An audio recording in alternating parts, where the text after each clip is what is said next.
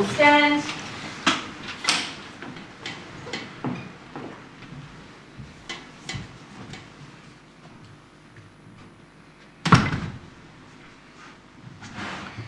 Please open the commission. The Royal Commission is now in session. Please be seated. I'd like to start by acknowledging the Turrbal and Barangam people who are the traditional custodians of the land on which we meet today. I'd also like to pay my respect to their elders past and present and extend that respect to other Aboriginal and Torres Strait Islander people who may be present. Yes, Mr Gray. Thank you, Commissioner. I appear with Mr Paul Bolster, Mr Richard Knowles, Miss Zoe Maud and Miss Brooke Hutchins. On behalf of the Council assisting team also, I wish to acknowledge the traditional owners of the land where we gather today and recognise that this land's always been under their custodianship. I pay my respects and our respects to elders past and present and to emerging community leaders. The focus of this hearing is on the way the Commonwealth regulates the providers of aged care and the quality and safety of their services. A number of reviews and inquiries in recent years have touched on aspects of the regulation of aged care, quality and safety. These include multiple parliamentary inquiries, reports by the Productivity Commission, the 2017 report of the Australian Law Reform Commission entitled Elder Abuse, a National Legal Response, and the report by Kate Carnell AO and Professor Ron Patterson ONZM following Oakden. In addition, the Royal Commission has already heard evidence in virtually every one of its hearings that incidentally sheds light on aged care regulatory processes. You've heard from care recipients, their families and friends, and others, including aged care workers in community forums and through public submissions about their concerns with the Commonwealth's regulation of the quality and safety of aged care. Some of the concerns they've pointed to include repeated instances of substandard care experienced at the same facility, physical assaults and abuse of older people in care, their perception that the regulatory system does not adequately respond to concerns or promote the interests of care recipients or their families, or hold providers to account for substandard care, a complaint system that's difficult to access and can be unresponsive to the concerns of complainants, the difficulties in obtaining reliable and useful information about the performance of providers, the absence of any sense of justice or resolution for people who are unhappy about the services that have been provided. This hearing will build on that body of evidence. In addition, we'll be hearing evidence from the officials responsible for aspects of the performance of regulatory functions and for the design of the regulatory framework. I wish to speak about the scope of the hearing now. The primary purpose of aged care quality and safety regulation is to protect and enhance the health and well-being of care recipients. An effective regulatory system will deter, detect and respond appropriately to actions that cause or have the potential to cause harm.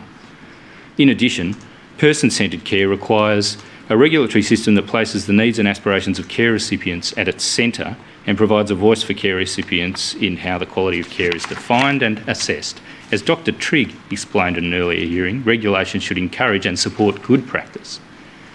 Before I explain the particular issues for inquiry in this hearing, I'll say something about contextual matters that will not be a focus of inquiry this week. Regulation of quality and safety does not take place in a vacuum. Quality and safety outcomes are heavily influenced by the incentives created by the funding and information framework within which services are provided. However, we will leave matters of that kind for another day. The statutory framework. The legislation, rules and principles relevant to quality and safety regulation are explained in background paper 7 entitled Legislative Framework for Aged Care Quality and Safety Regulation that's been published on the Royal Commission's website recently. The background paper also describes at a high level the current accreditation, compliance monitoring and enforcement processes of the Aged Care Quality and Safety Commission, the Commission. These processes, as well as the equivalent processes of its recent predecessors, referred to as the agency, will be explored in more detail with witnesses during the course of this week. The current regulatory model for residential aged care is centred on an accreditation system that involves the cyclical review of approved providers against minimum standards. This model of regulation was criticised in the Carnell-Patterson report in October 2017. We will be inquiring into the progress of implementation of certain recommendations of the Carnell-Patterson report during the hearing. Now we're nearing nearly 2 years since those recommendations were made. Until 30 June 2019, providers were assessed against 44 standards in relation to residential aged care. From 1 July 2019, providers are expected to meet 8 standards that are common across home care and residential care. Assessments of provider performance against the standards are presented in terms of a simple met or not met rating. The overwhelming majority of providers are assessed in their cyclical accreditation reviews as meeting all of the standards. Carnell Patterson noted that in 2016, nearly 98% of providers met all 44 outcomes across the standards. The Productivity Commission, in its review of government services, found that, as at 30 June 2017, 98.2% of 2,643 re-accredited aged care services have been given 3-year accreditation, which is the longest period and really the default period for which accreditation is granted. In light of the accounts the Royal Commission has heard over the past 6 months, this suggests the cyclical accreditation system does not adequately assure good quality care and good quality of life for the residents of aged care facilities.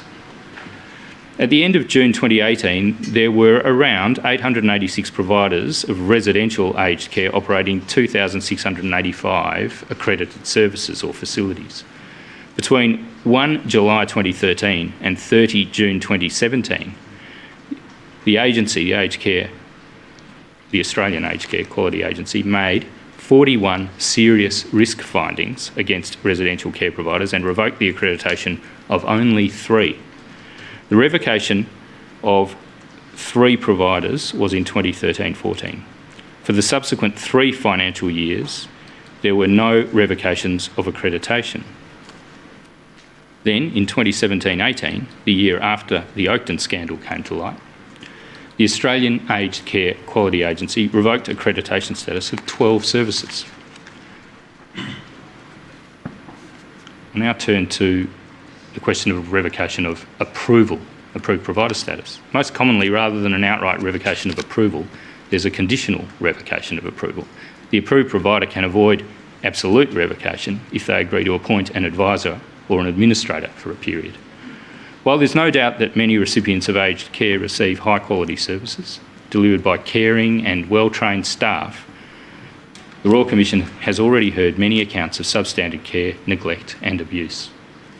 Expert witnesses have pointed to individual and systemic issues in the system around such basic issues as nutrition, oral health and wound management, and have pointed to the absence of appropriate training and support for some staff. In the context of this evidence, the regulatory response has sometimes appeared surprising. It has generally been directed to the goal of managing the approved provider back to compliance. This risks alienating and potentially leaving at risk the very people whom the system is intended to protect.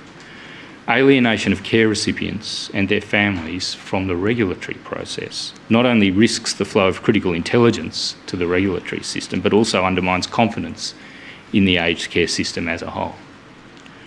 The Commission has heard from a number of care recipients and their families about an apparent disconnect between their experience of care and the outcomes of audits and assessments. In addition to accounts heard by the Royal Commission, there are apparent disparities raised by coronial findings. On 12 February 2019, the Queensland coroner handed down her findings in relation to the death of Betty Quayle, an 89-year-old woman living in Glenmead Village, an aged care facility in Cairns. The coroner found that Ms Quayle died on 31 May 2013 after being assaulted by another resident with a history of aggression. The coroner found that if Glenmead Village had adequately managed the risk of harm posed by the other resident, Ms Quayle's death could have been prevented. The coroner found that this contrasted with the assessment conducted by the Quality Agency in June 2013, less than a month after Mrs Quayle died. The Quality Agency concluded that expected outcomes relating to behaviour management and physical environment and safety had not been met. In relation to this apparent inexplicable outcome, the coroner noted, Mrs Quayle's next of kin also raised a concern with respect to the response from the agency, in particular the response by the agency that Glenmead Village had met the expected outcomes for behavioural management and physical environment and safety management. Their concern being that if that is the case, then the standards require change. In the Darwin hearing, you heard evidence from a witness, Lisa Backhouse, about the abuse that her mother had experienced in a Brisbane nursing home and the difficulties that she encountered in protecting and seeking some form of restitution in relation to her mother. Ms Backhouse said that in her view, there are fundamentally inadequate consequences for providers who fail to meet proper standards in their care of residents. Stronger powers should be bestowed on the regulator to allow for a broader range of punitive measures, such as financial ramifications, including fines and penalties for providers who fail to deliver adequate care, especially where it results in harm. We need a policeman on the beat, not a social worker. Ms Backhouse asked, should not the boards of aged care facilities be held personally and criminally liable where harm is caused to those under their care? Over the course of this week, you will hear evidence that may lead you to question whether the current regulatory regime attaches sufficient weight to protecting the quality and safety of care, and whether the emphasis on managing a provider back to compliance provides for sufficient accountability when expected standards are not met. In 2017-18, there were 268 services placed on a timetable for improvement by the Australian Aged Care Quality Agency. In the same period, 12 services had their accreditation revoked. In 2018-19, there were 603 services placed on a timetable for improvement. In the same period, there were 9 revocations of accreditation by the Australian Aged Care Quality Agency, which of course became the Aged Care Quality and Safety Commission in 2019. I'll turn to regulation of home care. Commonwealth Witnesses have acknowledged in previous hearings that the regulation of home care is less developed than the regime that applies to residential care. In Adelaide Hearing 2, the Commission heard evidence about home care services, including the regulation of that sector. Professor Swearison, visiting fellow Grattan Institute, Emeritus Professor of Public Health at La Trobe University, said that the number of home care providers has expanded significantly and that rapid expansion, unmanaged competition and limited consumer information increase risks for the quality and viability of services. Witness BE, an employee of the Department of Health involved in the assessment of applications to become an approved provider, raised a different point about this expansion. Her concern was whether the growth in applications to become an approved provider had impacted on the quality of assessments made by the team in which she worked. BE worried that entities were being allowed into the system and that there was no second vetting of new providers. She said the quality of some applications was so poor that it was apparent the applicant had not even taken time to read the guidance for applicants. She estimated that 8 out of 10 applicants did not understand what their responsibilities would be as an approved provider of home care. BE also told you that she and her colleagues find some applications as similar, at times almost identical. She explained that there are consultants in the sector who can assist with making an application. Her point was simple. To purchase an off-the-shelf application from a consultant does not prove suitability to provide aged care to older Australians, although it might tick all the boxes to get through the approval process. Unlike for residential care, there's no accreditation regime for home care services. Once approved, a provider can provide home care services prior to any quality review process being undertaken by the Aged Care Quality and Safety Commission. A quality review is undertaken at some point after the service has commenced operations. In 2017-18, the median time between receiving approved provider status and the approved provider's first quality review was 324 days, the best part of a year. In 2018-19, the median time for which a home care provider was operating before its first quality review had been reduced, but it was still 201 days. As at 30 June 2019, 159 approved providers had not had a quality review for any of their active home care services. Commissioners, this means that new providers, many of which according to BE do not understand their responsibilities, may operate for many months before they are subject to any form of quality review. The quality reviews themselves are remarkably light-handed. Unlike in residential care, the assessors do not generally visit the homes of care recipients and therefore do not observe the delivery of services and are not required to meet with care recipients at all as part of the quality review process. Quality reviews result in a met or not met rating. There's no other gradation of quality in these assessments.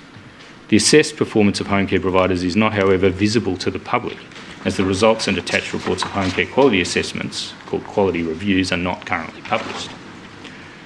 The regulatory oversight of home care seems even less likely than the accreditation process for residential care to detect a breach in the standards or expose instances of substandard care. At the end of June 2018, there were 2,284 approved home and community services. In the 4-year period between 1 July 2014 and 30 June 2018, 2,744 quality reviews were undertaken, while there was only one serious risk finding out of all of them. The Royal Commission is aware of only 6 home care providers that have been sanctioned for non-compliance by the department. In Adelaide Hearing 1, the Commission heard from Margot Harker about her experience as a recipient of home care services. Ms Harker gave evidence that the provider went bankrupt and no one came to get her out of bed. Other evidence from the March hearing raised issues relevant to regulation. Mr Rack told you about a range of difficulties he experienced in receiving home care services, including with service delivery. You will recall he spoke of his difficulties obtaining financial statements and that a provider had charged an administration fee of 50% of the government funding. He was able to detect discrepancies and ask questions of the provider. However, he made the point that elderly people are more vulnerable and not every person on a package could do what he does. Ms Ellis told you that 38% of the funding for her mother's level 4 home care package was taken up by an administration fee. She wondered where the money that was intended for care was going. Ms Buffington, First Assistant Secretary in the department, told you that following assignment of a home care package, the subsidy is given to and held by the provider. The department has no oversight of what administration fees are paid out of the subsidy. That is despite Ms Anderson, the Aged Care Quality and Safety Commissioner, accepting that fees and charging were the number one subject of complaint in connection with home care. There is, at the very least, a lack of consistency and transparency in the way that fees are constructed, and that makes it difficult for care recipients to know where their money is going. The government has introduced new requirements from 1 July 2019 for home care providers to publish their fees. There's a question as to whether this initiative has gone far enough to enable care recipients to assess whether they are receiving value for their care packages.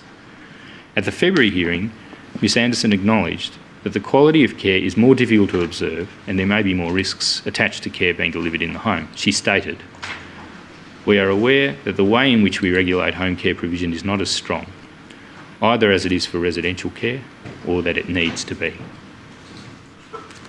Commissioners, we know that most older people want to stay in their own homes for as long as possible and that there has been an increase in demand for home care in recent years. Over 70% of the 1.3 million Australians who access aged care services receive home-based care and support. In this context, and considering the comments of Ms Anderson, you may find it surprising that regulation of home care services is not more developed, and you may have cause to reflect on whether additional safeguards are required to assure the quality and safety of care in the home. Speak now about complaints and the question of engagement with recipients of care and their families. In the course of this hearing, we will consider the voice of care recipients in the aged care system. We will look at mechanisms available to assist care recipients and their families to raise issues and concerns and to otherwise contribute to the information before the regulator about the quality and safety of aged care. This theme has also been touched upon in evidence in previous hearings. At the Perth hearing, we heard from Dr Lisa Trigg, and Dr Trigg gave evidence about person-centred care and the regulation of aged care. She pointed to the importance of having stakeholders who are residents or older people involved in quality monitoring and the use of co-production strategies. She told the Commission, involve those people, involve residents, involve relatives in designing new models of care and delivering new models of care, in overseeing quality, in supporting, the various things that need to be done to ensure people have their rights protected. Other reviews and reports into aged care have emphasised the importance of the consumer voice as part of the regulatory framework. In the Perth hearing, Ms Nolene Heusler referred in evidence to the support provided by the aged care, the aged rights advocacy services, who were able to advocate for both father and myself for rights concerning complaints, expected processes and outcomes. I welcomed the level of insight and proactive support and direction through all stages. We have also heard of some of the challenges that older people and their families can face navigating complaints processes, and about an absence of meaningful outcomes from those processes. You will be hearing from care recipients and family members about their experiences making complaints to the providers and the Complaints Commissioner, whose function is now subsumed within the Aged Care Quality and Safety Commission.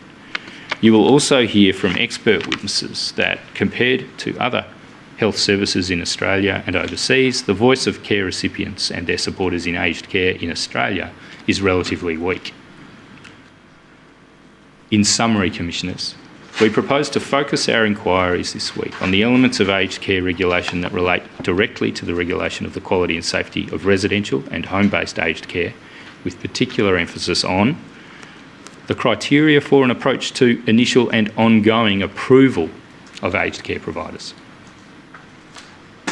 the monitoring of provider performance, the enforcement of standards and the application of sanctions against non-compliant providers, including the efficacy of conditional sanctions, the extent to which the recipients of aged care services and their supporters are involved in assessments of the quality of the services they receive, and their access to complaints and other advocacy processes. We will also be asking whether the various elements of the regulatory framework, including prudential compliance, quality compliance, compulsory reporting in the residential care context, and complaints, are considered and acted upon in a coherent way or are in effect addressed separately. I'll speak now about the week ahead. Our approach to this hearing involves examining in some detail 3 case studies exposing issues about the way aspects of aged care are regulated, as well as hearing direct accounts from a number of witnesses about their experience of engaging with the aged care regulatory processes. We'll also be hearing from experts and from government officials. I'll speak about the case studies. The first of them, which we will commence shortly, concerns the recent sudden cessation of care services at 2 residential care facilities at the Belhaven retirement village at Nerang on the Gold Coast.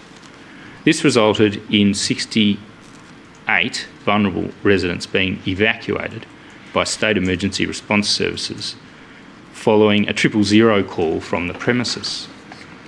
We will inquire whether and to what extent the Commonwealth bodies that have statutory functions relating to regulation of safety and quality of aged care were adequately monitoring and appropriately responding over the months and years leading to this event.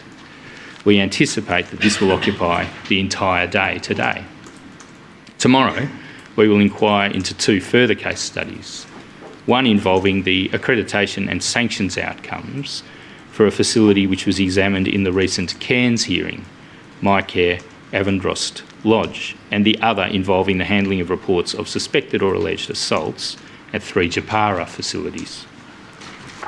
I will briefly say something about each of these additional case studies now and their regulatory context, but there'll be more detailed opening remarks about them tomorrow. First, MyCare. In the Cairns hearing, you heard from Johanna Alberts Henderson about the experience of her mother Bertha Alberts in a Melbourne residential facility, MyCare Avondrost Lodge. In that case study, you heard evidence about the way in which Mrs Albert's leg wound was managed by Avondrost Lodge after she returned from hospital in July 2018.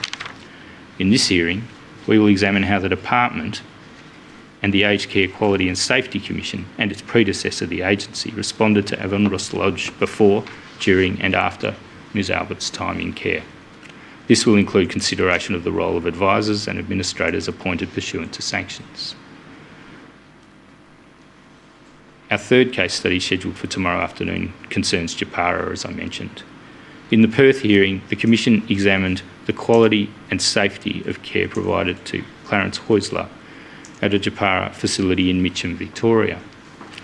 This examination included Japara's response to allegations of abuse by staff of Mr Heusler. It also explored the adequacy of Japara's reporting of allegations or suspicions of abuse under the compulsory reporting scheme.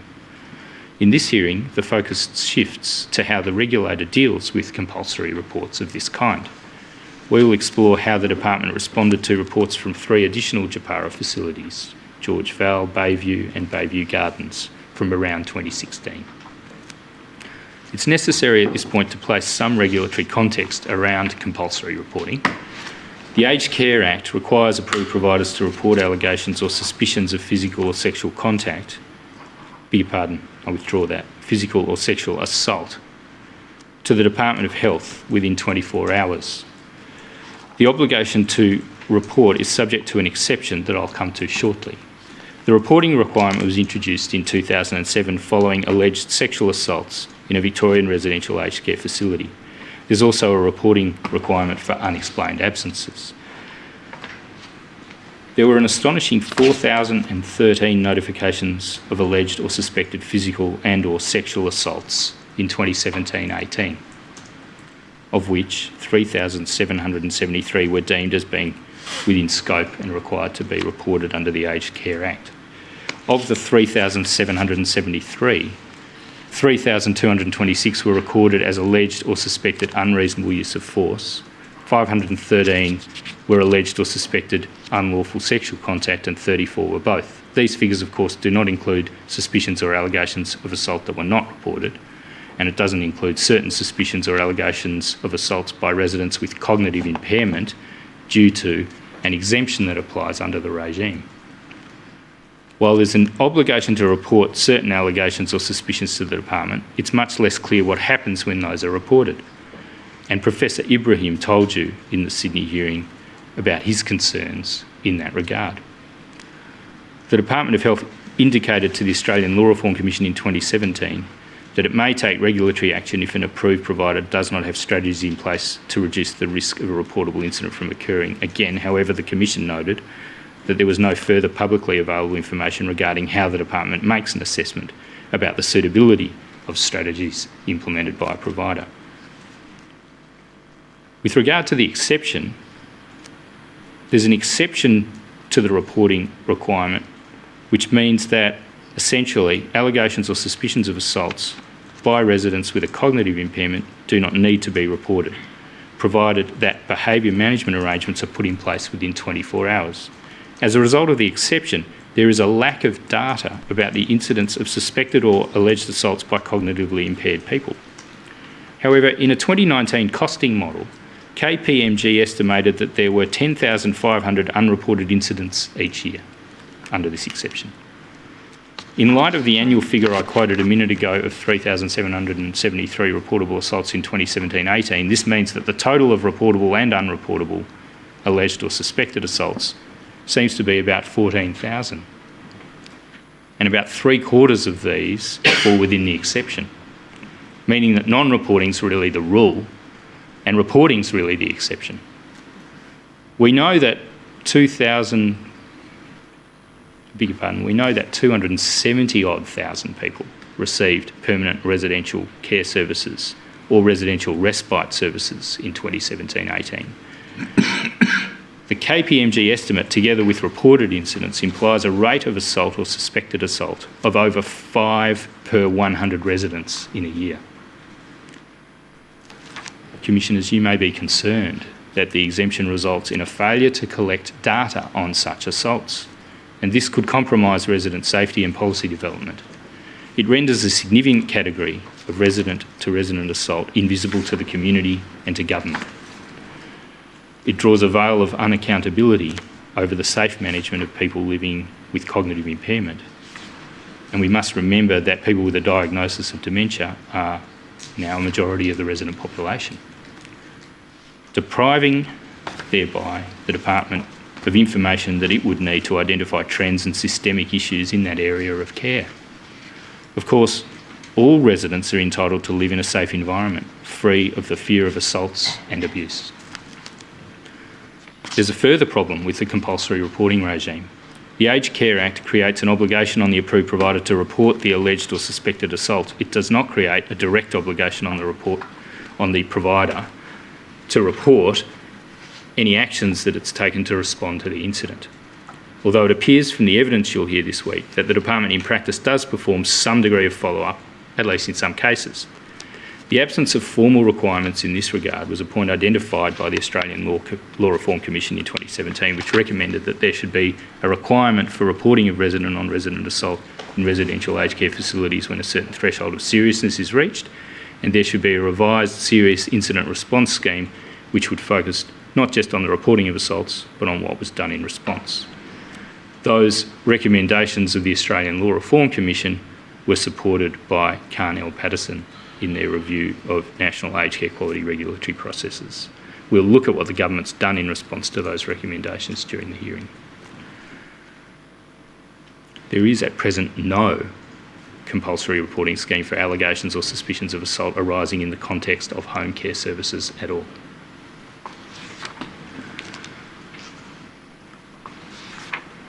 I'll turn now to the direct account witnesses in the hearing. From Wednesday, you'll be hearing from 4 direct account witnesses about their experiences making complaints or raising concerns about aged care services. Gwenda Darling, an Aboriginal woman living with dementia in regional New South Wales, is expected to give evidence about the problems she had with 4 different providers of home care services since she was first approved to receive a Level 4 package in January 2017. She has raised her concerns with various bodies during this time and is expected to give evidence that her experience in seeking remedies for failures in the quality of services left her with the feeling that no one cared. We will also hear from Beverly Johnson, who's lived in a residential aged care facility since she fractured her right ankle in 2019. Ms Johnson was born with cerebral palsy. She's expected to give evidence that in her experience, people can be quite scared when it comes to speaking out. She will say that she thinks residents' voices are often ignored or dismissed, particularly if they're living with dementia or have cognitive impairment. In her view, the residents are the people who benefit or suffer from decisions made, so there should be ways of allowing us to make contributions and have our voices heard. We'll also hear from Associate Professor Sarah Holland-Batt, whose father has been in residential care since 2015. Associate Professor Holland-Batt will talk about the challenges for residents in their families in accessing and navigating the complaints processes in residential aged care. Her evidence will point to concerns with the efficacy of those processes. Associate Professor Holland-Batt will give evidence about the need for complaints processes that support and empower victims and their families rather than simply accepting the insurance of facilities at face value. And we'll hear from Deborah Barnes, whose mother lives in residential aged care. We'll hear from Ms Barnes about how powerless she felt to improve the care for her mother. We'll hear from her about the lack of any sense of accountability for providers against whom complaints are made. We'll turn now to our expert and other sector specialist witnesses. The themes I've outlined will be picked up in the evidence of Natalie Siegel-Brown, the Queensland Public Guardian, and Jeff Rowe, the CEO of Aged and Disability Advocacy Australia, who are based here in Brisbane. We'll also hear from a number of expert witnesses about their views on the adequacy of the current system for regulating aged care and how that system might be strengthened or improved. These issues are of central importance to the Royal Commission's work and will be the subject of ongoing consideration in the months ahead. Professor Ron Patterson, ONZM, who along with Kate Carnell, AO, reviewed the national aged care quality regulatory processes following Oakden, as I've said, will give evidence about the vision for regulation of aged care set out in their report and the extent to which implementation of the government's response has achieved or fallen short of that model. It's expected that Professor Patterson will also reflect on the effectiveness of existing mechanisms in the Australian aged care system for care recipients to express their experience of aged care and how the regulatory system could be strengthened in that regard. The Commission will hear from Graham Head, AO, the NDIS Quality and Safety Commissioner, and Adjunct Professor Deborah Picconi, AO, the Chief Executive Officer of the Australian Commission on Quality and Safety in Healthcare. This evidence will provide you with perspectives from the disability and health sectors, which in many cases confront similar issues to those that arise for consideration in the regulation of aged care. This hearing will conclude with evidence from Professors John and Valerie Braithwaite and Professor Tony Mackay from the Australian National University. These professors have expertise in the area of regulation and together authored the seminal text regulating aged care, ritualism and the new pyramid in 2007. They are expected to give evidence about ritualism in aged care regulation, which involves the adoption of rituals and procedures that secure regulatory compliance while losing focus on achieving the goals or outcomes that the regulation was intended to protect. Their evidence will touch on other issues in the context of aged care regulation, including their view that in Australia, the administration of the aged care system and the policy reform process are not adequately safeguarded from the risk of industry capture. With respect to the Commonwealth Witnesses, over the course of this week, the Commission will hear from various Commonwealth Witnesses from the Department of Health and from the Aged Care Quality and Safety Commission, including Charles Wan, the First Assistant Secretary of Aged Care Reform and Compliance at the Department. Through these witnesses, we will be seeking to gain a better understanding of how the regulatory system works in practice, the status of implementation of recommendations from previous reviews, and plans for future reform to the aged care system. I'll now turn to our first case study, and in a moment I'll open it. It relates to the sudden cessation on 11 July 2019 of residential aged care services at 2 facilities located within the boundaries of Belhaven Retirement Village. There are a number of appearances that should be announced. If the Commission pleases, my name is Copley, C-O-P-L-E-Y, initials M-J, and I appear with my learned friend Mr Salmon, S-A-M-M-O-N, initial G, on behalf of the Queensland Ambulance Service. Yes, thank you, Mr Copley. Commissioners, my name is Dean, D-I-E-H-M, initials G-W of Queen's Counsel. I'm instructed by Hall Payne and appear for Talisha Takori, pursuant to a grant of leave. Dean. If the Commission pleases, I appear in this case study and also throughout the rest of the week for the Commonwealth with my learned friends Mr Arnott and Mr Dighton. Yes, Mr Kennett. Commissioners, might I mention my appearance? Commissioners, my name's Kovenig, Counsel. I'm retained by the Help Street parties. Witnesses will be called this morning. Thank you very much for announcing your appearance. We'll see what we can do during the break of finding you a spot at the bar, Dave. Thank you, Commissioner.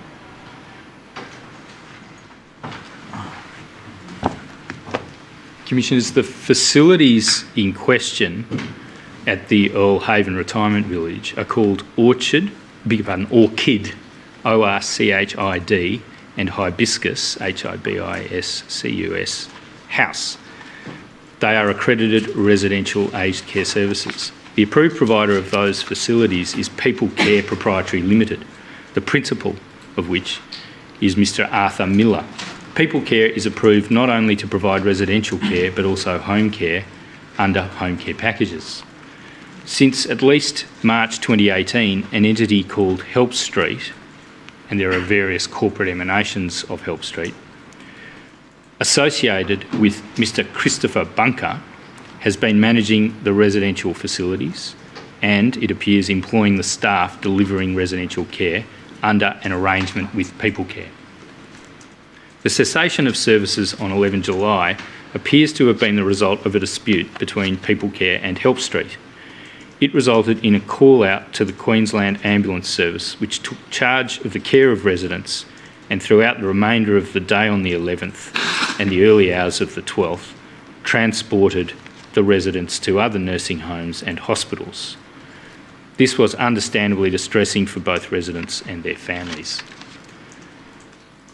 Commissioners, the regulatory framework should be designed and administered to ensure the quality and safety of care for older Australians, and axiomatically, it should not permit vulnerable people to be put out onto the street and should be geared to intervene to address the risk of sudden cessation of services.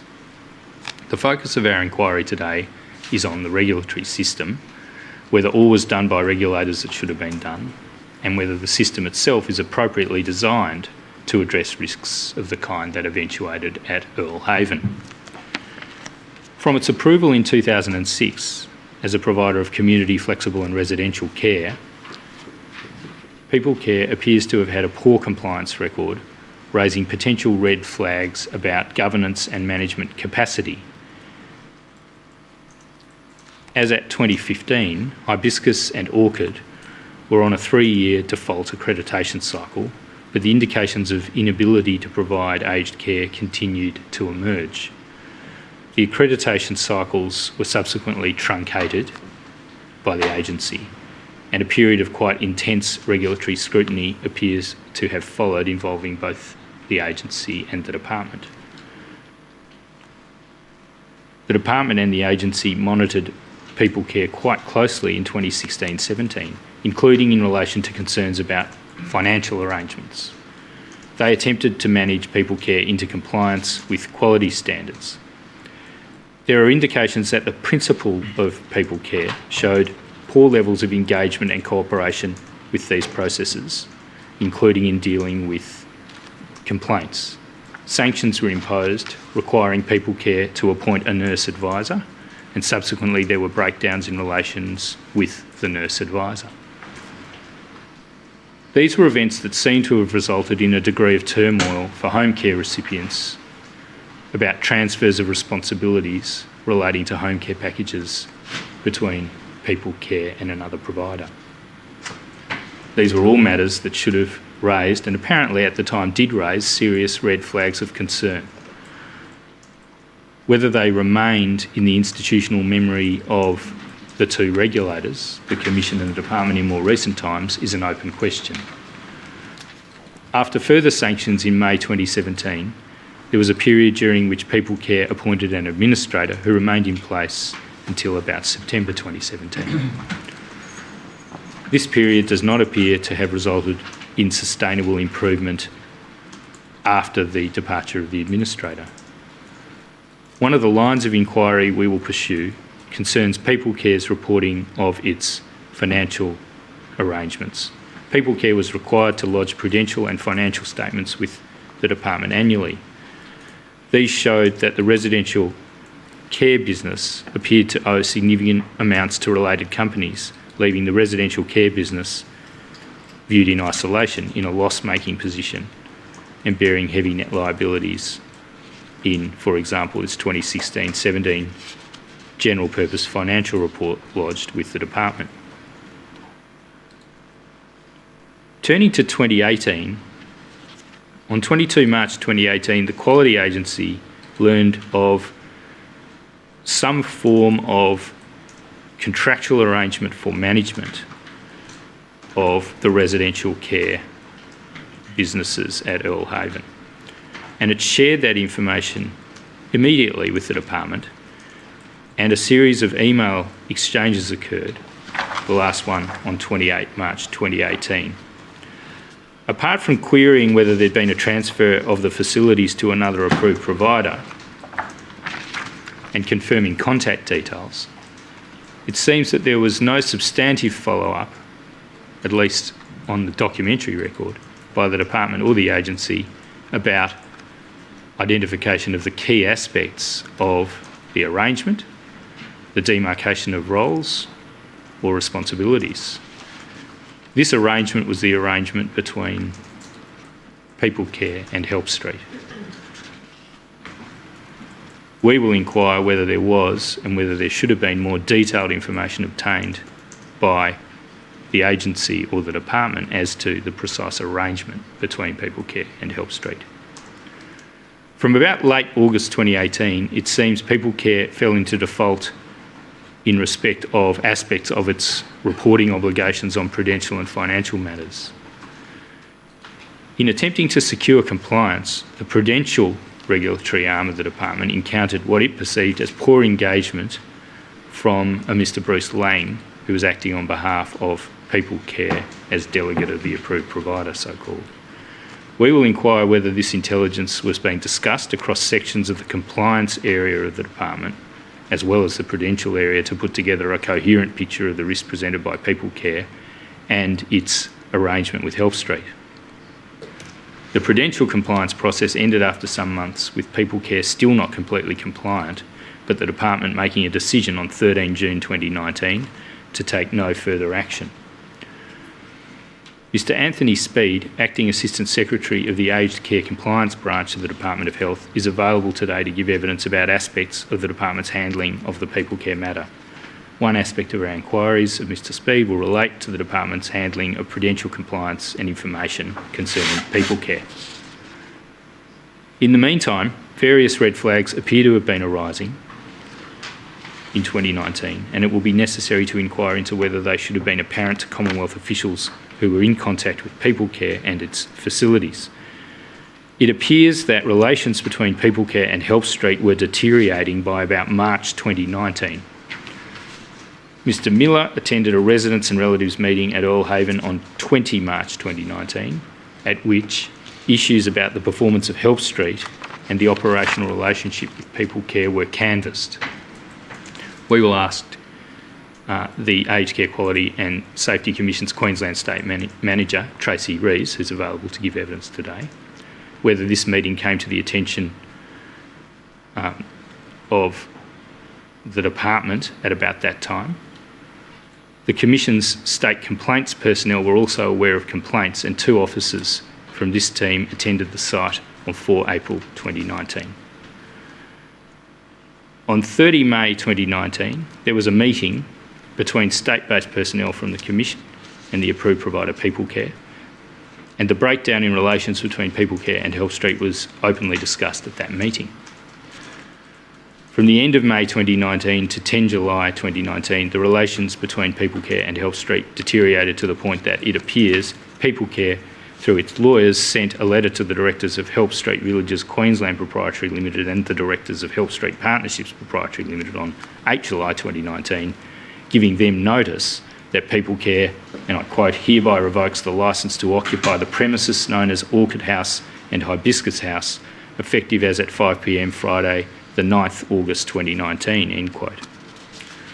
On 10 July 2019, Mr Lang sent an email to a mailbox called Queensland Places, or QLD Places, at health.gov.au, stating to whom it may concern that, and I quote, People Care Proprietary Limited wish to advise the Department of Health that the current management team for our residential and home care services, Help Street Villages Queensland Proprietary Limited, have had their management status for People Care terminated.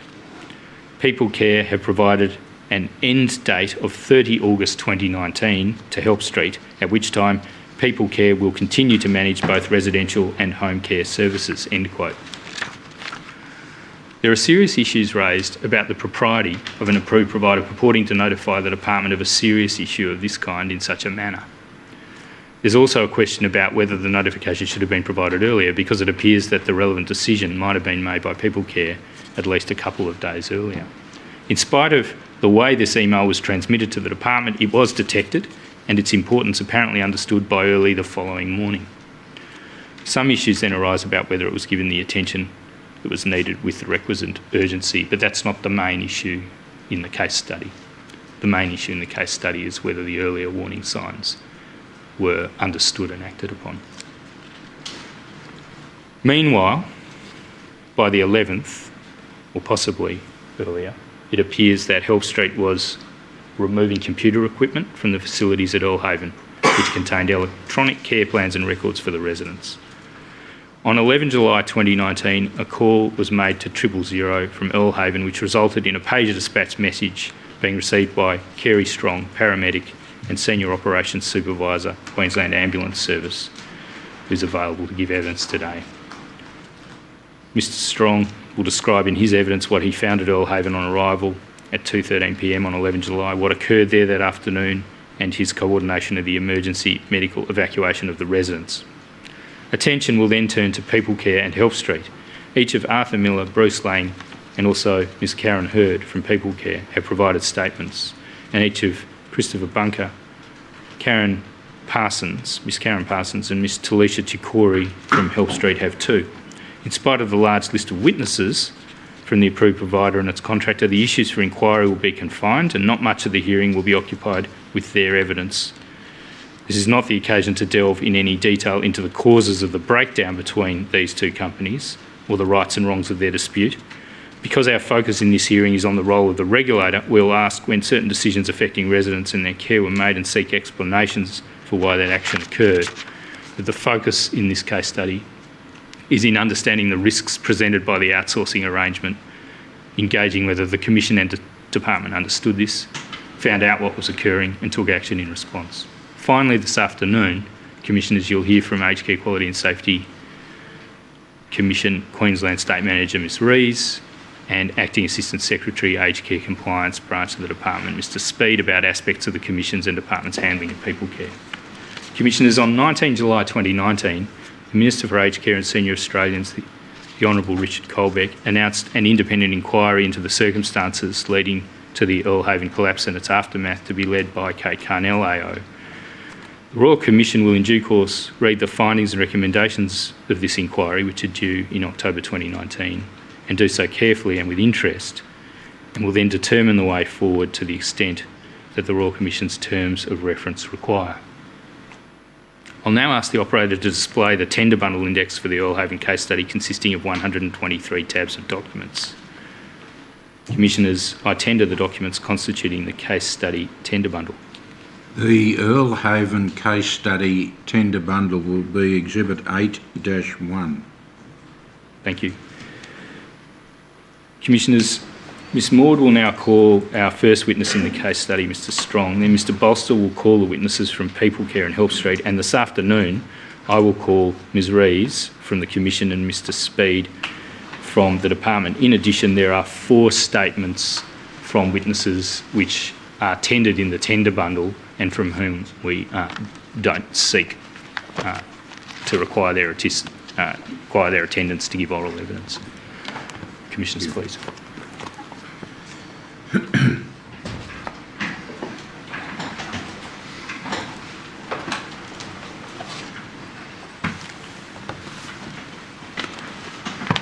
Thank you, Commissioners. Yes, Ms Moore. Before I call Mr Strong, could I ask please the operator to bring up a document from the tender bundle that Mr Gray's just tendered. It's tab 109. It's the audio recording of the 000 call that was made at about 1:33 on the 11th of July. If you could play that, please.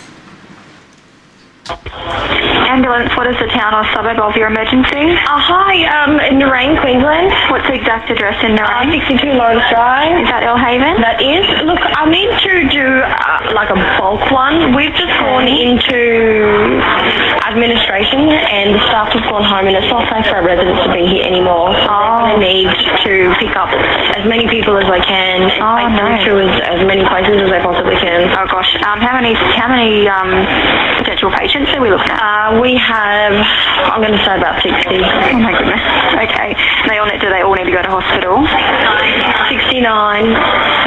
69 residents. I would say of 69, yeah, I'll call a couple families, possibly 60 will need to go.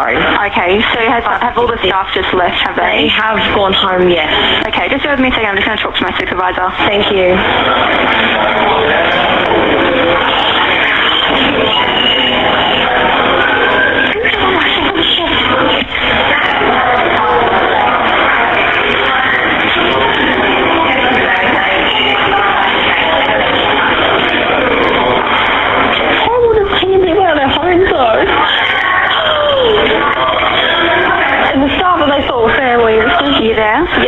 Just bear with us. I'm just having a chat to the supervisor, obviously. So do you think probably about 60 of them are going to need to go to hospital? Not to hospital, they can go to a respite centre, anything. I mean, a lot of it's not acute. It's just... Okay, just bear with me. Oh, this is hilarious.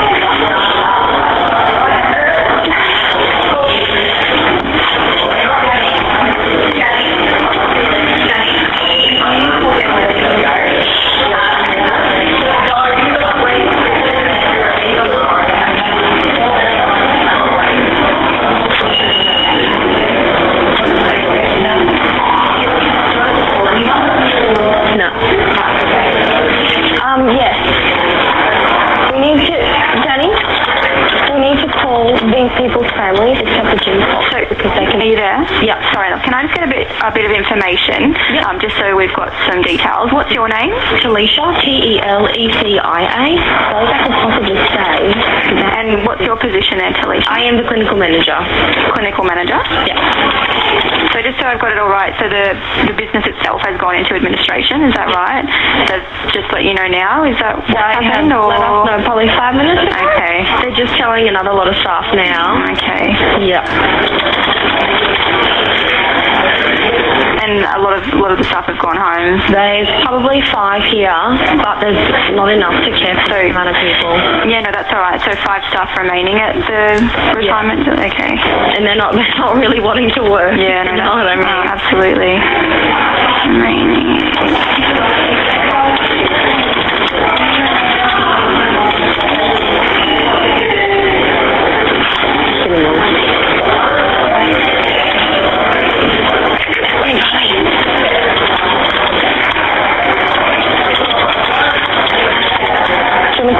And let them know. She was possible to come and get that, empty that storage. Let Emily. What's your best contact number there? Call my mobile, which.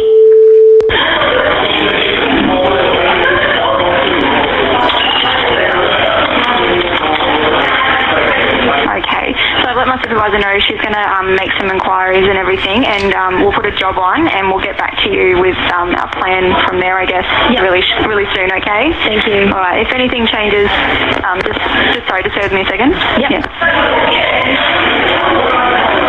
Do you have possible places for them to be transported to? I can call around other aged cares and see if they can. Okay. I've never done this before. No, that's all right. Obviously, that's okay.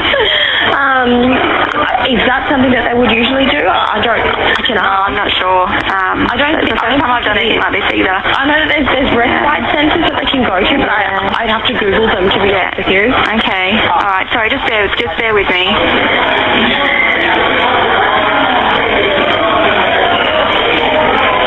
We should got Renee. Okay, Talisha, I'll let you go for now, and I think our supervisor will give you a call shortly on that mobile, okay? So if you can just keep that on you. I will keep that and we'll be in touch. Wonderful. All right, thank you. Bye. Bye. Thank you, Commissioners. I now call Kerry Strong.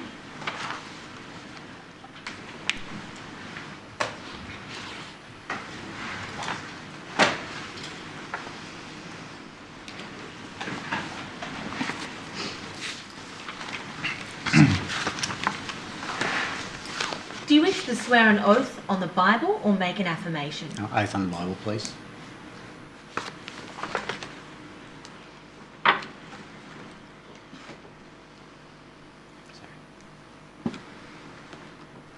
Repeat after me. I swear by Almighty God I swear by Almighty God that the evidence I shall give that the evidence that I shall give will be the truth, will be the truth, the whole truth, the whole truth, and nothing but the truth. and nothing but the truth. Thank you. Can you state your full name, please? Carrie Strong? And you've prepared a witness statement for the Royal Commission? Yes. Operator, could you bring up document WIT 0325 0001 0001? And do you have a copy of your statement there? Yes. Yes. Have you had an opportunity to read it recently? Yes. Yes. Are there any changes that you wish to make to the statement? No, thank you. To the best of your knowledge and belief, are the contents of your statement true and correct? Yes. Yes. I tender that, Commissioner. Yes, the witness statement of Kerry Strong dated the 23rd of July 2019 will be Exhibit 8-2.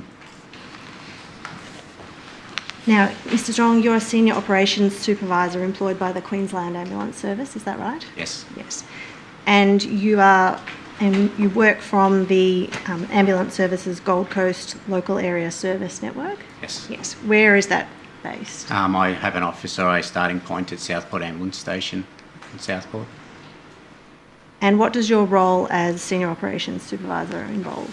Strategically looking after Queensland Ambulance resources throughout the Gold Coast, Lassing and neighbouring Lassans to ensure that we provide a timely and professional service to the communities. And are you also a registered paramedic? Yes. And you've worked for the Queensland Ambulance Service for about 33 years, is that right? And before that, you worked for about 2 years as an assistant in nursing for a nursing home? That's correct, yes. Now, I want to ask you some questions about the events of the 11th of July. At some stage on the 11th, did you become aware that there was an incident at aged care facility known as Belhaven? Yes, through our normal procedures, I received a page message to advise that we'd received a 000 call advising that Belhaven had gone into administration, and there's a possibility of evacuating or relocating quite a number of residents. And what did you do after you received that message? Due to the nature of it, I contacted the Communications Centre, spoke to the Clinical Deployment Supervisor to get a basis of what the page was for a 000 call to come through that nature of moving a number of patients for administration, not due to a clinical requirement. It just needed clarification. And after you'd obtained that clarification, what happened then? I responded to Belhaven from Gold Coast University Hospital. On the way, I briefed up through my Director of Operations as to the possibility that if we do have to relocate, what those plans would have to entail, and start planning. But my primary role was to go there, seek a bit of intel in regards to what we were required to do, and then make further arrangements from there. And what time did you arrive at Belhaven? It has it on the records, but I believe it's around about 14:30 hours. And when you first arrived, can you tell the Commission what you observed? As I drove through the front gate towards Hibiscus House, there was a number of vehicles in the driveway, one of those being a removalist truck and a small ute. Due to the tightness of that area, I actually parked in behind, I believe it to be the ute, in the main driveway of the complex. And did you then enter the premises? Yes, as I approached Hibiscus House to the main foyer area, there was a number of furniture items and boxes basically in that area that were still being moved towards the removalist truck. I could undertake that there was quite a number of voices at a loud nature on the inside the foyer area, and as I got towards the foyer area, someone let me in through a keypad activation for security, and basically on the other side of that door there was quite a number of people having a verbal confrontation. I see. Could I just ask you to move a little bit further forward so you're closer to the microphone? Thank you. Thank you. All right. So when you entered, you said there was some kind of verbal altercation going on. Who was the first person that you spoke to? I spoke to a young lady as I entered, asking first of all who was in charge, because at that stage I couldn't identify who was in charge. She indicated me and brought back the clinical manager. I spoke to her briefly in regards to, first of all, what was happening. The place was in administration. The staff had left. I ascertained that there was a possibility of 69 residents, 40 in Hibiscus, 29 in Orchard, and the possibility of anywhere from 20 to 25 in the independent living area that may need to be transported or relocated. My priority at that stage then was the condition of those patients, were any requiring any immediate care or medical intervention, and the reply back was needed medical supplies and needed peg feed fluid for a patient that required feeding. I see. And did you find out the name of the person that you spoke to? I believe it to be Talisha now. All right. And then shortly after your arrival, did you speak to anybody else? I spoke to a gentleman called Chris, who was the manager of the complex, and he advised me that yes, they're in administration. Started trying to explain to me the regards to the financial implications of that, which at that point in time I wasn't interested, to be honest. I was more interested in the patient condition and any possible relocation that might need to take place. And in the course of your conversation with Talisha, were you able to ascertain how many staff were present? I believe on count back it was 3 registered nurses, possibility of 3 EINs, 3 AINs, but that was unconfirmed. And did you form any assessment as to whether that was a sufficient number of staff? Well, going on a ratio of patient care, 9 staff to possibility of 69 patients, I didn't believe that to be safe, and that's when I actually asked for further ambulance resources to be responded. All right, so the initial conversation that occurred, where was that? That was in the front reception administration area. And did you have an opportunity to look around the facility? Yes, once I left the front reception area after talking to Chris, I wandered down to the main ward to my right. I noticed on my left-hand side there was what I would call a pan room or hygiene room, and basically I had a look in there. There was basically just a couple of 4-litre containers of fluids, and it looked like the rest of it had been emptied. No mops, no buckets, no utensils you'd expect to find in that room. And did you look at any other rooms at I had that a look time? at a couple of bedrooms on the right-hand side. There was a bedroom which basically just had a single bed in it, no infrastructure around it, no linen mat on the bed. I left that, and then I identified that I needed further resources and started making phone calls to brief people. I see. And you said that when you arrived there was a removalist truck out the front. Yes. Did you observe any property being removed from the premises? Most definitely. There was various items of furniture, boxes being removed, and that was being coordinated as to what was the priority to be moved at a given time. When you first arrived, were you able to see inside the truck? No. So you said the removal of property was being coordinated. Could you tell who was doing the coordinating? There was a large gentleman in a black uniform, which appeared to be like a cook or a chef's uniform, and he was directing take to be the removalists as to what had to be moved. And how were you able to tell that they were removalists doing the... Technically, they were putting stuff in the back of the truck, and they're wearing the typical singlets, t-shirts, and reflective shirt and shorts. And what were the specific items that you saw being removed? Particularly furniture, metal trolleys, chairs, that type of stuff.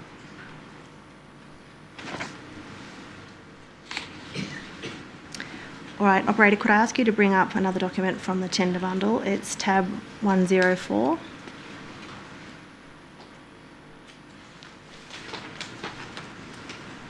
Now, Mr. Strong, do you recognise the first photograph there? I believe that to be packing boxes. Do you have any knowledge of who took that photograph? I'm not 100% sure, but I know our media director was on site at some point, and he may have taken some photos. Now, operator, could you turn to page 0008? Can you tell the Commission what's shown in that picture? That I believe to be a pan room, linen bags down on the left-hand side, looks like storage room to the right, and then cleaning facilities at the end. So the pan room, as you see it there, is that what it looked like when you Technically, first yes. arrived? Yes. If it's the same pan room, the one that I identified had 4-litre bottles to the left. Operator, could we turn now to page 0022?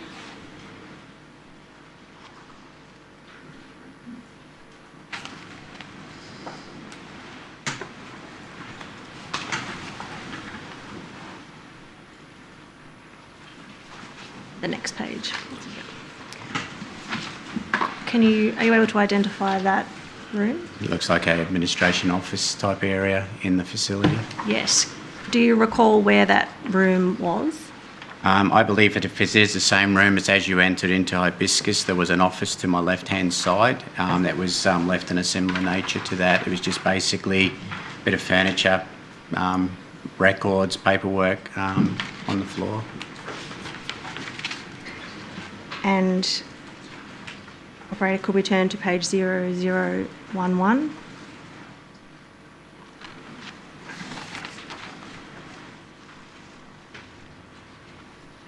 Are you able to identify which room is shown in that? No, not offhand. Is that the general state of the facility when you arrived?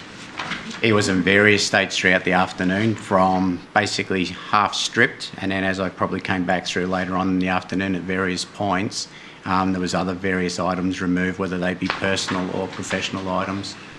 The administration areas were... And operator, could we turn now to page 0030?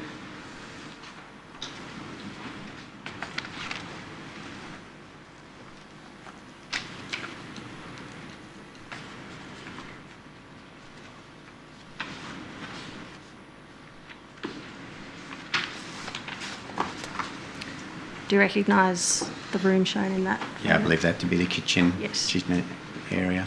And is that the state that you observed it in on the 11th of July? It was at various stages throughout the afternoon, but late in the afternoon and the night when we left Hibiscus and other areas, I went back through and those areas were being cleaned by staff that were still on site at various points.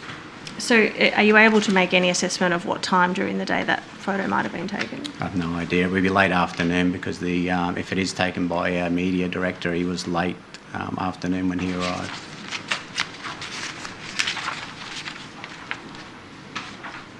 And then the last one is just the next page, 0031. And can you tell the Commission what's shown in this? I believe that to be the common area of Hibiscus area house where most of the residents were being looked after. Part of my scope of when I first got there was to make sure the safety, so I actually tried to find out if we could huddle most of the patients in one common area so we could make sure that no one wandered off, no one was going to be at risk of a fall, no one was going to be compromised in welfare in any way. So there was a number of staff and residents there, and trolley to the right of the screen, I believe, was brought in by Queensland Health with water and sandwiches to try and hydrate and provide some type of nutrition. So do you recall approximately what time in the afternoon that trolley arrived? That would have arrived after the crisis team from Queensland Health ordered it, so that would probably be around about, say, 4:30, 5 o'clock. All right. Now, did you have an opportunity when you first arrived to observe any of the residents? Yeah, there was a couple of residents. As I entered the foyer area, reception area, there was a gentleman in a wheelchair who was being looked after. His urinary bag was being dragged as he was trying to push himself to the foyer. That was in the middle of an argument between a number of staff. And there was an elderly, tall gentleman who became very disorientated, became what you'd call, if you didn't know, dementia, would be seen to be aggressive, raising his voice, raising his hands, very emotional about what's happening around him.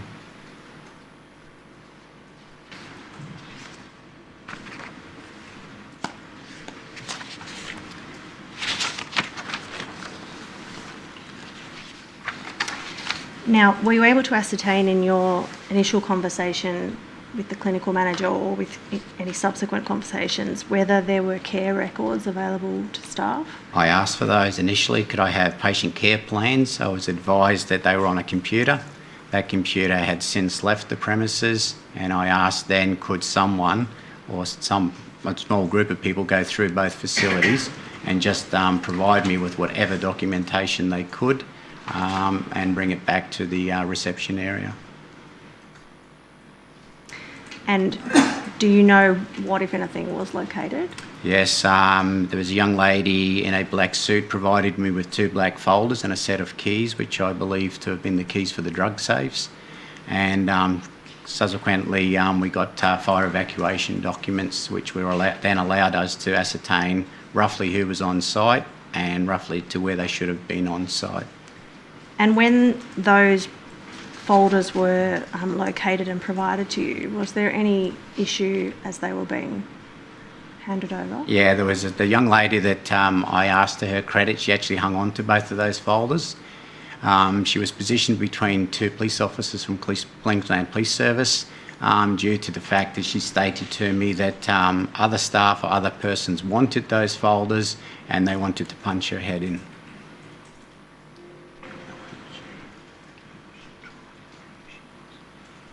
You said the person who located those folders was in a black suit. Yeah, she was a female, like a pair of black slacks and like a little black jacket type. Are you able to, did you find out her name? No, unfortunately not. No.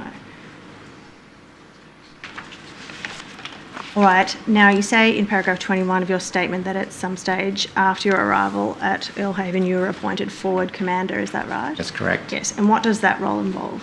The role involves the fact that under a mass casualty system that we use in regards to multiple patients, I would then become the forward commander to lead all Queensland Ambulance Service resources that would come on site. I would then invoke the fact that I'd set up an incident management team around me in regards to a triage officer, transport officer and a scribe is technically my first responsibility, And then each one of those roles would go through both nursing complexes and have a look at, first of all, the priority of patients. So the direction was that under our system they would all be medically tagged.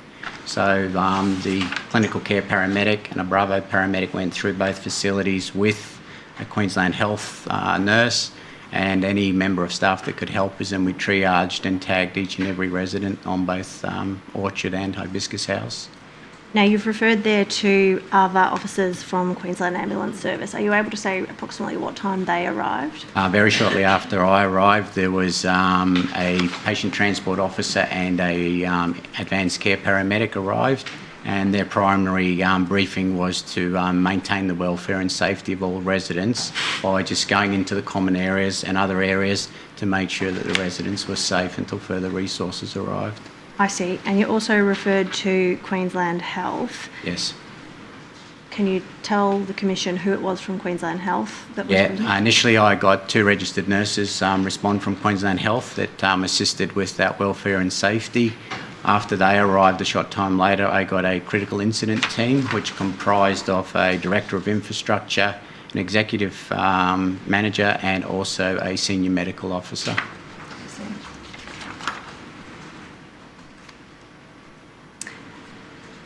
And you mentioned in paragraph 22 of your statement that whilst you were at Belhaven, the Gold Coast Hospital and Health Service established the Health Emergency Operations Centre. Can you recall roughly what time that was? I can't off the top of my head give you the exact time, but it was roughly just after the initial crisis team arrived. We had a small debriefing, a small briefing, and then they dialed in, so it must have been set up just shortly after they arrived. All right.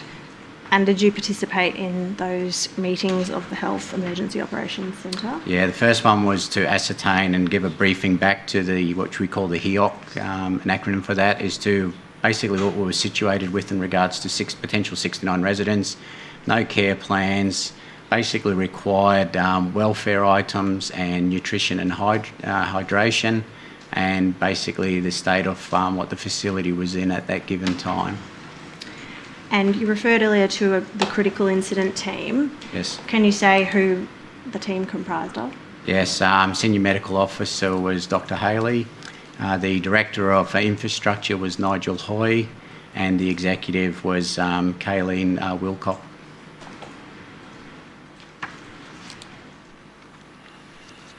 All right, and so when they arrived, what did the critical incident team do? I gave them a briefing in the car park as to what I had witnessed and basically state of play within the facility at that point in time. The briefing was that welfare and safety to all. We broke up into our own roles, so at that stage mine was to look at the future planning of the transportation and safety of the residents. Nigel went through to identify what state of play both facilities were in as regards to infrastructure.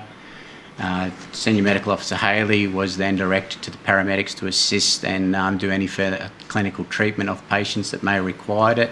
And Kayleen just went through and ascertained exactly what staffing and what those nurses or staffing numbers comprised of. Yes, and you say in paragraph 25 of your statement that the medical team concluded it was not safe to provide further medical care to the residents at the site. Were you involved in that decision? Yeah, there was a decision that when we regrouped after we'd all gone our ways to ascertain as to what we were at is first of all we'd received the 000 call.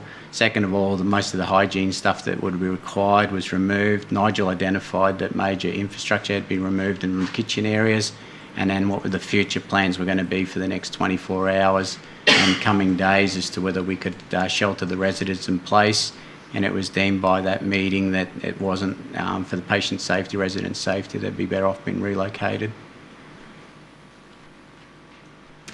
And you referred earlier in your evidence to the presence of officers from the Queensland Police. Yes. Did they at some point in the afternoon take charge of the site? Technically, they assisted us with invoking the PSPA, Public Preservation Act, so that if we needed to stop anything else being removed for the premises, or we needed any additional resources brought in, or if we required any other assistance, we could actually do it under their act or under the Ambulance Services Act. All right, and at some stage, you said the decision was made that residents needed to be relocated. Yes. Can you tell the Commission how that occurred? That was occurred due to a planning in regards that I did my planning on site. The HEOC did their planning in regards to where they were actually going to be transported to, what facilities could take what category of patient, what number of patient, and then would then transfer that across to myself on site or to our local ambulance coordination centre as to what resources were required to do that safely. And then basically as the afternoon progressed, from my point of view, it was all about, as I got numbers for nursing facilities, that was passed to the Transport Officer. Transport Officer would then look at resources required in regards to ambulances that came in, and then setting up a safety at the exit point. So we established that at both facilities there would only be one exit point, and all residents had to come through there.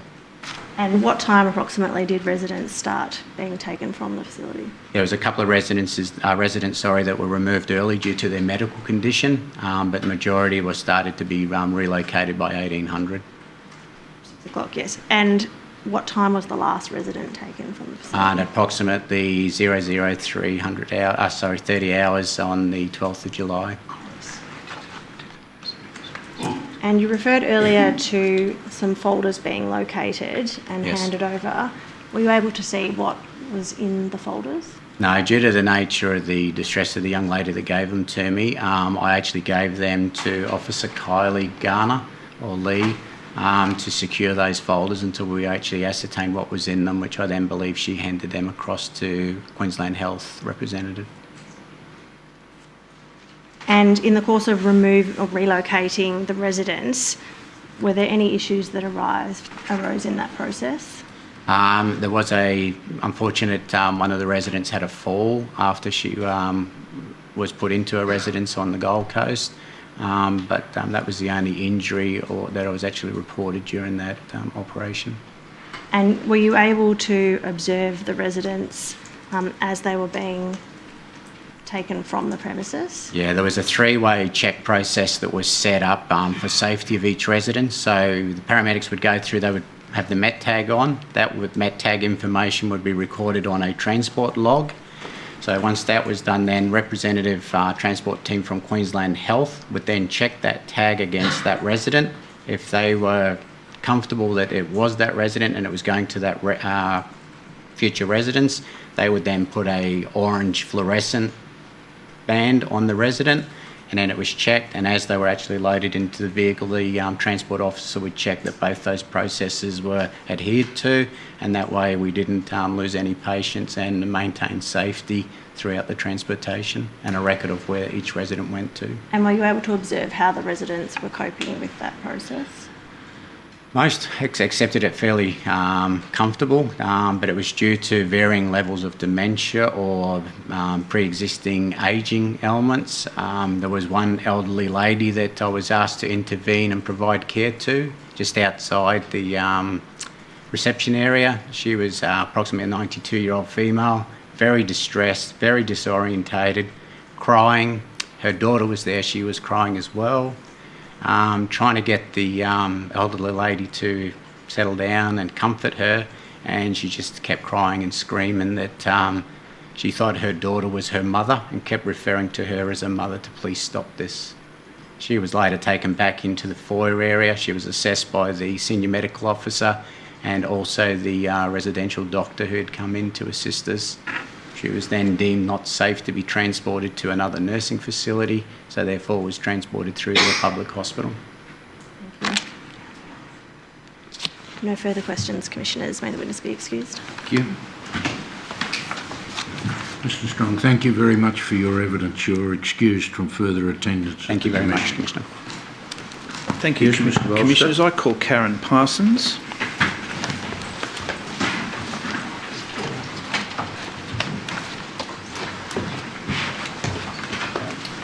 Whilst Ms Parsons is coming, could her witness statement, WIT 0327 0001 0001, be brought up, please?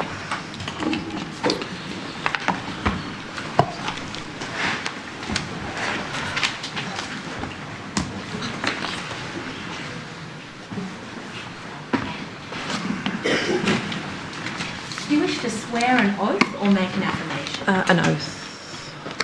Thank you. Repeat after me. I swear by Almighty God I swear by Almighty God that the evidence I shall give that the evidence I shall give will be the truth, will be the truth, the whole truth, the whole truth, and nothing but the truth. and nothing but the truth. Ms Parsons, you'll see in front of you on the computer screen a copy of your statement. Yes. You recognise that? Yes. And do you wish to make any amendments to that statement? No. Are its contents true and correct to the best of your knowledge and belief? Yes. I tender Ms Parsons' statement, Commissioners, document number WIT 0349 0001 0001. The witness statement of Karen Parsons dated the 2nd of August 2019 will be Exhibit 8-3.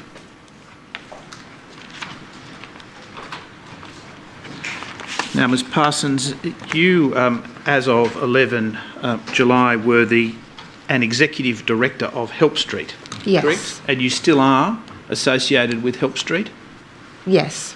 And was one of your responsibilities during your period as Executive Director of Help Street, when it ran Orchid and Hibiscus Lodge, to deal with quality and compliance issues? Yes. And that involved you in dealing with the Commonwealth Department of Health? Yes. And the Quality and Safety Yes. Commission? I'll refer to them as the Department Okay. and the Commission. Okay? Yes. And you did that regularly? Yes. All right. And one of your responsibilities was compliance with aged care accreditation standards. It was. Then you're familiar with the new standards that came into effect on the 1st of July I am. 2019? Yes. Did you understand that you had a responsibility to inform both the Department and the Commission of significant developments that might affect residents Yes. in the operations Yes. of Orchid House and Hibiscus Yes. House? Thank you. And significant events, such as the withdrawal of care, Yes. like we saw on the 11th of July, was an event that you understood you needed to keep the regulators informed of. Yes. Now, your statement refers to a deteriorating relationship between Help Street and Mr Miller's company, People Care. Yes. When did that deterioration begin? I started with Help Street on the 22nd of October, and my first interaction with Mr Miller was on November the 13th. We'd had an issue on the site because it was also independent living and lodge and residential.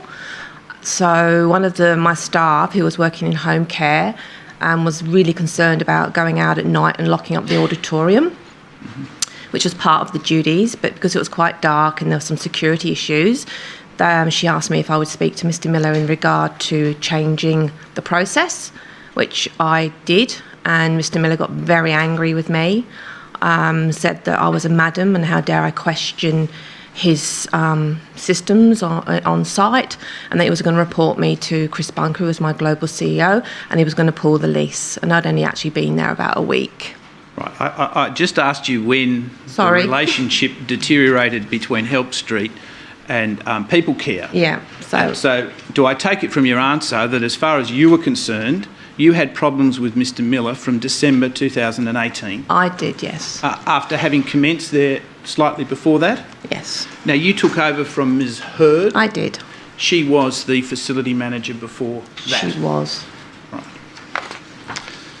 And to the relationship between Help Street and People Care, did it deteriorate further from December 2018? Yes.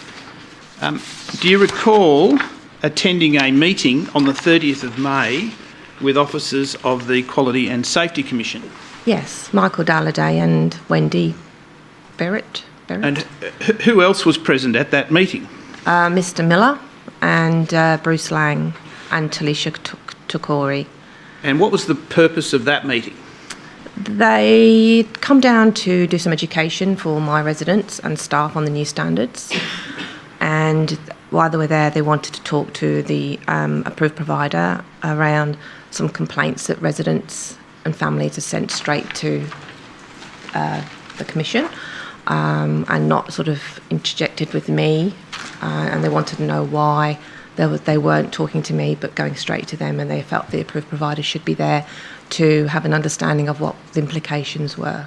Well, let me see if we can clarify that. Sorry. As of 30 May, a number of complaints had been made to the Commission Yes. that you were aware of. No, I wasn't aware of them. The complaints, I was a couple of complaints I was aware of, but a lot of the complaints that were going via them or Mr. Miller, we weren't told of. And when we asked Mr. Miller if we could have the complaints, he said that they were confidential. Let me just make it very clear. I'm talking about complaints that residents had made to the Commission, Yeah. and that the Commission was engaged with Help Street about. Yes. Correct? Yes. And there were a number of those. I think I had 2 outstanding. And you were concerned that Mr. Miller was receiving complaints himself Yes. directly Yes. and not conveying them to you. Yes. Is that right? Yes. So 2 separate directions Yes. of complaints Yes. we're talking about. Yes. Okay. Now, for example, there had been a meeting in March. Do you remember that? Yes, I was aware. I wasn't aware on the day, but I was aware after it had happened. And how did you become aware later about what had happened at the meeting at the end of March? I was told by some family members that a meeting had occurred, but I didn't know the true outcome of the meeting until we received minutes of those meetings that were provided. All right. And when were you provided with the minutes of that meeting? Probably a week to 10 days afterwards. All right. If the operator could please bring up tab...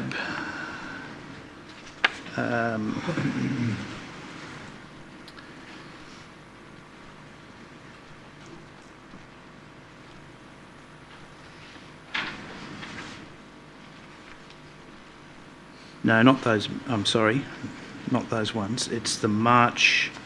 I'm sorry, I'm on the wrong page. I do apologise. Tab 76, please.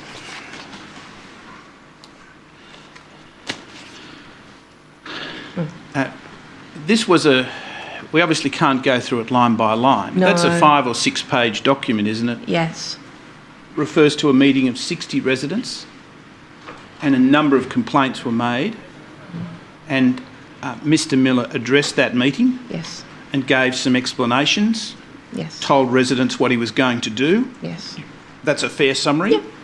And a copy of the minutes were provided to you and Mr. Bunker. To the home, yes. Yes. And what did you do about that? I addressed them with Chris Bunker. Right. Now, let's go back, can we, to the meeting on the 30th of May. Yes. What was the concern of the Commission people concerning the complaints that they had received and that they were dealing with you about? The complaints... Sorry, can you just clarify that for me? All right, well, let's have a look at, if we could, tab 89.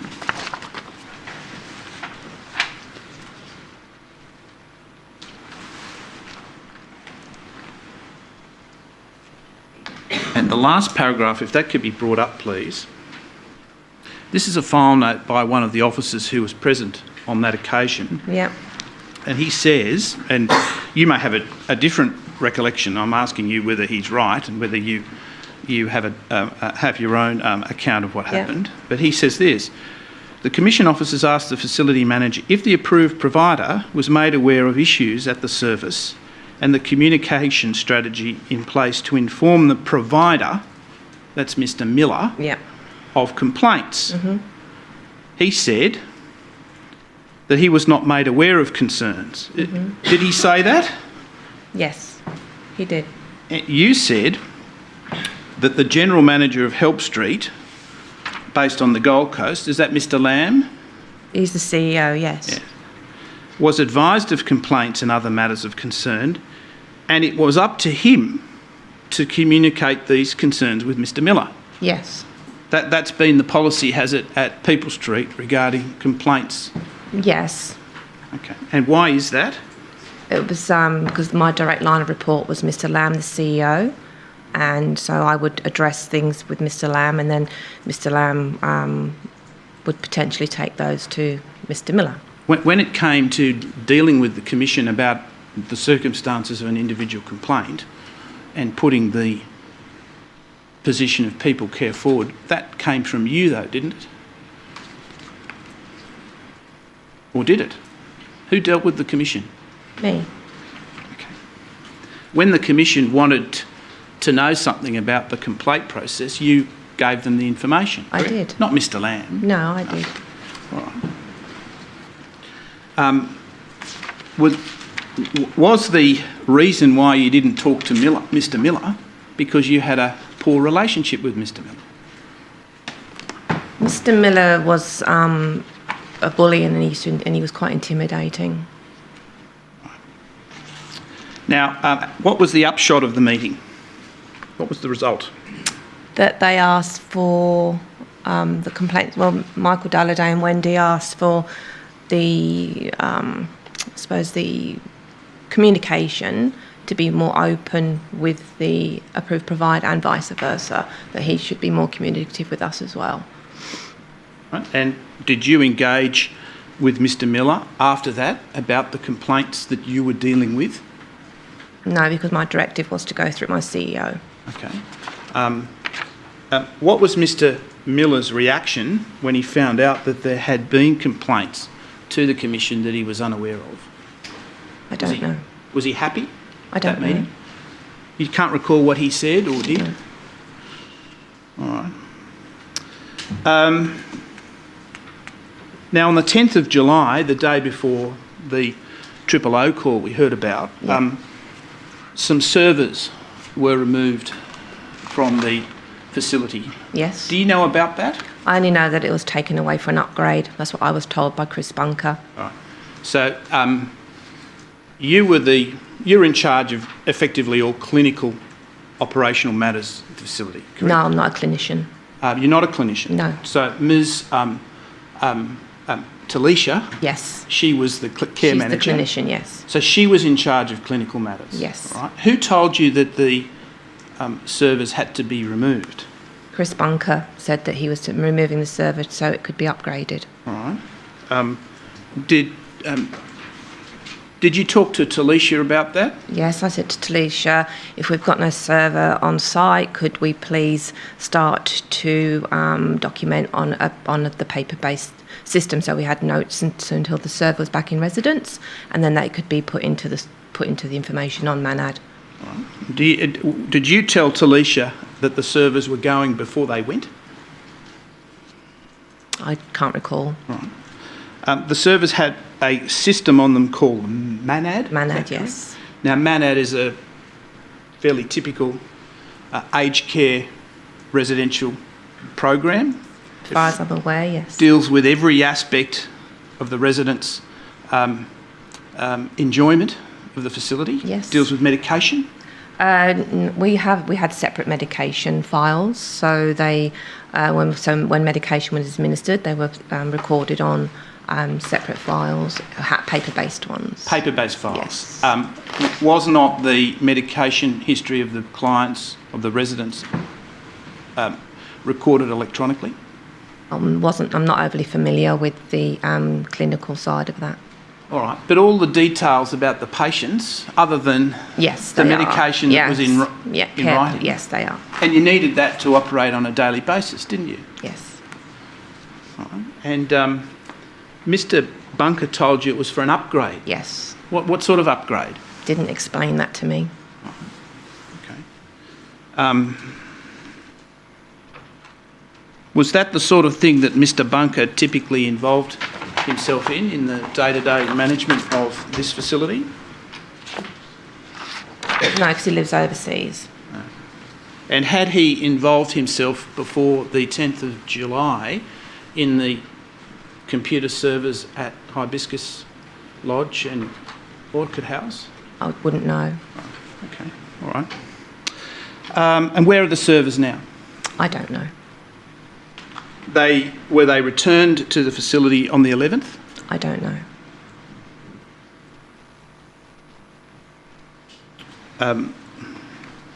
Have you read Ms Tukori's statement? No. She says that you told her on the 10th of July that at a meeting that evening that Help Street was out at 12 p.m. the following day or at some time in August. To words of those effect. Yeah. Well, on what basis did you tell her you'd be out on at 12 p.m. the following day? I don't recall. Who told you that you would be out at 12 p.m. the following day on the 10th of July? Chris Bunker. You don't remember the circumstances when he told you that? No. All right. The following morning there was a meeting at about 9 o'clock. Yes. And Mr Bunker was there with you? Yes. Talisha? Yes. And a couple of other staff? Yes. The other managers of the home, yes. The other managers, were they nurses? No. So the only clinical person there was Talisha? Yes. Just the clinical manager? Yes. And was Mr Lamb there as well? Yes. And you say in your statement that a plan for calling 000 was developed that morning. Chris Bunker directed us or directed the team to put some strategies in place due to the concerns that he had with Mr Miller and the way he may react to the communication that they'd been between each other. According to your statement, the concern was that Mr Miller might move in, change the Yes, that was access, also, yes. And effectively lock you out. Yes. Yeah, there was a concern about that because you never really knew what Mr Miller would do. Yeah. He was quite volatile. Am I right in thinking that it was because of that he suggested that there be a plan for calling 000? Yes. All right. And what was the purpose of calling 000? Just to ensure, and depending on what happened on the day, just to make sure that our residents were going to be safe, because we didn't know how Mr Miller would have reacted to the correspondence between the two parties. Yeah. You knew that Mr Miller and Mr Bunker were negotiating at that time, did you? Yes, I knew some of it. Yes. Did you know the details of it? Not 100%. No. What did you know? What was the issue as far as you were concerned? I knew that Chris Bunker had asked for the payments that were due because they had an agreement that payment would be made to the home, to Mr Bunker and Help Street for the for wages, suppliers. And I know that Mr Miller wasn't always forthcoming in paying on time, which put Help Street under financial stress, from my understanding. Do you know how much money was involved? Never got told the amount of money. Okay. Right. That wasn't my scope. All right. Now, there was a meeting with staff later that morning? At 1:30. At 1:30. Was that before or after the 000 call was made? That was before. Before. How long before? Probably half an hour. Now, at the meeting at 1:30, what was the result of that meeting? So Chris explained to the staff that the circumstances were that there was no payment that had been made, so wages would not be able to be paid. And but he wanted to make sure that everyone stayed calm and didn't do any, just none of the staff didn't walk out. Some of the staff actually had finished their shift at the end of that time because they finished around 2:30. Mm-hmm. But they wanted to make sure the residents were safe, and we tried to keep calm. But then Mr Miller came down. What time did Mr Miller arrive? I think we were probably having a conversation for around about 15 minutes. I think he arrived about 1:45. 2. Quarter to two. About okay. 1:45. The record of the 000 call, 1:30, was, you can assume for present purposes, was 1:33. Okay. So how long before the 000 call did Mr Miller come down and talk to people? Very good. Half an hour, 45 minutes. Half an hour. So if we assume that the 000 call was at 1:33, that was just after 1 o'clock. You accept that? I thought we had the meeting at 1:30, so correct me if I'm wrong. That's perfectly understandable. It's quite a fraught day. If we assume that the 000 call was at 1:33, when do you think that meeting was begun with the staff and Mr Bunker? How long before that? Can't recall. Okay, all right. Now, in your statement, you set out in detail what you say Mr Miller did at the time. Did Mr Miller tell Help Street to leave? No. And using your best recollection, how long before the 000 call do you think Mr Miller arrived and said the things that you attribute to him in your statement? I'm only aware that the solicitors had given people care till midday to pay the funds, and I recall that I thought the meeting with the staff was at 1:30. Yeah. Okay, all right, thank you. So, A van had been booked. Who arranged for the van to arrive? Chris Bunker directed Danny Robinson to book the removal lists, just on as a precautionary, and we were just going to pay them by the hour if things worked out well. When did they arrive? I don't know. Well, sorry. Was it before midday? Before that? No, it wasn't before deadline? midday. Are you sure about that?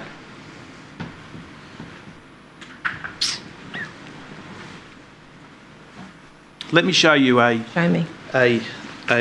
photo if I could. Could we please bring up document ID RCD *9 0163 0012.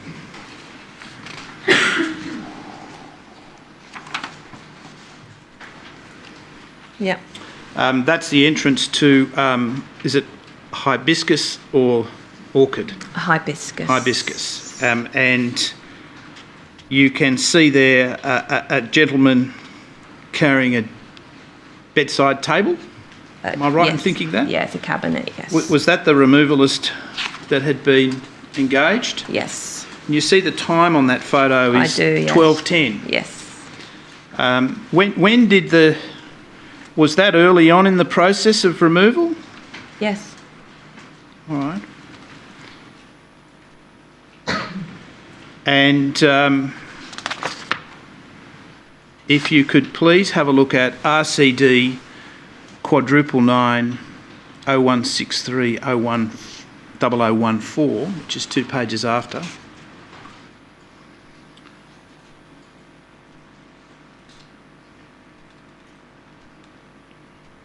That's the foyer about 7 minutes earlier. Yes. You recall that? Well, it's the foyer, yes. Yes. Were you present in that area at around midday? I was in the office. Yeah. That's at the back. Was at the back there? But what? Yeah. As we look at that photo, was it right at the rear of the photo? No, if you go in the door here, the gate, the office is in here, so there's no windows or anything to look out. So there's a gate there to stop residents coming into the office. It's to stop one of those like a child-proof fence. Yes. Okay.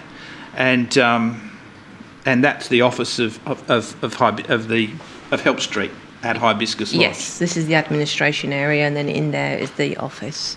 All right. You've seen the photographs in the evidence of the ambulance officer this morning. Does that accord with your recollection of the state that the facilities were in during the course of that afternoon? Yes. Were beds taken? Beds, no. No beds were taken? No. No mattresses? Only mattresses that Help Street had purchased, and there was only 14 of those. 14, okay. And they were replaced with people care equipment. If they were on a bed and there was a resident on the bed, how did you manage that? Didn't take the ones that had got people on them. Sure? Yeah. But as far as I'm aware, I wasn't involved in the removal of any items. Wasn't the task of two of your staff to prepare a list? Yes. And that was agreed at the meeting at 9 o'clock that morning? Yes. And what were the names of the staff that did that? Danny Robertson and Kimberly Parsons. Okay. And did they spend the morning preparing that list? Yes.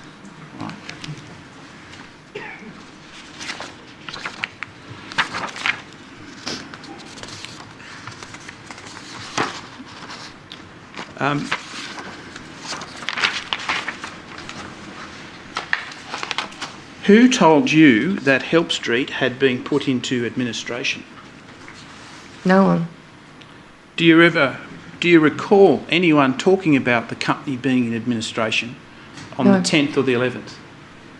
I wasn't told by Chris Bunker that it was been put into administration, no. Right. Were you present with Ms Takuri when she called 000? No. Did you discuss with her the need to call 000 before she did? No, that was Chris Bunker. Chris Bunker talked about that? Yes. Okay. And you weren't present when she made that call? No.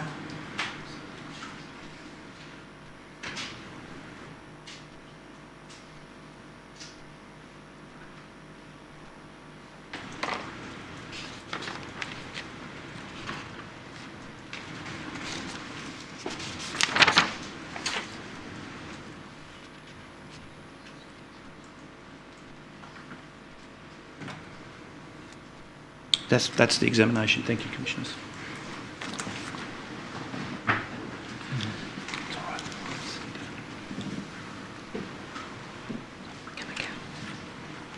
Might the witness be excused? I'm sorry? Might the witness be excused? Yes, certainly. Thank you very much for Thank your you. evidence, Ms Parsons. Thank you. Commissioners, I call Ms Talicia Takuri.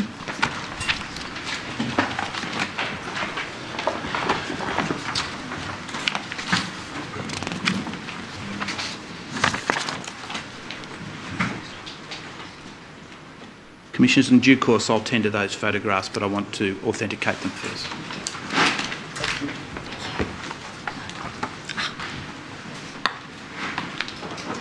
Do you wish to swear an oath or make an affirmation? Just make an affirmation. Repeat after me. Yep. I solemnly and sincerely declare and affirm that the evidence I shall give will be the truth, the whole truth, and nothing but the truth.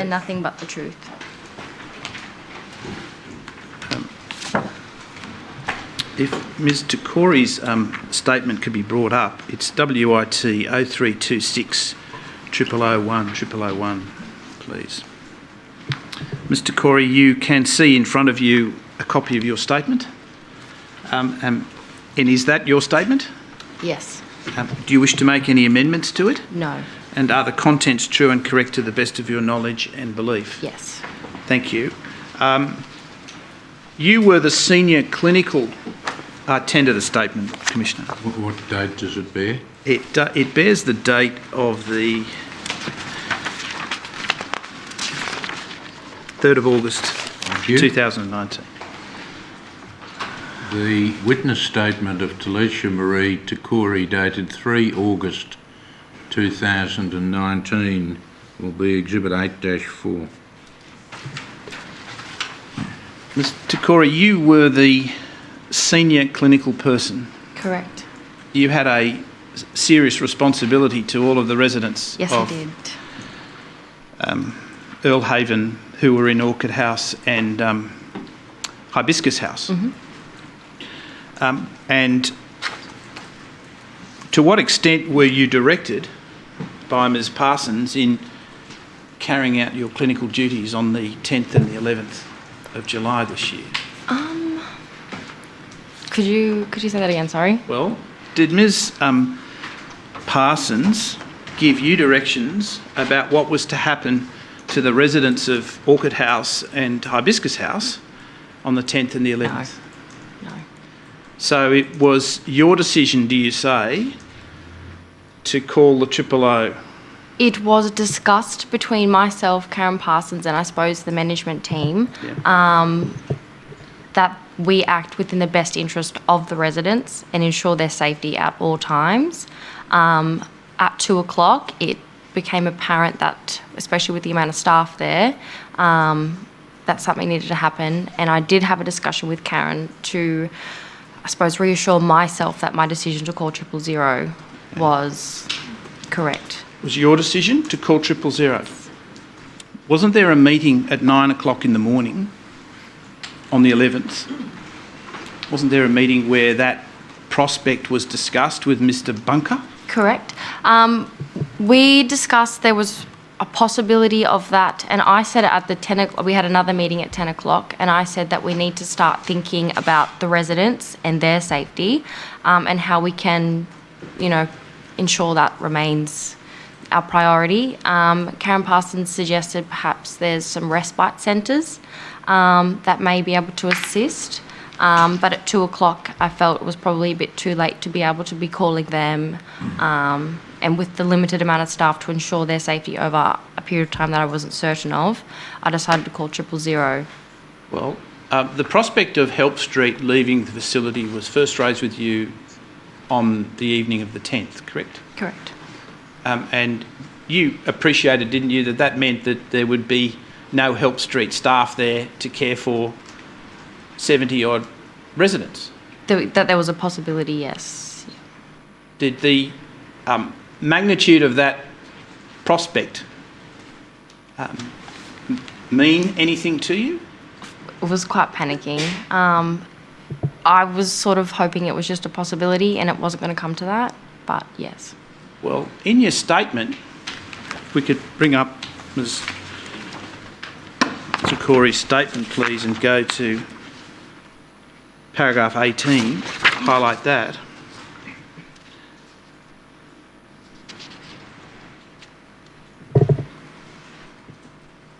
"10 July, I received a phone call from Ms Parsons stating that Mr Miller owed Help Street a large sum of money and that we were out. Either tomorrow, 11 July, after 12 p.m, or 9 August 2019. And you say that the following day it occurred to you that it might be a good idea to contact some place where respite services were available. Right? Did you give any thought to contacting anyone on the night of the 10th? I was at a family function and wasn't really able to, nor was I certain of the severity, I suppose you could say, or the possibilities of it being the 12th. I suppose you could call it personal opinion. I would think that would be less likely that that was going to happen because to me it seemed quite extreme. Well, what about then on the morning at 9 o'clock? Who raised 000 as a solution? Chris Bunker. And Chris Bunker? Yeah. Did he say why? Not really, no.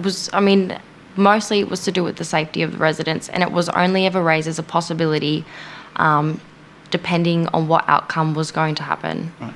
Had Mr Bunker involved himself in clinical decisions at the facility in the time that you had been there previously? No. Right. Are you aware of whether he has any clinical experience? He does not know. He doesn't? All right. Did you start talking to respite services after 9 o'clock? No. Can I ask why not? Again, I was uncertain of what the outcome would be. Even if it was to eventuate that Help Street were to leave, there was nothing to suggest that Mr Miller wasn't going to offer to pay the staff to complete their shifts for the next, untoward. There was like a large array of better outcomes. Did you know how much money Mr Bunker was asking Mr Miller to pay? I know that there was a larger sum and that this is from what he said at some of the meetings, but he only expected a partial payment to show that Mr Miller had any, inkling that he was going to pay that sum in future. Did you have what was your understanding of what that partial sum was? I don't really have any understanding. I didn't have any to do with the financials of the home. Right, okay, all right. So you had no idea about what Mr Bunker was asking for, correct? I know that he did mention about 850,000 in one of the meetings. However, he didn't say what that money was for or whatnot. All right. And did Mr Bunker tell you as the morning progressed, whether he'd received any response from Mr Miller? No, he did not. He did say that he was communicating with Mr Miller's lawyer as well to try and better the circumstance or the outcome, but with minimal effect, I suppose you could say. Were you present when there was a meeting of staff at about 1 o'clock? Yep. What was staff told by Mr Bunker? They were told that he did not receive payment. They were trying to work out the disagreement, we'll call it, between themselves, but were unable to. He stated that he may or may not be able to pay the staff and therefore didn't expect them to stay, which is fair enough. Mr Miller did come down and cause, I suppose you could say, a scene, as you may have seen on the media. What happened? He came down and basically was just saying that Chris Bunker was a bad businessman. Some of the staff questioned Mr Miller on whether or not he had any intention of paying them at all, which he said no. And that was sort of when I think some of the staff who had ended shift left, or yeah. When were their shifts due to end? There was a staggering of shifts. I think there was an EN that finished at 12, who was still present and had left after that. There was an AIN that finished at 1:30, and then the rest of the shifts would finish at 2:30. Okay. On a typical day at those facilities, what's the staff profile, the care staff profile? How many there are? Yeah. If I was walked in there on a normal day at 1 o'clock, who would be there looking after all of these people? At 1 o'clock, there would be, in Hibiscus House, which there's 40, there would be 6 AINs. In Orchid House, which there is 29, there would be 4. And what about registered nurses? Registered nurses, Hibiscus House, there's 2 ENs until 11, sorry. One finishes at 1 o'clock after that. There's an RN that finishes at 2:30. And then in Hibiscus House, there is also an EN, but also Monday to Friday, there was a clinical nurse to assist, as well as myself. All right. And so after that meeting where Mr Bunker relayed the state of his negotiations with Mr Miller, how many staff said they were going to leave and how many staff said they were going to stay? That was quite unclear. I couldn't give you an example, an exact number, but there was definitely not enough to provide appropriate amount of cares to ensure safety of all of them, and I certainly wasn't going to be responsible for saying everyone can stay and we won't escalate this further and there be an incident. Who made the decision to call OOO? It was myself and Karen Parsons. When you made the call, who was standing next to you? I cannot remember. Were you upset when you made the call? Yes. At one point during the call, when the operator is off talking to her supervisor, you used the words hysterical. In what context were you using the words hysterical? I could not recall. You can't recall.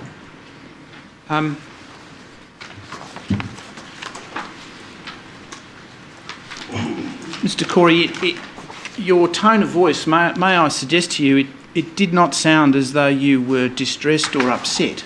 when that call was made? I did try to continue to be professional. Being the clinical manager, I didn't want to appear distressed and upset for both family members, residents, as well as staff as well. I didn't think that would be very appropriate. All right. Had Mr. Miller asked people to leave? Not that I was aware of, no. I may have misquoted you in that tape. Assume from me that you used the word hilarious. Hilarious. Do you recall using that word? No, I don't. Were you present today when the tape was played? Yes. And you heard it for yourself? Yep. It's the first time you'd heard it? Yes. Again?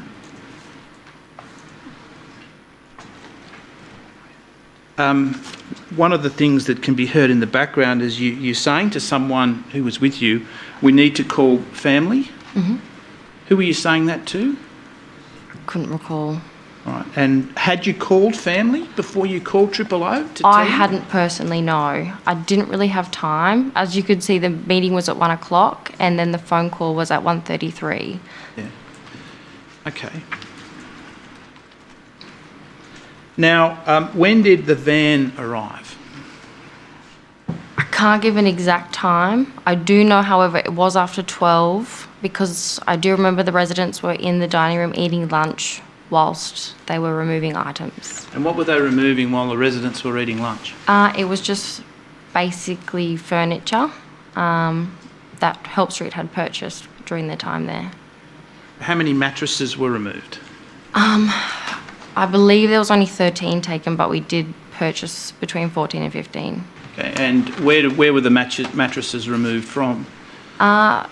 During that time, we were doing some renovations, so there was quite a few unoccupied rooms at the time. I couldn't give you exact room numbers, but I can tell you that if there was anything taken off, a likeness was put back. There was no rooms, definitely no occupied rooms that were left without any furniture. What happened if the room was occupied and you wanted to remove a mattress? What did you do about that? I just did a straight swap. Well, what happened to the resident? They were in the dining room. They were in the dining yes. room. Had you moved them all into the dining room to enable this to happen? No. Right. This was a facility where there are a significant number of high-level dementia patients. Mm-hmm. Some of them would have been sleeping, can I suggest, in their beds at that time of day. Is that fair? No. They were all out of bed? Yeah, for lunch, we generally would encourage them to attend the dining room for the social aspect and to allow better supervision for eating for safety. Now, the servers, what is the use that you use of the MANAD program on the servers? That was basically where we would document, I'll just use the loose term of everything, progress notes, care plans, like that, things like that.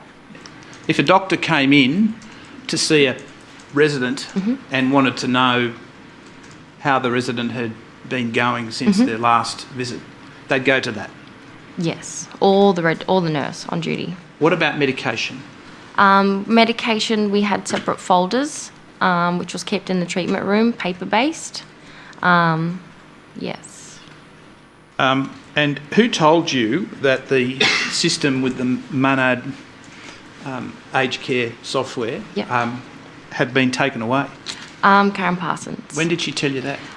It was on the 10th at, and this is an approximate, between 2 and 3 p.m, yeah. Did you get any advance notice that was going to happen? No. How did that affect the operations of the facility? When I was told that it would only be for that evening and it would return the next day. And so my understanding was that they would document paper-based and then the next day we would be able to place that into Manard. Did the service come back on the 11th? Not that I'm aware of. Right. Do you know what happened to them? No. All right. That is the examination. Thank you, Commissioners. Very well. Thank you, Mr Corey, for your evidence. You're excused from further attendance. That may be a convenient time, Commissioners. The Commission will adjourn until 12 noon. All stand. The Royal Commission is now adjourned until 12 p.m.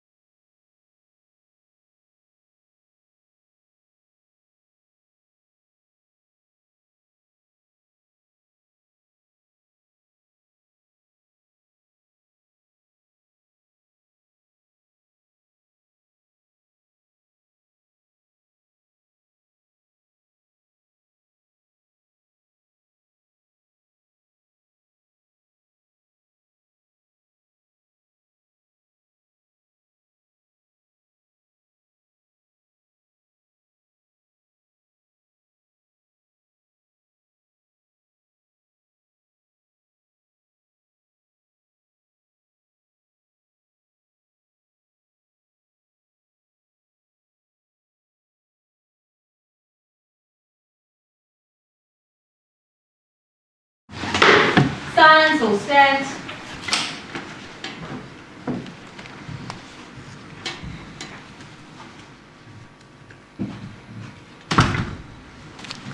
Please be seated. Yes, Mr Bolster. Thank you, Commissioners. I call Karen Ann Hurd, who is in the witness box. Do you want me to stand? Do you wish to swear an oath on the Bible or make an affirmation? An oath on the Bible.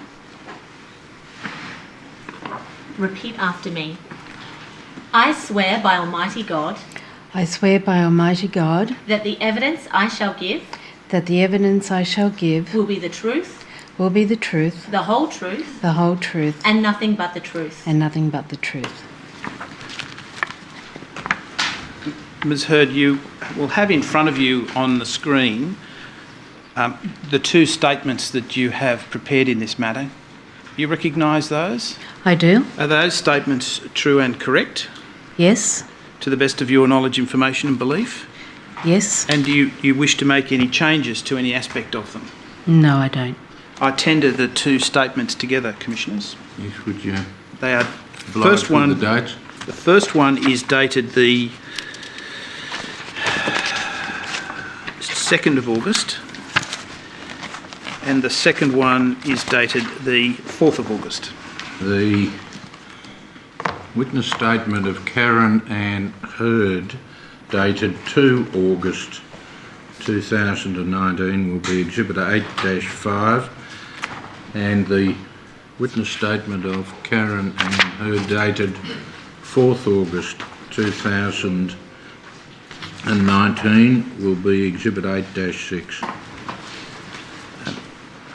Ms Hurd, you have had a relatively long relationship with these two facilities, Hibiscus House and Orchid House, correct? Yes. As of 11 July 2019, what was your role? I was an external consultant or contracted to People Care. And what were you tasked with doing? I was tasked in May to carry out clinical audits for Hibiscus House and Orchid House. At that time, it was being managed by Help Street Villages. All right. How often were you there? Over a period of maybe 4 to 5 weeks. I was there 3 times a week, up to 4 times a week. Have you heard the evidence given in the Commission this morning? No. All right. There's been some evidence about a computer system called MANAD. MANAD, yes. Are you familiar with that? Yes. How important is that in the daily operation of these two facilities? MANAD records all resident information. It's an electronic clinical system that stored everything about the residents' needs and services that we provide to those residents. Were you involved in the decision to install MANAD previously? Not directly, indirectly. I was indirectly involved. Back in 2018, you were the facility manager. External consultant. I was a contractor. And was MANAD in place at that time? It was in place in about the June of 2018. And when it's upgraded, how does that happen? When it's upgraded, what do you mean, day to day? Yeah, if the software needs an upgrade, or it needs a repair, or it needs some addition to it, how is that affected? Well, I would say primarily there would be an identification that it needs that upgrade. The company would be notified and would assist the licensee of that software to upgrade it. Were you involved in any such process? No. Thank you. Now, you arrived at the facility on the 11th of July at about 3:30 p.m, according to your statement? Approximately. What did you see when you got there? It was very chaotic. When I drove through the gates of Belhaven, there were up to 8 to 10 ambulances. There was quite a lot of people out the front of Hibiscus House. It was very disorganised. There was some evidence this morning of a dispute about the ownership of some records in a folder, and can you assist the Commission about whether you were party to any dispute about records in a folder? I recall throughout the afternoon, I had asked Miss Talisha Takori, where are the records, where are the residents' records? I was actually talking electronic to her, but I did talk about clinical other records to Miss Parsons. Where are all the records that would normally be stored in the facility manager's office? Were you able to find those records? No. What records were you able to find? There were records of residents' entry history. So when a resident is admitted to an aged care facility or a person is admitted to an aged care facility, we gather information. That could be information that's predetermined by the aged care assessment team, by the doctor, some of their medication history. When you actually use an electronic system, then when they're admitted, all that information about them is programmed immediately onto the electronic system. So there wasn't a great deal of information regarding their current health status. Was there a fire evacuation plan that listed the residents and listed their care needs in a very summary way? Not all their care needs, their mobility needs. Their mobility, right. And what form did that document or that record take? It was in the evacuation folder situated in the nurses' station, Hibiscus House. Did you observe that document being utilised? Yes. That afternoon? Yes. Thank you. All right. If you just bear with me.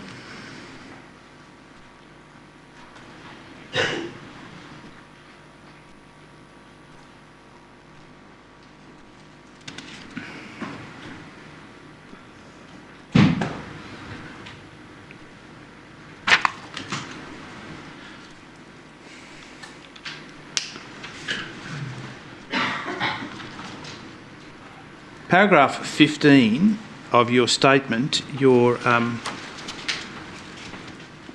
first statement, you talk about 74 hours of care being available to residents. What did you mean by that?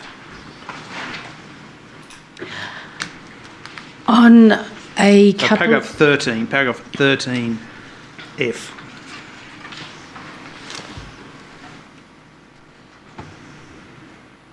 Foot of the page there, do you see that? Mm-hmm. After I had introduced myself to the commander, he had asked some questions about what could happen. Can you tell me why these residents shouldn't be evacuated? I was under the initial impression that they were being evacuated to hospitals. I said to the commander that I felt that we could actually guarantee 72 hours of care because I had, on my way to Belhaven, I had spoken to the approved provider, I'd spoken to the catering manager, and I'd spoken to staff on the floor about what was taken and what was left that we could care for the residents. And I felt confident that there was food, there was hydration, there was continence aids, there was bedding, there was staff with the knowledge to care for them. Right. That's my examination. Thank you, Commissioners. Thank you. I tender this. Oh, I've already tendered a statement. I'm helpfully reminded that the two photographs, Commissioner, if they could be brought up, that we showed Mr. Corey.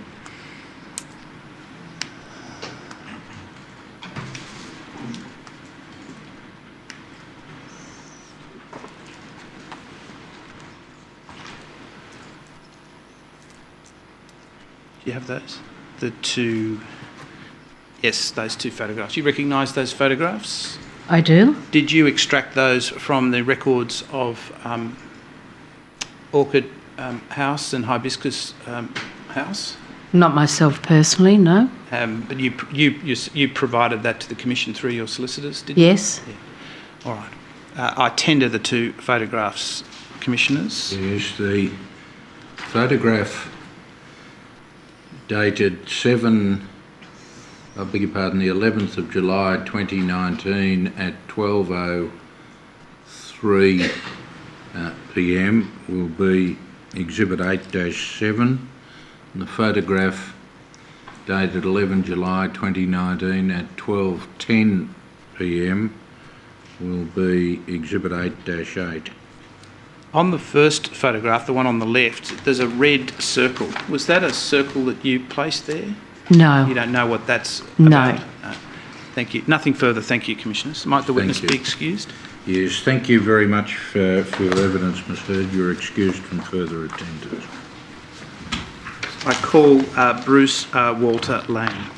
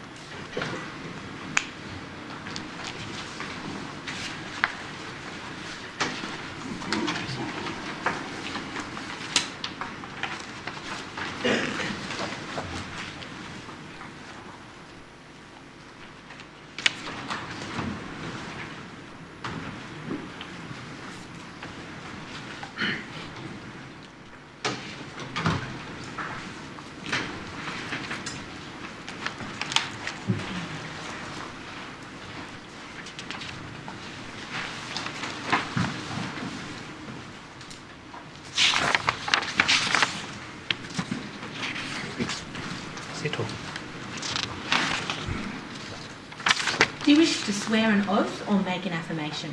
Swear an oath. Repeat after me.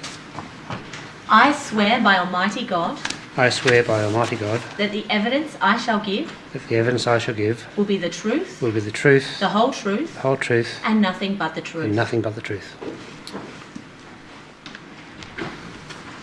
If we could please bring up Mr. Lang's statement, WIT 0358 0001 001. Mr. Lang, is that a copy of your statement that's on the screen in front of you? Yes. If you look at the screen. Oh, sorry. Yes. That's your statement? Yes, it is. Do you wish to make any amendments to the statement? There was one only about an email to Department of Health, I think it was, about letting, informing them that we were had given Help Street until 30th of October to terminate the lease. Yes. And what did you wish to change? That was it. Right. Okay. We'll come to that very shortly. Yep. Okay. Other than that, yep. Are the contents of the statement true and correct to the best of your knowledge and yes. belief? I tender the statement, Commissioners. It's dated the 2nd of August. The witness statement of Bruce Walter Lang, dated 2 August 2019, will be Exhibit 8-9. In 2018, when Help Street took over the care, or was in the process of taking over the care of Hibiscus House and Orchid House, you were approached by the Department of Health about that relationship. Yes. Correct? If we could bring up, please, tab 58. And I want to show you an email that you haven't seen, but it refers to a conversation that an officer says he had with you on the 23rd of March. Do you see that? 2018, yeah. And so this, let me just set the scene here. You, on behalf of People Care, were entering into an arrangement whereby all of the care that you had previously provided as an approved provider would be provided by them. Yes. And you told officers of the department about that when they came in and visited the site. sometime before the 23rd of March, Right. correct? I can't remember that. But, Yeah, all right. Now, this email, dated the 23rd, says that an officer contacted you to find out what might be happening at the residential facilities. He advised there would be no change in the approved provider, but they are trialling a contract arrangement with Help Street Group to manage the aged care residential facilities.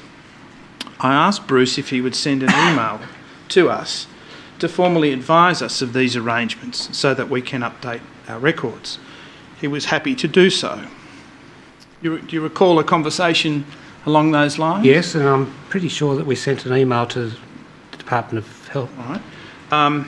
Are you sure about that? Yes, I'm pretty sure. Have you had a look for an email of that kind when you came to prepare your statement? I hadn't seen this Yes. statement before, so I haven't prepared anything for that now.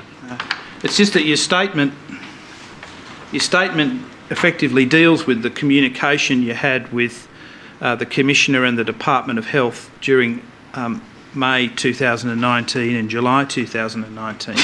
Did you turn your mind back to the communications you had in 2018 when this issue arose? I think I've forgotten all about that. Did you provide the department with a copy of the agreement that was ultimately reached with People Care?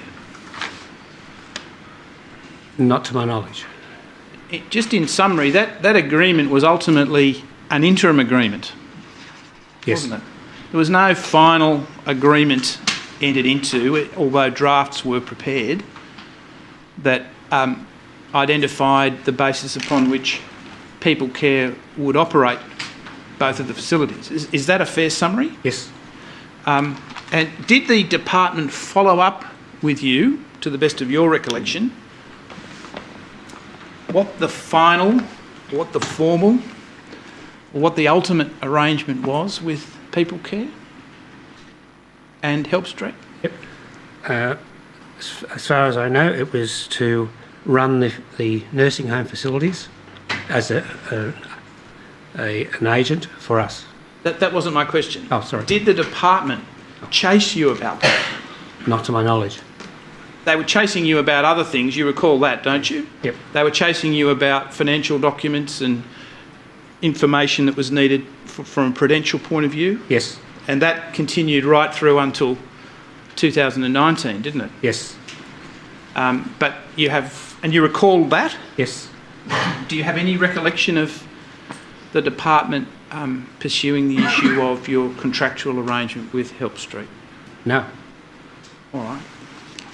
Now, when you, I'll draw that, on the 10th of July, the issue of the servers was brought to your attention. Yes. What did you do about that? We went down to have a look and there was nothing there. Right. Where did you go to have a look? Down at Hibiscus House. Right. And did you have access to Hibiscus House? Yes. And did you customarily go there? Not all the time, but whenever we were required to go down. When you went there, what was the relationship like with the management at Help Street? How did the two organisations interact? Sorry, when at that time? Yes, at that time. At that time, there was a lot of yelling and that going on. On the 10th of July? Oh, sorry, no, that was the 11th. Sorry. Yes. When you went down on the 10th, what happened? We had a look in the room where the servers were, and they were all gone, and we were told that they were out getting upgraded. Who told you that? Karen Parsons, I think. Was Mr. Bunker there? He wasn't in the nursing home at that time when I was down there. Did you have a discussion with Mr. Bunker about the servers at any stage? Only that they should have been on site, not out somewhere else. What did he say? He could do what he wanted. Were the servers returned after the 11th? No. You are still the contact person as the approved provider. Yes. So you've held that position for some years now. Yep. So if the Department of Health wishes to talk to People Care, all those inquiries are directed to you. Yes, everything was directed to me, and then I would forward on to the appropriate person. All right. Now, when complaints were made to the Quality and Safety Commission, did they come to you? No.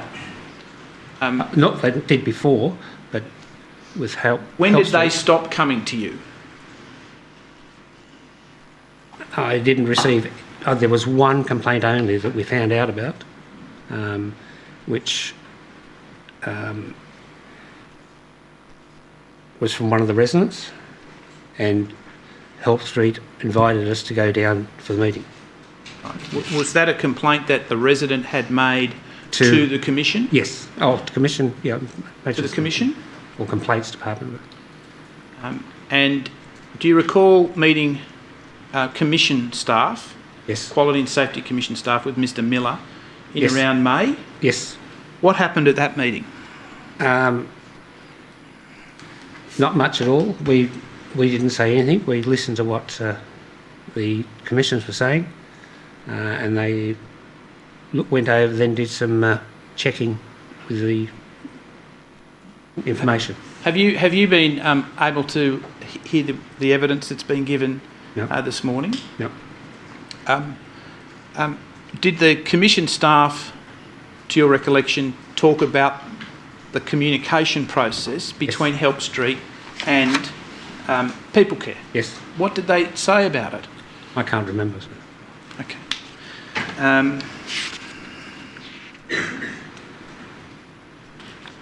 After the 11th of July, what's happening at Hibiscus Lodge and Orchid Lodge? Nothing after the 11th, as far as I know, because I wasn't there, because I was down in Sydney at my son's wedding. The facility's been sanctioned though, hasn't it? Yes. And there's no residents? No residents at the moment, no. Nothing further, thank you, Commissioners. Yes, thank you, Mr Lang. You're excused for further attendance. Commissioners, I call Mr Arthur Lopez Miller.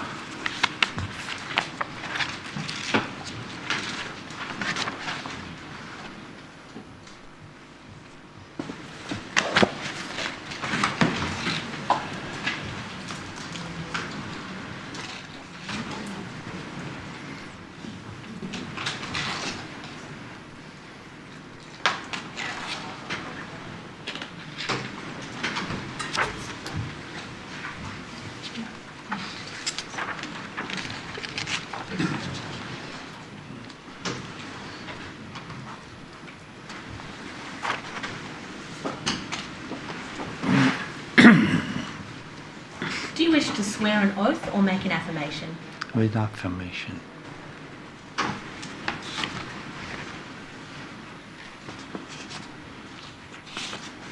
Repeat after me. I solemnly and sincerely I solemnly and sincerely declare and affirm declare and affirm that the evidence I shall that give the evidence I shall give will be the truth, will be the truth, the whole truth, all truth, and nothing but the truth. not much but the truth. Mr Miller, if you could move closer to the microphone and if you could keep your voice up. If you could please have a look at the document on the screen. It's WIT 0349 0001 0001. Do you see that? Yeah, I can see it. That's a copy of your statement. Yes. Do you recognise it? Yes, I do. Do you wish to make any amendments to it? Not particularly. What about not in particularly? Is there anything Okay, you want to none. change? No. Okay, all right. Are its contents true and correct to the best of your knowledge, information and belief? Yes. I tender the statement. Yes, the witness statement of Arthur Lopez Miller dated the 2nd of August 2019 will be Exhibit 8-10. Mr Miller, have you heard any of the evidence that's been given so far this morning? No. We have heard from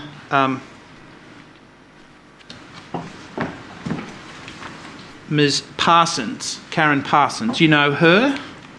Yes, I do. And since around November last year, she was the facility manager employed by Mr Bunker to effectively manage Orchid House and Hibiscus House, correct? That's correct. And did your relationship with Ms Parsons deteriorate from around December 2018? Yes. And did your relationship with Mr Bunker deteriorate? Not really, no. When did your relationship with Mr Bunker break down? The date or the time? A rough date. I would say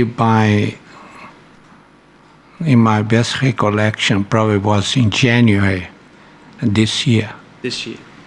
Do you recall attending a meeting with about 60 of your residents in March that went for about an hour and a half, where you spoke and where they relayed to you a number of complaints about Orchid House and Hibiscus House? Yes. And some minutes were prepared of that meeting. You remember seeing those? Yes. Are those minutes, according to your recollection, a fair summary of what happened? Yes. All right.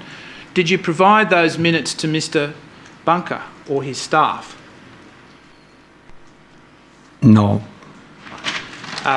Do you think someone else may have done so on your behalf? I think so. Right, okay. What was your view of Help Street's performance running your facilities after that meeting? Very poor. Did you attend a meeting with officers of the Quality and Safety Commission in around May of this year with Mr Lang? No. Ms Parsons? No. No, Miss Parsons and Talisha, I think it was, and myself and Mr. Lang, Bruce Lang. Yeah. Did you meet with officers of the Quality and Safety Commission to talk about the complaints process? He mentioned the complaint when the residents. What did he tell you? Well, he mentioned we are responsible because people care, which I am the managing director, and hold the license for 89 beds. Any responsibility will be towards myself and not direct to Help Street. Yeah. At the time you had that meeting, had complaints that had been made to the Quality and Safety Commission about your facilities been brought to your attention? I don't recall. Were you upset? I'll draw that. What did you do about it when you after you heard what the Commission officers had to say at that meeting? What did you instruct? Well, it was you stay in a premises. You stay in a premises to indication to alert the residents how to make a complaint. That's far as I know. I left after that, finished the meeting. I left myself and Mr. Lang, who left the meeting. And he stayed in a home there to deal with the educated residents, according to my information, how to make a complaint direct to the health department. Did you want to know about complaints that had been made to the Quality and Safety Commission about your facilities? Yes, I have a meeting with the resident who gave us a letter, complain about it, and I send that to the complaints unit, I think is the name. If you could please have a look at the letter that is attached to your statement. Yep. As Exhibit A. If that could be brought up, please. Be the next page. Can you familiarise yourself with that letter, please? Yes, I do. In the third paragraph, it says there, the approved provider has identified operational concerns with Help Street and themselves, predominantly the breakdown of a working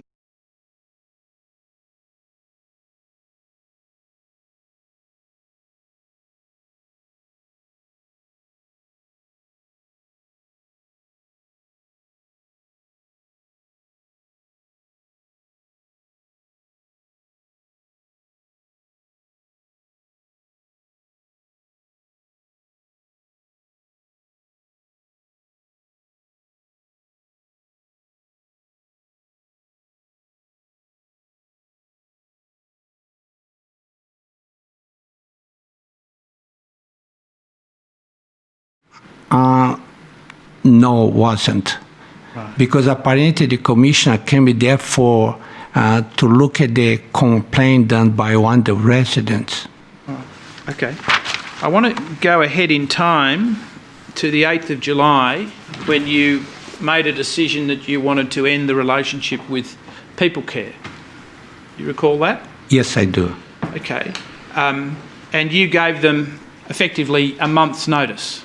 That's correct. Why did you give them a month's notice? I give that because we had an agreement with Help Street, was heads agreement. And this heads agreement is temporarily until we have the definitely management agreements. We'd never effectuate that. Never happens. But why did you give a month's notice? They was advised by my lawyer. Okay. And what was going to happen in that month period?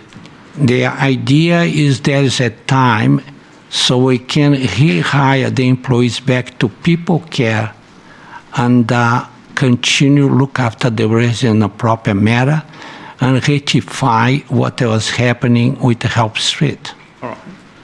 Now,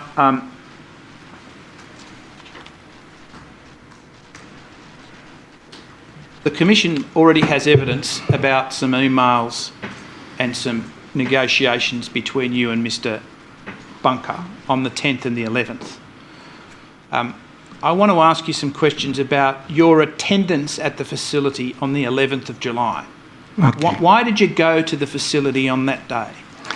First of all, I didn't know this thing would happen because I was in my office, I saw the ambulance and the lights flowing around, and I said, I'll try to find out what happens. And then I went there to look at it. Are you saying that the first time that you went there on that day was when you saw the ambulance lights? Well, I saw that because I didn't know, because normally ambulance sometimes came to collect the residents to go to hospital, but I saw the police as well there. Yeah. And that's why I decided to investigate and find out what happens. Ms Parsons says that before the ambulance arrived, that you came to the facility, and let me read to you what she says. She says, have you seen her statement? I read more or less. All right. Let me read it to you in full so that you understand precisely what she says. She says that Mr Miller arrived at the facility, this is paragraph 81 of her statement, which I believe is exhibit 8.3. Mr Miller arrived at the facility and started to argue with the staff, saying words to the effect of, I have received complaints from families that the care in the home is terrible, your care is rubbish, and I no longer want Help Street here. Did That's you say not that? true. Okay. That's not true. She says here that you said, I will not pay any more money. They don't tell the truth. They have problems with unions. Did you say that? I didn't say that. That's why it happened. There was a meeting with the residents. They don't like the way they are being treated here. The care is rubbish. Since he, and she says you pointed at Chris, made all the changes, no one wants to come to the home. That's not true. She said there are beds that are left which were full before Help Street came in. Did you say that? That's correct. That's correct. What's your recollection of what you said to Ms. Parsons and Mr. Brunker when you came to the facility on the I 11th? didn't have any conversation with Miss Parsons. I didn't have any conversation with her at all. I just went to look at it, and I noted Mr. Brunker was there with apparently, I think was the media, and had all the staff there. They say they're gonna walk out from there because they are not paying the wage for the employee, which is not true. The employees, it was Thursday, the employees' due date up to December to Sunday, and they'll be paid on the following Friday. So that's not true. I tell, that's why it should be right. She says at paragraph 83, Mr. Miller then said words to the effect of, the staff that stay will be transferred to me and I will pay you. Did you say that? No, I didn't say that. What I said to the only thing I mentioned, say, oh, look, if in the case because they are leave the premises, we try to keep in the case the staff wants to work with us, and then they can stay with us. We continue, maintain the residents, look after the residents. Is what you're saying that later that you told the staff that if they wanted to stay, you would pay them? No, I didn't say because I didn't know they were going to walk out from there. And the moment what happens, may I tell the truth on that? And what happens, they call the health department, and say to the health department, there's nobody to look after the residents, okay? And in the meantime, Miss Karen Hurd, she was there already, and I say she can look after them. And I say we probably could have it then keep the residents in the premises instead to move them out. And I noticed it was failed by the health department to communicate direct to me as a director of the company. We have the license bed, 89 beds. They never said a word for us. And so the notice I had is they moved the residents, the ambulance tried to move the residents out. Why the health department didn't speak to me or come to the premises instead to remove all the residents from the premises? Until now, I don't have an answer to that. I was decided by health department, and when I went in the building there to look, there was a police asked me to leave the premises because we risk for the residents. They are move the residents out from there.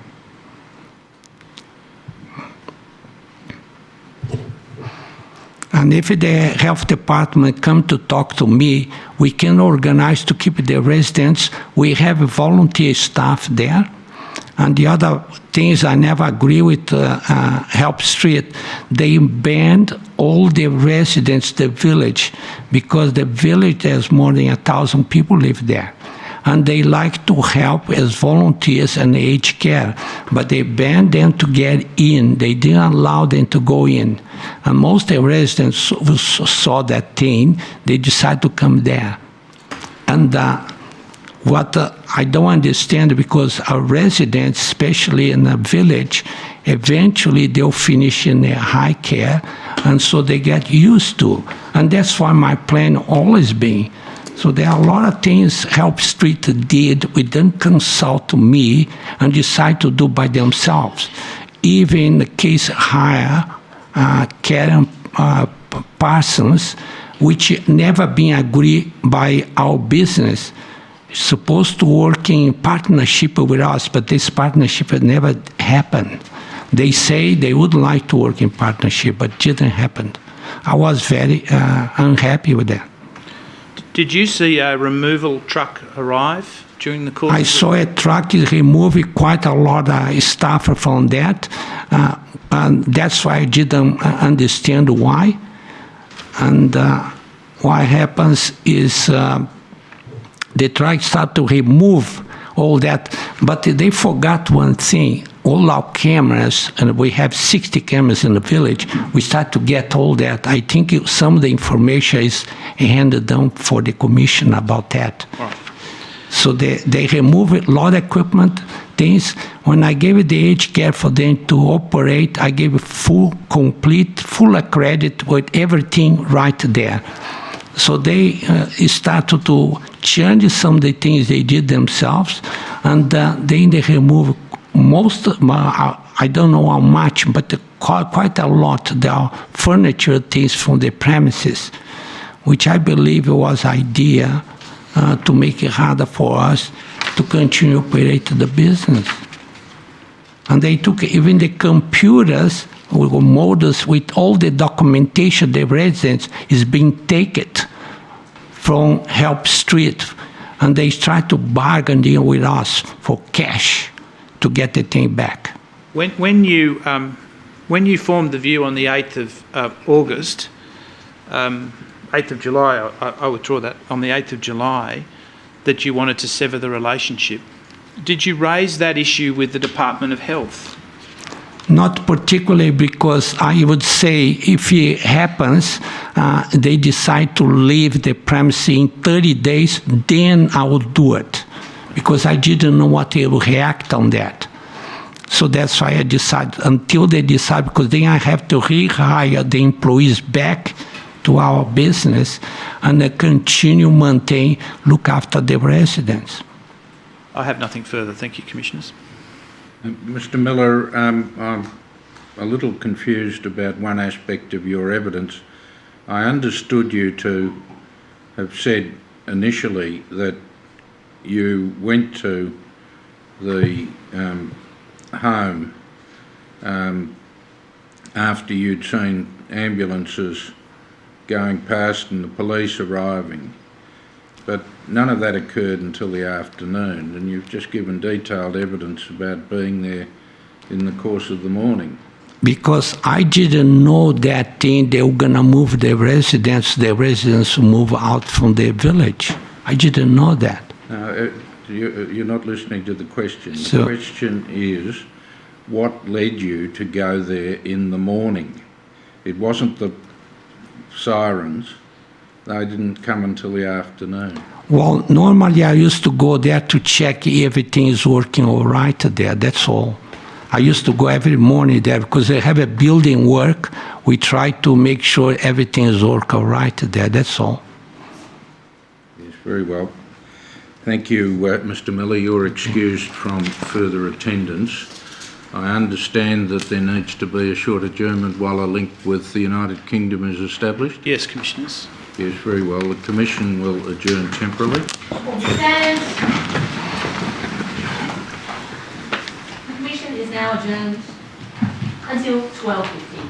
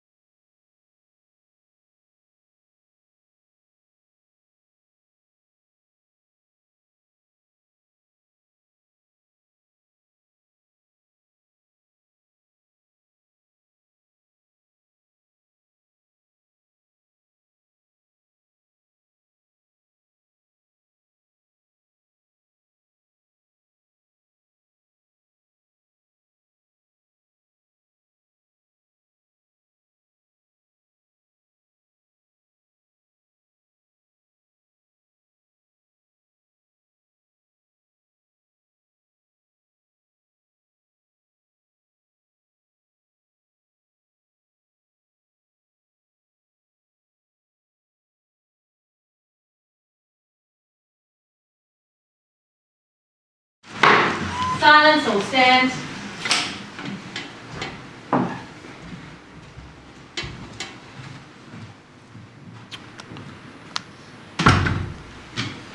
Please be seated.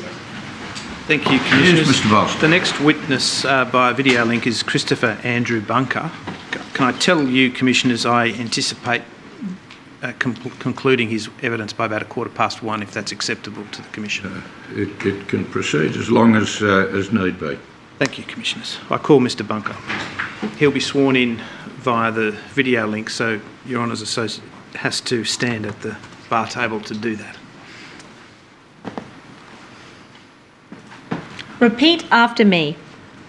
I solemnly and sincerely I solemnly and sincerely declare and affirm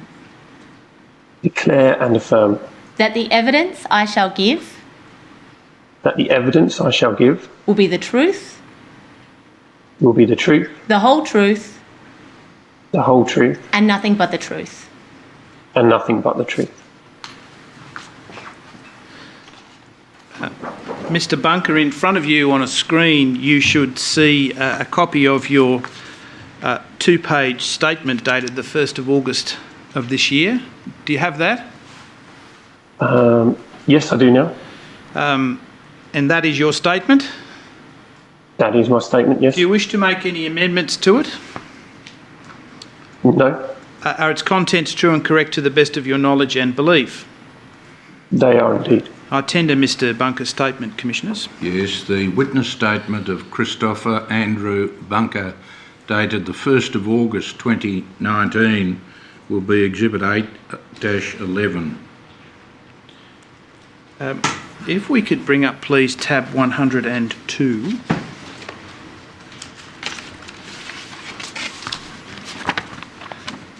And if we could go to the bottom of that page, or to the bottom of the document, the last page in it.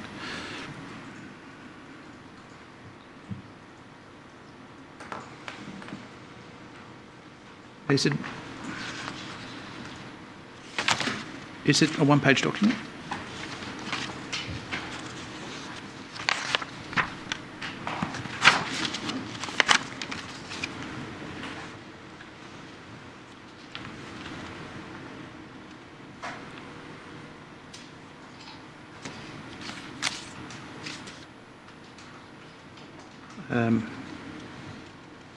I'll come back to that.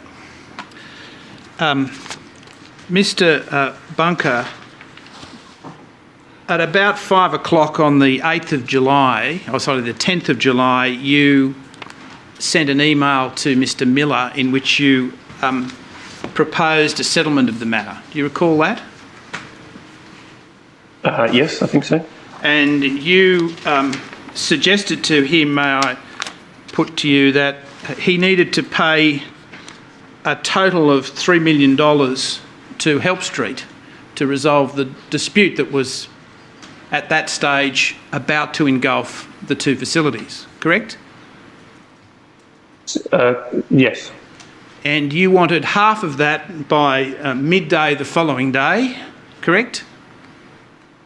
Confirmation. Yeah. Well, you wanted confirmation by midnight that night, didn't you? Ideally, yes. And you wanted the clear funds by midday the following day? Or a remittance of something to that effect. Yeah. Well, you wanted half of $3 million by midday the following day, didn't you? Okay. And you wanted a quarter by the 30th of July, correct? Okay, yes. And the remaining quarter by the 9th of August, correct? Yes. And what did you say would happen if he didn't agree with that? He didn't accept that offer? I can't remember the email word for word. We'll just try and track it down, but you mentioned the facility going into administration, didn't you? Not the facility, no. Well, but Help Street Villages. You raised with him putting Help Street into administration, didn't you? We were concerned with no payment from People Care that Help Street Villages would not be able to trade. Yeah. Was Help Street or any of its related entities put into administration on either the 10th or the 11th of July? No. Were you present when Mr Corey made a call to the 000 line on the 11th of July? Present in the building? Yes. Or in the building, yes, I believe so. You were there? I believe so, yes. Did you discuss with her the prospect of making a 000 call on the morning or the afternoon of the 11th of July? I don't think I discussed it solely with her, no. Who did you discuss it with?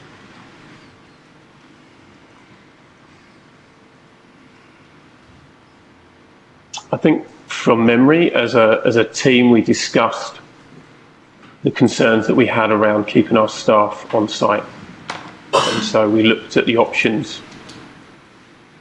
And what was your concern about keeping staff on site? My concern was keeping staff on site, that they may not choose to stay and continue to work when we discussed with them that we might not be able to continue to trade. Did you want to trade? Yes, very much so. You wanted to stay there until the end of that notice period of the 9th of August?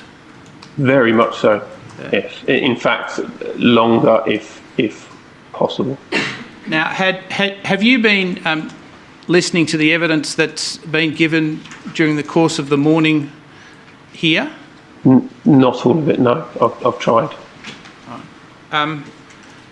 Ms Corey, who was your clinical care manager, says that there was a discussion she had with Ms Parsons, your facility manager, on the evening of the 10th, where there was talk about Help Street being out after midday on the 11th.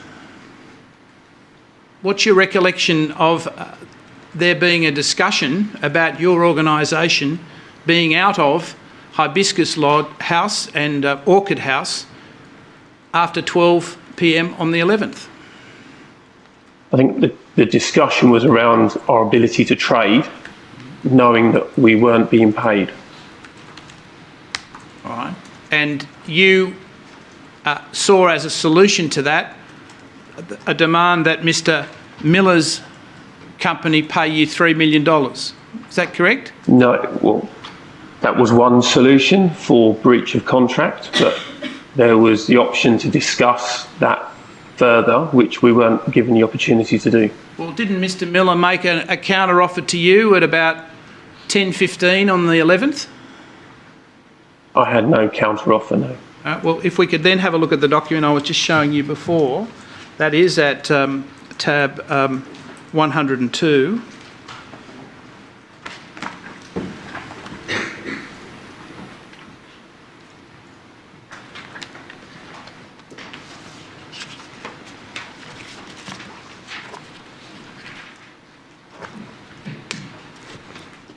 You recall seeing that letter? Yep, an email from Mr Miller's lawyer. What was unsatisfactory about that? That he was only stating that they would pay us until the 30th of June. Well, and he denied that you're entitled to any amount by way of compensation for the early termination of the licence agreement, correct? Correct. And that was the vast bulk of the $3 million that you wanted him to pay by midday the following day, correct? Yes, it was the bulk. Yes. Did you communicate to your staff that response or the substance of it? No, we were telling the staff that we were in communication with People Care and we were trying to negotiate a future.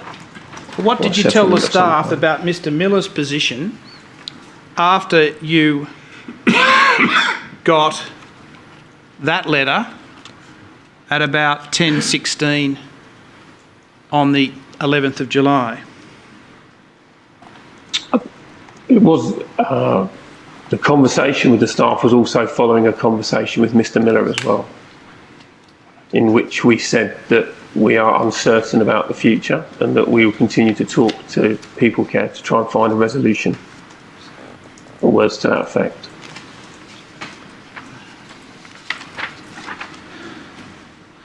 Just to be fair to you, if we could go, please, if we could bring up it should be behind tab 102, but it's PCP quadruple 9 0002 0234. Right, yeah, that's it. If we could just go back to the first of those. If you could just read that to yourself and familiarise yourself with, firstly, that page.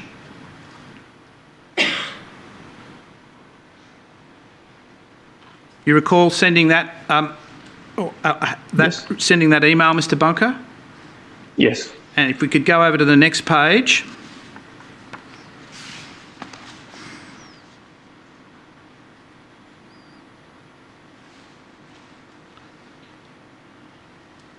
And you'll see there the principal amount of the $3.8 million you were seeking was the 1.2 million plus GST as a, I'm sorry, I withdraw that, was $2.7 million plus GST, which you discounted to 25%. And you wanted that inside of 24 hours, or at least half of it inside of 24 hours, correct?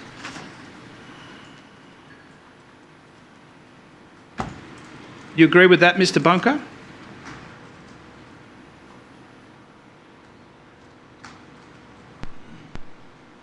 You can go down the page, perhaps to the second last and third last paragraphs. I require... Sorry, if I cut across you and you wanted to say something, can you please say it now? Looks like the leg's fallen out. Can you hear me, Mr. Bunker?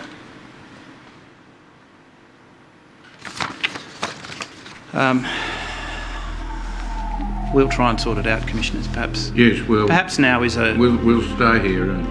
Can you hear us, Mr. Bunker?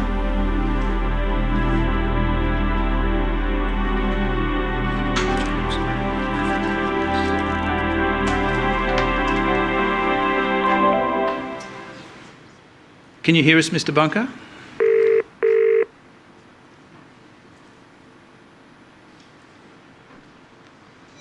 Welcome to Blue Jeans. Can you hear us, Mr. Bunker?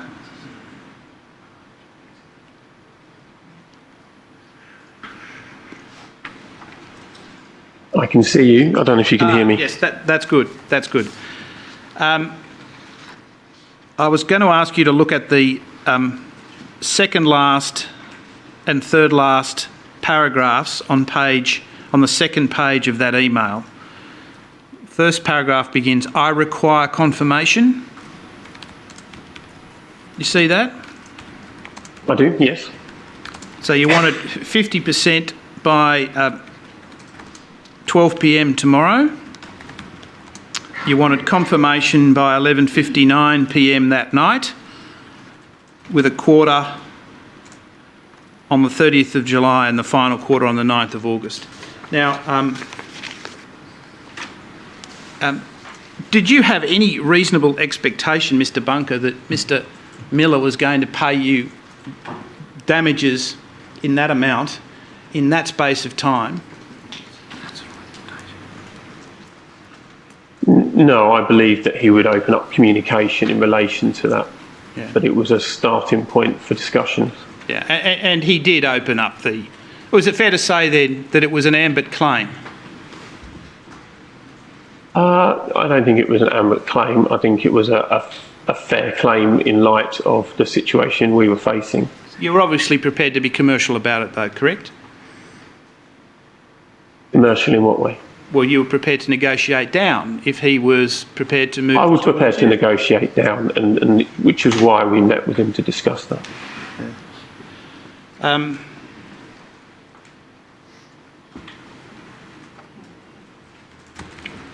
You see, Mr Bunker, the evidence suggests that a decision was made by Help Street that it was going to leave the facility possibly on the evening of the 10th. What do you say about that? How would you answer that suggestion? I would say that's not the case. All right. Was a decision made that Help Street would leave after you received that letter from Mr Miller's solicitors on the morning of the 11th of July? No. When do you say the decision was made to leave? I would say that there was no decision made by Help Street to leave. Who do you say made the decision to leave? Who made the decision for Help Street to leave? Yeah. Why did Help Street leave? People care of us to leave. And to be fair, we stayed. Did you arrange for a removalist van to be in attendance and start getting your... Sorry, Commissioners, can I just intervene there? Obviously the audio wasn't tracking that answer, and if it's to be in the transcript, I think it's important that Mr Bunker be given an opportunity to answer that question again. So I think that's fair. It's an important question. Yes, if you'd reframe it. It's gone.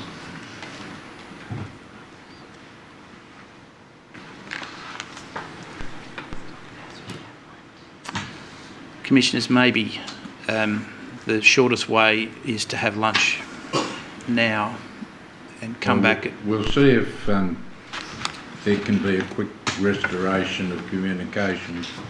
If not, we'll probably accede to your suggestion. Commissioners, could I just rise to say, to the extent we can avoid that, it may be preferable only because it's 4:15 a.m. where Mr Bunker is, and he's been sort of up, awaiting. So your preference would be that we proceed so your client can get back to bed? Well, yes. Very well, we'll do that.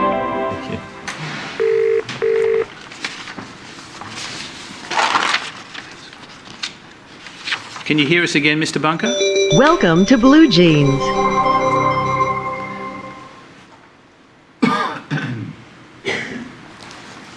Can you hear us now, Mr Bunker?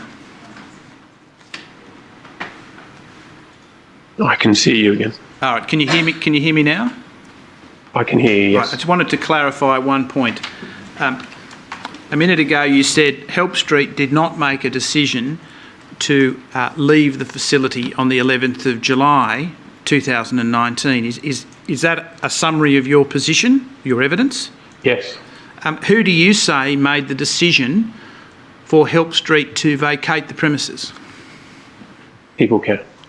And in what form was that conveyed to you? Was it in a conversation? Verbally. By whom? Karen Hurd. At when? Multiple occasions through the period of time that she was there, up until the point which we did leave, but on the agreement of the People Care and Queensland Health and the police. I want to suggest to you that that's incorrect for a couple of reasons. Let me state them first and then I'll get your response. Firstly, Ms Hurd's evidence is that she did not arrive at the facility until 3:30, and her evidence is, and you may be aware of this, that she lived some considerable distance from Nerang in the hinterland of New South Wales, and it was a 2-hour drive from her place to People Care. Correct? Do you accept that? Yes, okay. Yes, I do. There is evidence before the Commission that by at least 12:10, there was a removalist van on site and that there were people from the removalist company removing your goods and your property from the facility. Do you accept that?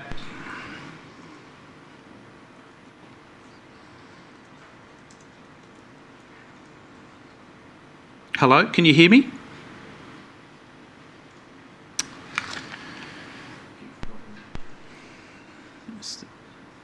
It's the same as in Broome.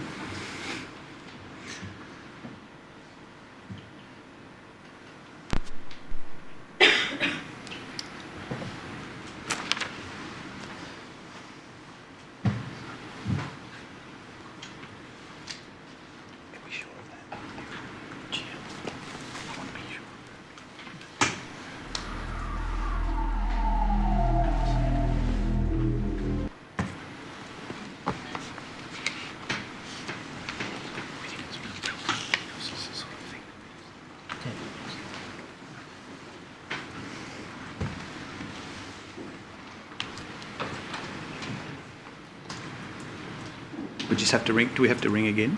Yeah.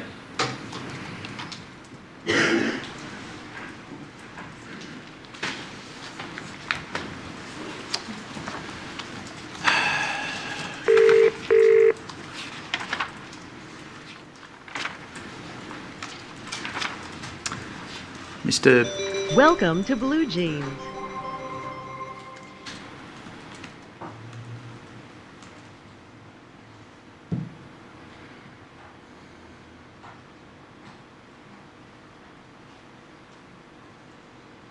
I can see you again. All right, Mr. Bunker, I do apologise that we... I can't hear you though. You can't hear me? Can you hear me now? Hello?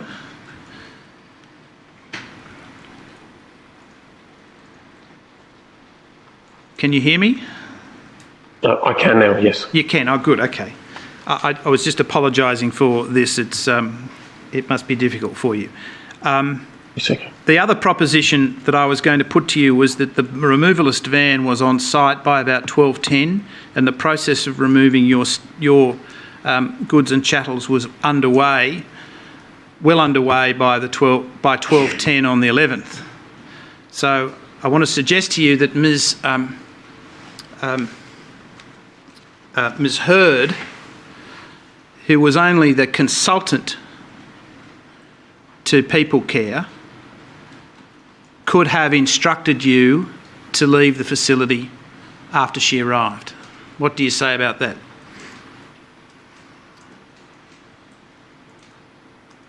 She only asked us to vacate after she arrived, correct? All right. But you had made a decision to vacate, and you were in the process of vacating well before her arrival, correct? In terms of the removalist truck? Sorry, would you mind repeating the question? Can you hear me again? Commissioners, I think we need to sort this out. I fear that's so. We will not fix a duration for the adjournment. If you could, if we're confident, we'll let you know. Let us know as soon as you're confident that adequate communications have been restored. The Commission will temporarily adjourn. Thank you. Stands, the Commission is now adjourned.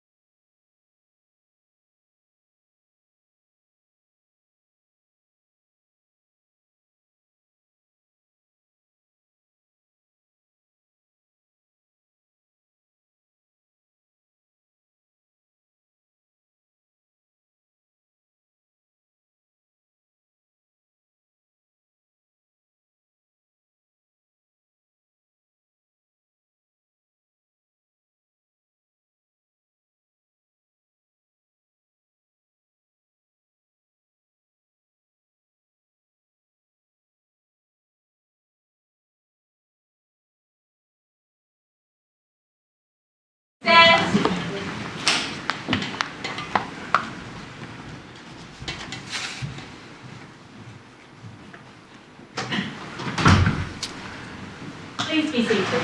Thank you, Commissioners. The link has been up and stable for about 10 minutes, so let's try May it long remain so. Well, not too much longer. I want to finish fairly briefly. Mr Bunker, just before we had our last series of problems with the audio, I was suggesting to you that the decision to leave was a decision that you made, and you made it well before Ms Hurd attended the premises at 3:30 on the 11th. What's your response to that?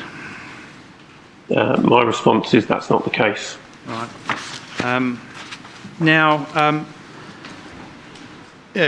is it the case that you were provided or served with a notice of disqualification from managing corporations under section 206F3 of the Corporations Act in June of last year? Correct. Is that notice still in effect? Yes. And is it a disqualification period for a period of 3 years? Yes, correct. All right. Was that fact disclosed to the people at People Care at any stage during your dealings with them? When do you say it was disclosed to them? From the very start. Well, the start for you was April 2018, and the notice was in 27 June 2018. I withdraw that. To be fair to you, you were provided, may I suggest, with a notice to demonstrate why disqualification should not occur in December 2017. Does that accord with your recollection? Hello? Yes. It does? Yes, it was. All right. Finally, Mr Bunker, the servers which contained the patient records were taken from the facility on the 10th of July. You recall that? Yes. That was at your direction? Not solely my direction, it was a group decision, but yes. Well, who made the decision? I was involved in it. It was our management team decided that was the best course of action. Well, why was it a good course of action? To upgrade the server to a secure location. Well, did you return the server at any stage? To the facility? Yeah. No. The patient records, where are they now? They're on the server. Oh, and have they been provided to the providers who now have the care of these residents? To the best of my knowledge, the server information has been provided. And how and when did that happen? To the best of my knowledge, that's for remote access. But again, to the best of my knowledge, this is also available on site. How's it available on site? I was assured that there's clinical hard copies on site of care plans and documentation for resident care. Well, I'm not talking about the hard copies. I'm talking about the server and the material, the electronic information that's stored on the server. No one's got access to that, have they? Except whoever's got the server. Correct? No, I'm on the understanding that there is remote access available to that server. All right. And where do you get that understanding from? From my legal advisors. From our lawyers. From your lawyers? Okay. Yes, correct. All right. If your commissioners just excuse me for a minute.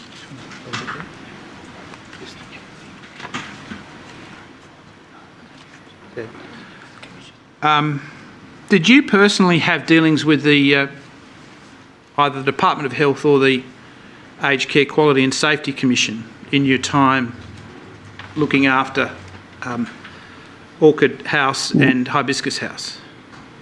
No, I did not. No. So, the Quality Agency, what about the Quality Agency? Is your answer the same for them? it is. I have no dealings with them. Yeah. And who represented you in all of those communications? You, as in Help Street? Yeah. That would have been the management team on site. Right. Was the management team made aware of your disqualification?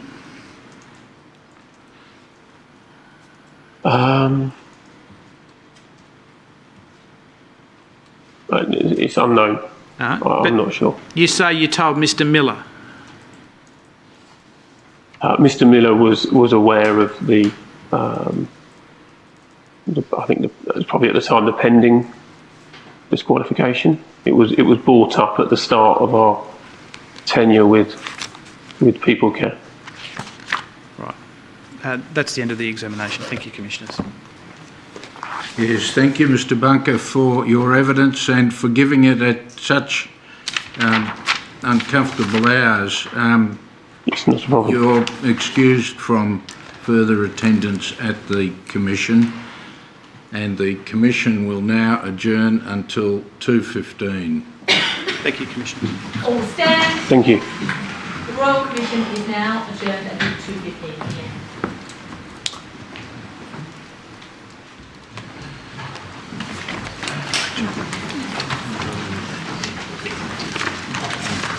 Yeah.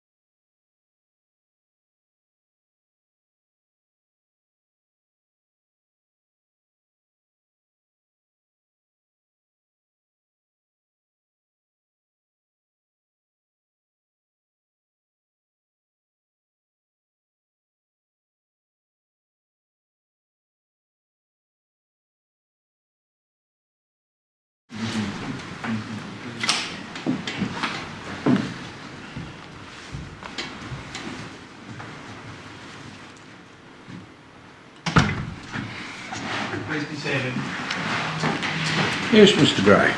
Thank you, Commissioner. Commissioners, Mr Coveney wishes to address. Commissioners, sorry to trouble you. I appear for the Help Street villagers and their respective witnesses. One of those witnesses is David Lamb. Mr Lamb was served with a summons, but counsel assisting has informed me that he does not intend to call him as a witness. I therefore just seek to have him formally excused from further attendance at the Commission. And we're content with it. Yes, very well. Thank you.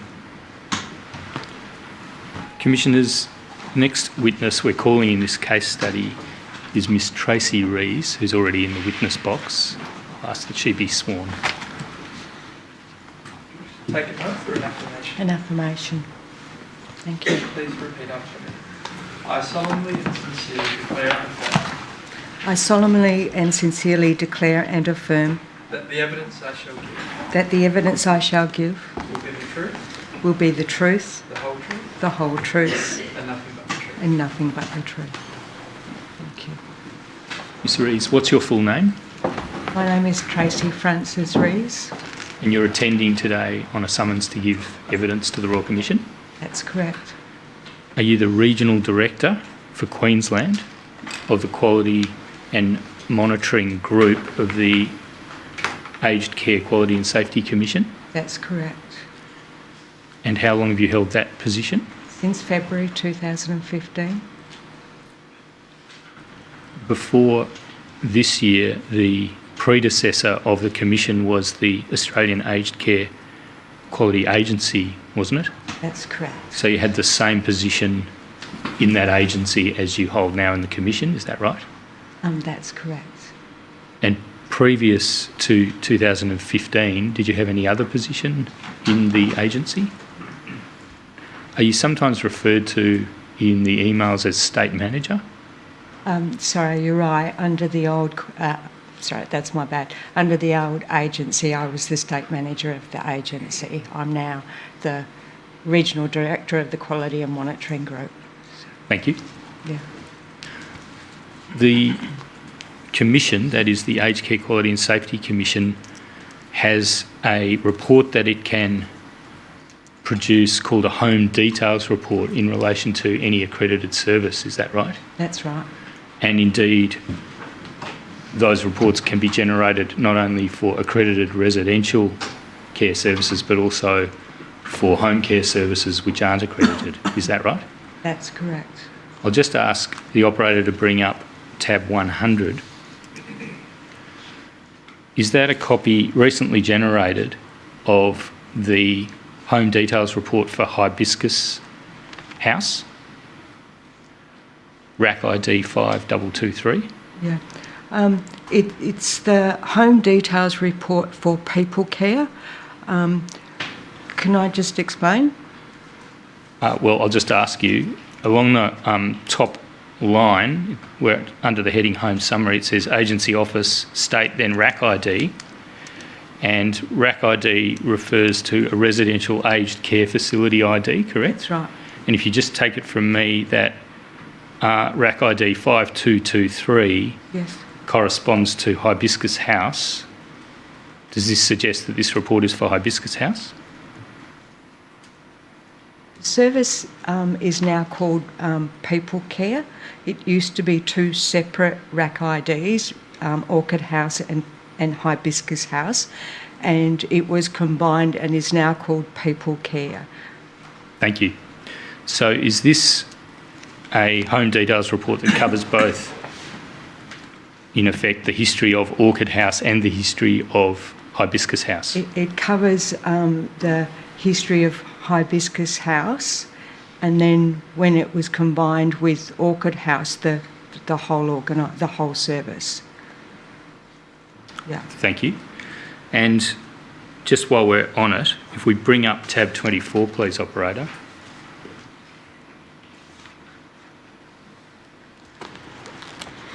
Is this a Home Details Report generated some time ago in 2016 in relation to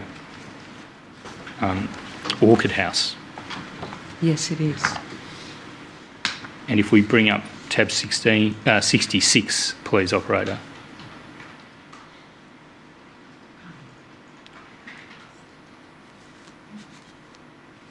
This document, Mr. Rees, is this in effect a similar kind of document but not for a residential aged care facility, rather for a home care service? That's correct. And is this in effect the report for People Care's home care service? That's correct, yes. Thank you. Now, if we go back to tab 110, this document, beg your pardon, tab 100, this document, the People Care Home Details Report, representing the history of Orchid House and then the merged history of both Orchid and Hibiscus House. This document is titled Australian Government Aged Care Quality and Safety Commission. Is this document also available to the department, to the best of your knowledge? To the best of my knowledge, no, it's not available to the department. All right. Ms. Rees, I'll ask you to move forward a tiny bit and speak into the microphone if you can. Thank you very much. Sorry. I want to ask you about page 0680 of this document.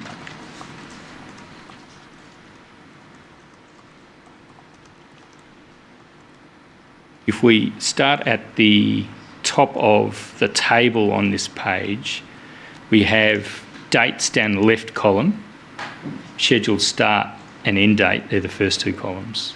Then we've got a column called activity type, and those three columns together, I suggest, when you're going across the row, represent when something happened and what the activity was that happened at that time. That's correct. And then there's a column unannounced, and that means whether the activity, whether usually a visit, was announced or unannounced. Yeah. And then moving across to the not met list, which is in about the middle of the page, that's then a column which identifies whether the either agency staff, if it was during the term of the agency, or commission staff found that expected outcomes were not met during the relevant activity. Is that right? That's correct. Yeah. Yep. So if we go down the table to the date, scheduled start date 26 April 2007, scheduled end date 29 April 2007, there was a review audit on that time, that's what this document's showing, and there were numerous not mets found in relation to the expected outcomes in the then accreditation standards. Is that right? That's correct. And you weren't at the agency in 2007, No. You came to the agency in 2015, is that right? That's correct. However, have you had a chance to familiarise yourself with the agency's documents in relation to People Care in the lead up to giving evidence today? Yes, I have. So I'll take you to a serious risk report, which is at tab 4, please, operator.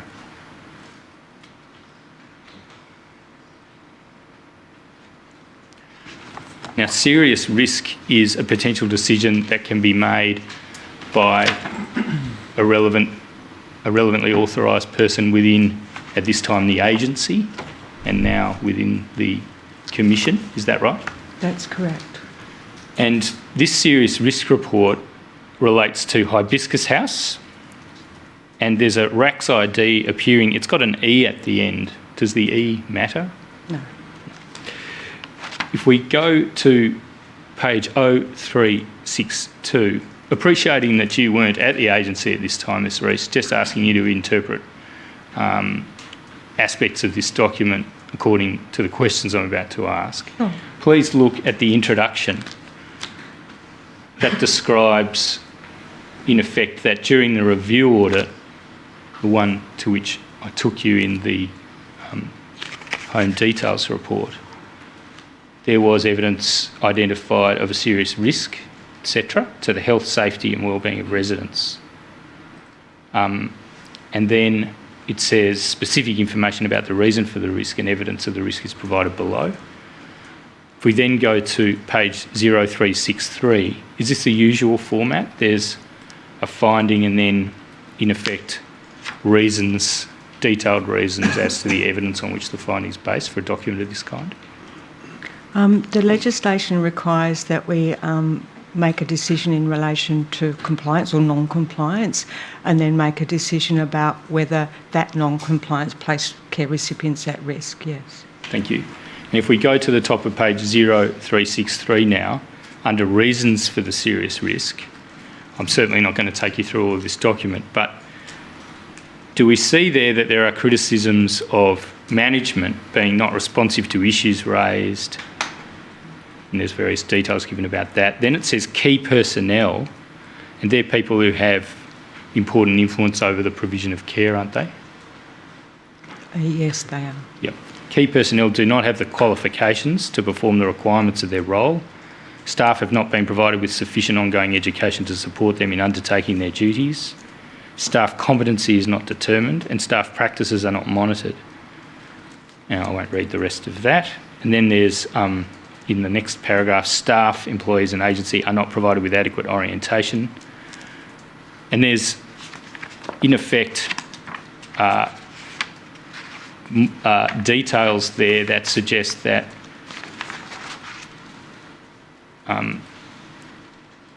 there are management failings that have the potential to cause impact on health, safety and wellbeing of residents. Is that right? You don't see anything in that paragraph that's unusual according to the processes of the agency's decision-making, do you? Well, I wasn't there at the time, but it's consistent with how we handled it more recently, yes. Because those management issues, delineating roles and ensuring that key personnel have qualifications suitable to their role, are very important issues that can give rise to a risk to residents, correct? We assessed that expected outcome 1.6, and yes, it is very important. Yep. And I just want to ask you about another page, 0369. This comes under 1.6, the expected outcome you just mentioned, which is human resource management. It says here, under the heading supporting information at the first bullet point, that the care services manager advised that they have no qualifications in management and their experience in managing people is limited to managing 12 staff in a previous occupation, automotive engineer. And then it goes on and provides more detail. Is this an unusually bad case of a failure to meet expected outcome 1.6, Ms Rees?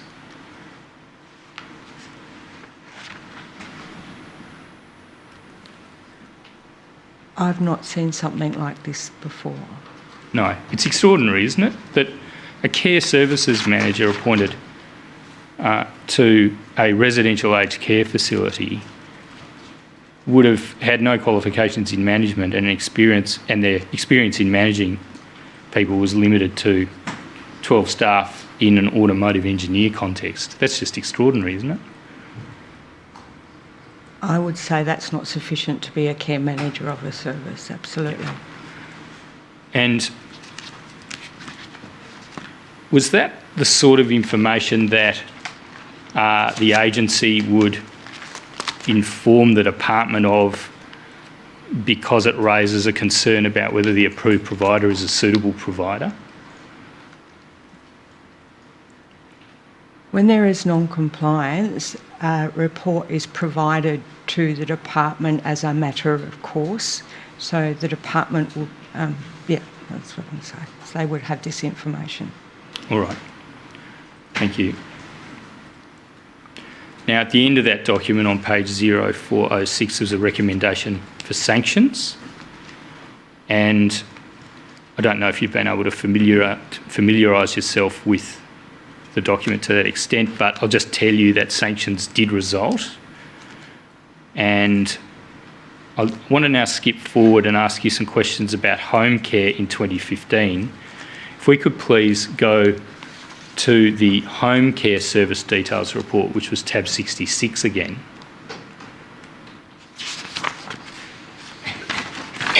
And the operator will bring up page 0.5273.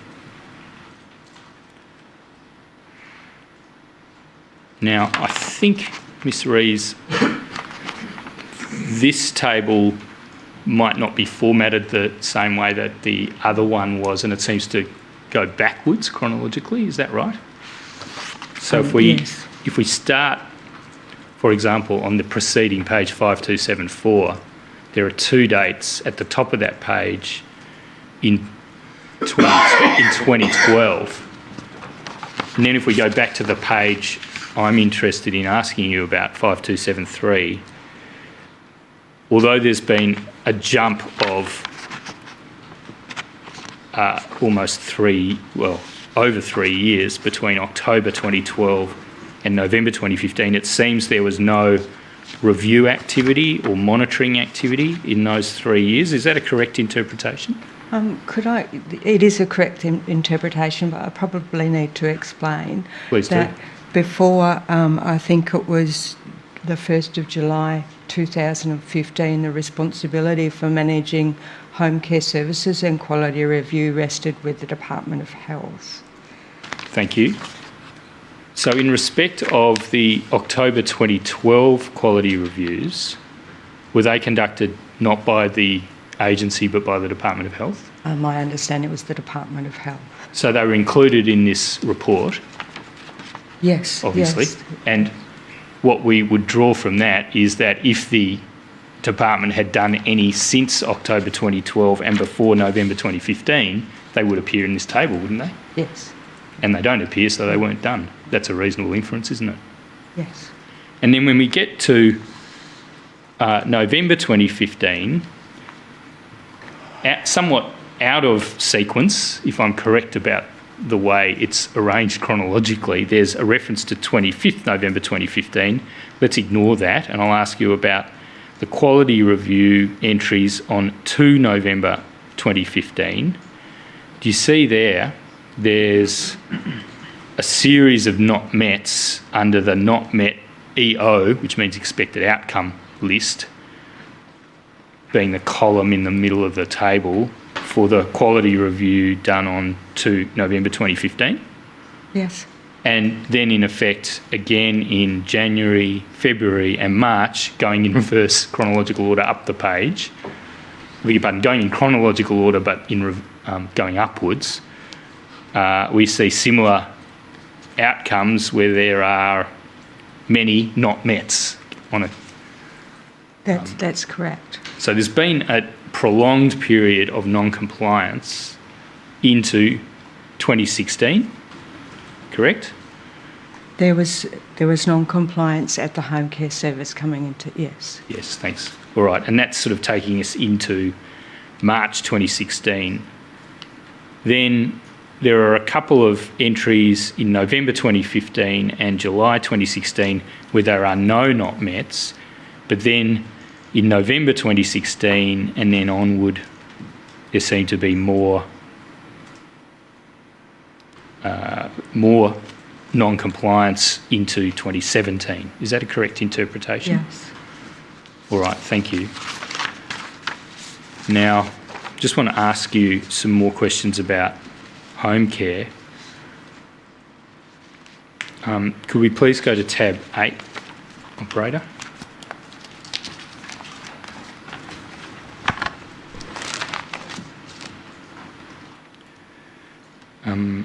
Here is what seems to be an assessment contact report early in that period of non-compliance that I took you to and asked you about a short time ago, Ms Rees. This is an assessment contact on the 25th of November 2015, isn't it? That's what it says, yeah. Yeah. And by this time, were you at the agency? Yes, I was. Yep. And I'm not suggesting that you're the author of this particular document, but we're now into the territory where you have familiarity on an ordinary day-to-day basis with these sorts of documents, are we? I'm the regional director of the office, but I'm not the only decision maker in the office, so I would not necessarily review and make decisions on every assessment contact that we undertake. No, so you don't have an independent recollection of this particular assessment contact report dating all the way back to November 2015. Is that what you're saying? I can't recall it, no. Yeah.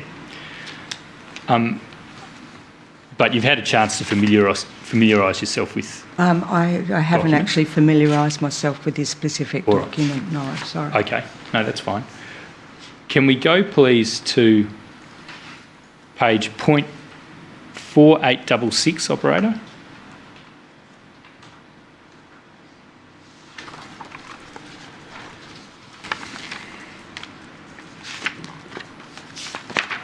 Now, we've got no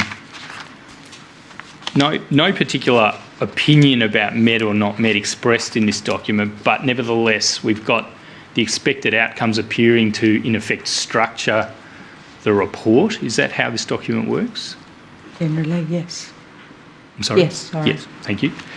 And the particular expected outcome, which appears on page 4866, is expected outcome 1.1, corporate governance.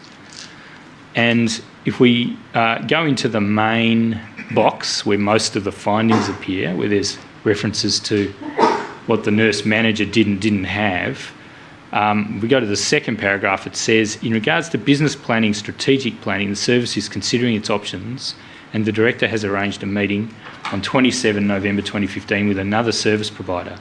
The NM nurse manager advised that the intention is to broker out the home care packages. The NM advised that until the home care service has stabilised regarding service management, planning and delivery, no new care recipients will be taken into the program.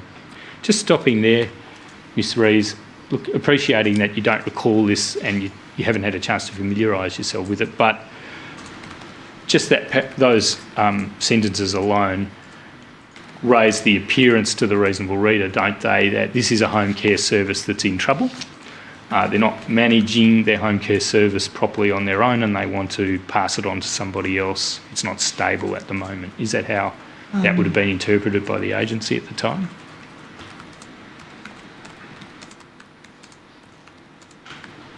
It indicates that the service is looking at its options in terms of how it's managing its services, and it would indicate that there's some risk there. But in home care services, it's not unusual for brokerage arrangements to be in place. All right. Now, I just want to ask you, just say my interpretation was taken by somebody reading the document within the agency. Is there a process within the agency for referring to the department at this time in 2015 information that raises questions about the suitability of an approved provider, irrespective of the context in which that information arises? So even though it might be home care related context, it might be relevant to whether they're an approved provider that's suitable to provide any form of care, and if so, does that get passed on? There's a process in place where a service is non-compliant and reports are provided to the department for their consideration. Yeah, there is no. I'm not aware of a process that's directly to the approved provider area. It's to the compliance area of the department. Well, let's just understand that a little more. You've introduced perhaps three concepts in your answer there. Yeah. One is you've emphasised a point you made a short time ago, that what the agency's doing is considering whether the service is non-compliant, and if it is non-compliant, it will pass that information on to the department. Yes. Then you've made 2 points about the department. You've said there's a compliance area and an approvals or an approved provider area. And you suggest that information about non-compliance would go to the compliance area, do you, but not to the approvals area? That's correct. I don't know what processes might be in the department to share information, but the then agency and now the Commission's relationship in matters of compliance is directly with the compliance area of the department. So just going back then to the agency, as at 2015, was there scope within the ordinary decision-making and investigative processes within the agency at that time to consider outside the framework of whether a service is merely compliant or non-compliant, to consider whether suitability for approval was really in doubt in light of particular material, and then to escalate that material and that issue to the department.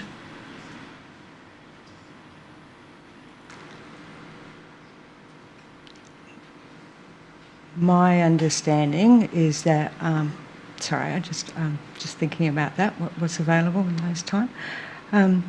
My understanding is that those issues would be escalated, would be managed through a compliance process rather than we didn't have any systems that were directly to an approved provider. And so when you refer to those matters being managed through a compliance process, that was always with the aim, was it, of managing the approved provider back to compliance? That's usually the main aim, yes. Yep. And when you say usually the main aim? Sorry, it is unless a decision is made about revocation or something like that, if a period of accreditation is still in place, their aim is to support the service to return to compliance. All right. And unless a decision is made about revocation, are you referring to revocation of accreditation at that point? Yes, sorry. Yes? Yeah. And that's a decision that can be made within the agency and now within the Commission, correct? Right. So there are circumstances in which the service accreditation might fall for consideration of revocation within the agency. That's right. But there aren't circumstances in which the agency would turn its mind to the question of the suitability of the corporate entity to be an approved provider. That was an issue that was left to the department to consider. Is that what you're saying? That's correct. Yeah. Yep.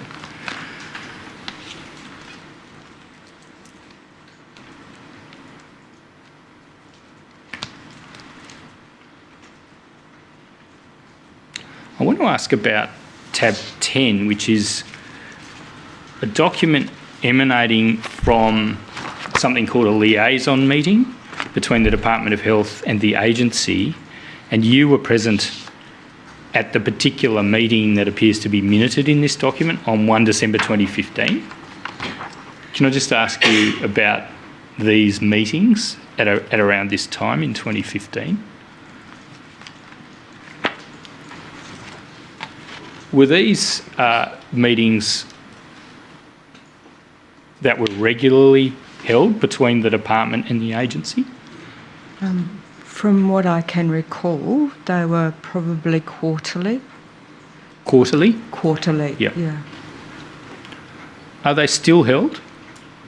We have regular teleconferences with the compliance area of the department, yes. When we look at the services of concern, you can't see them because they've been blacked out. But if you just go over the page, please, operator, you'll see that there's not a huge number of them. You can tell that because the areas of the document that have been redacted are not very, very extensive. Is it your recollection that there weren't too many services of concern that were discussed generally at these liaison meetings, something in the order of, a dozen or so? It would be the services of concern that we discussed were those services that had non-compliance at the time. So that would vary over, any given time. It might be more or less, yeah. Okay. Now, if we go to page 6304, we see there's a reference to people care there, and it says there's significant not met on home care, and then there's a reference to residential visits brought forward on risk assessment, or Orchid House and Hibiscus. So this is suggesting what? That there's some discussion about, well, they're not performing in home care, so let's have a look at residential care. Is that a fair summary of what this minute records? Yes, that's correct. And would the motivation for that decision to go from one setting to another come from the agency, the department, or either or both? The department can make a referral to us if they believe that there are concerns, but in the main it's a decision within the agency and the Commission about prioritising visits and bringing visits forward. Okay. So I want to now ask about the complaints function, which I appreciate at the time of late 2015 and on into 2016, and indeed all the way until the beginning of this year, has been a separate function exercised by a separate statutory officer. But in any event, I just want to ask you about it. I'll show you a document and we'll see how far we can go. Tab 11, please, operator.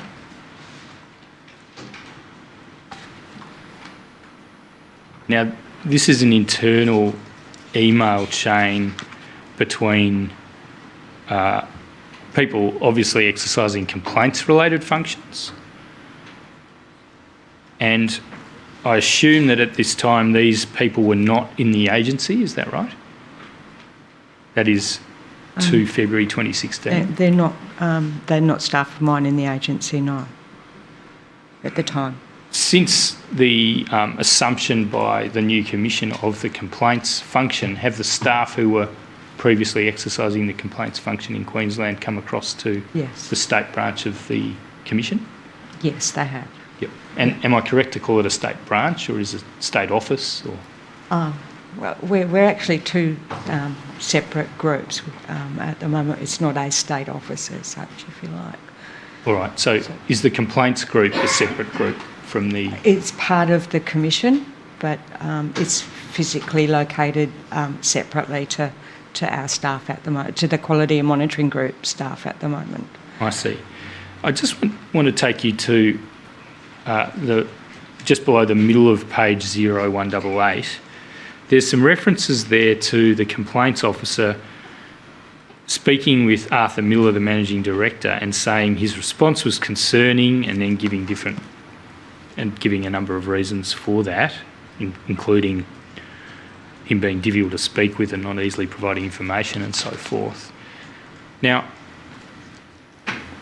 if you just accept my characterisation of this document as raising the appearance that the approved provider is not being cooperative with a complaints inquiry process, was there a procedure or a policy, to the best of your knowledge, at this time for escalation of matters of that kind, so that the department could be apprised of the question of the degree to which an approved provider is cooperating with processes such as complaints inquiries?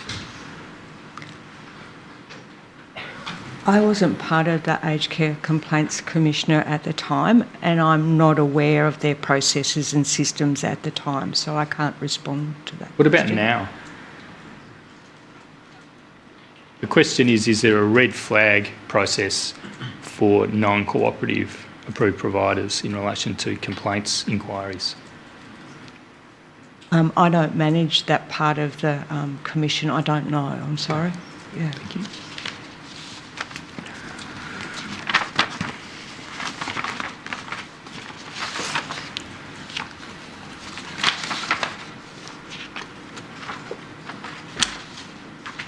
Go please to tab 16.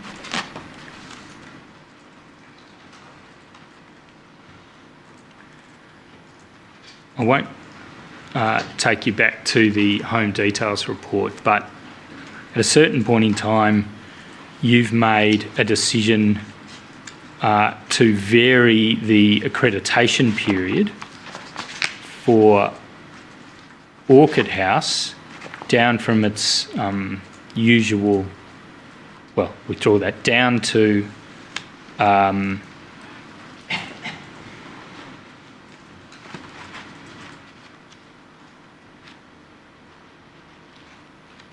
can't actually see to what period you truncated it. Was it 6 months? I varied it to 6 months. Thank you. And That's because it was showing persistent non-compliance and not improving, is that right? That's correct.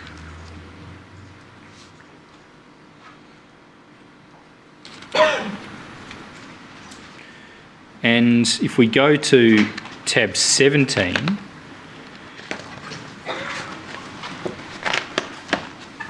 there's a report on serious risk that's made there. It does bear your signature on the last page as delegate of the CEO. That's page 1764. And in this finding, you made findings of serious risk at Hibiscus House, and this is at about the same time, only a few days after the truncation of the accreditation period for Orchid House. Is that right? I made a decision in relation to serious risk, yes, at Hibiscus House after they were also non-compliant. So both of the aged care facilities at Belhaven Retirement Village are seriously non-compliant, if I can use that expression, to the extent that you've varied the accreditation period for one, you found serious risk for the other, and indeed you don't impose sanctions yourself, but an officer of the department shortly after this imposed sanctions on those facilities. Is that right? Or rather on the approved provider in relation to those facilities? I varied the accreditation period for both services at the time and found serious risk at Hibiscus House, and yes, the department imposed sanctions. Thank you. Now, so we're now in early June 2016. I want to ask you about a meeting that it appears you attended with the approved provider on the 10th of June 2016. It's at tab 21, please, operator.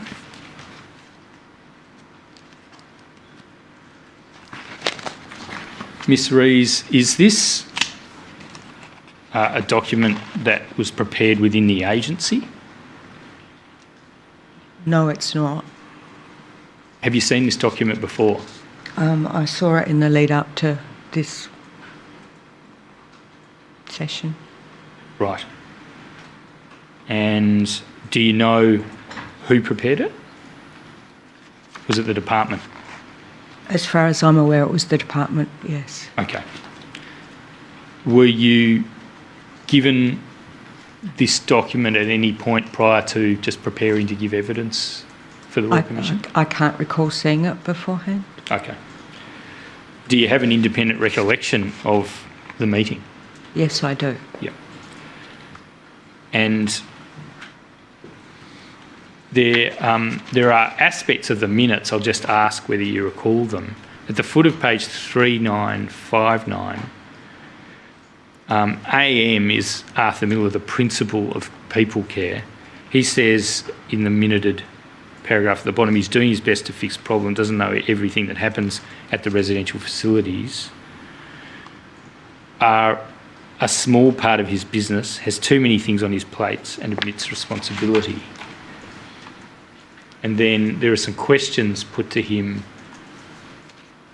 by residents on page 3960, just below the middle of the page. There's a question from a care recipient or resident about Mr. Miller's plans, and he says he can't change to service apartments due to council zoning and has applied for more aged care beds, but applications to government have been unsuccessful.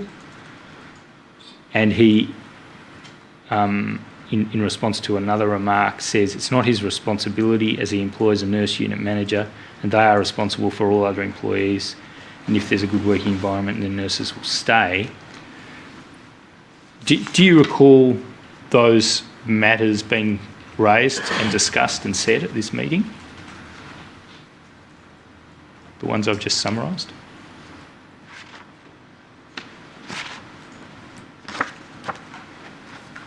I don't specifically recall that, no, but I do recall the meeting.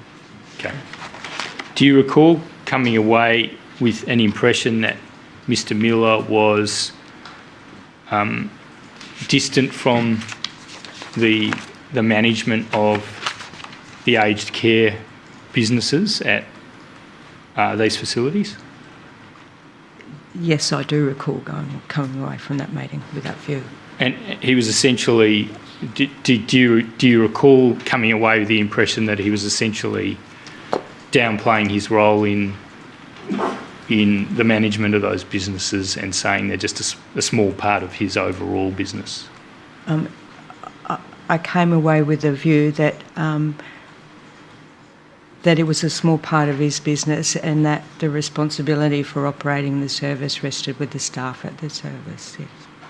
Now, I see that there are also members of officers of the department who were at this meeting, so I might ask Mr. Speed about this later, but is this the sort of information that would, to the best of your knowledge, raise an alarm bell about whether a particular approved provider is in fact suitable to be an approved provider?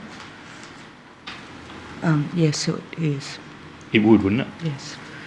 And what's the proper channel for that to occur? Is that not a channel that involves the agency, but it involves the department on your evidence? Is that right? It involves the department, yeah. And that's harking back to the evidence you gave earlier about that point. Is Sorry? that right? And that's because of those points you made earlier in your evidence when I asked you what happens if there's information that might be relevant to the suitability of an approved provider, and you explained that's really a matter that is to be considered within the department, in your view. At that time and up until the 1st of January next year, the responsibility for managing approved provider status lays with the department, yeah. It will move to the Commission on the 1st of January, From the 1st of January, yes. Now,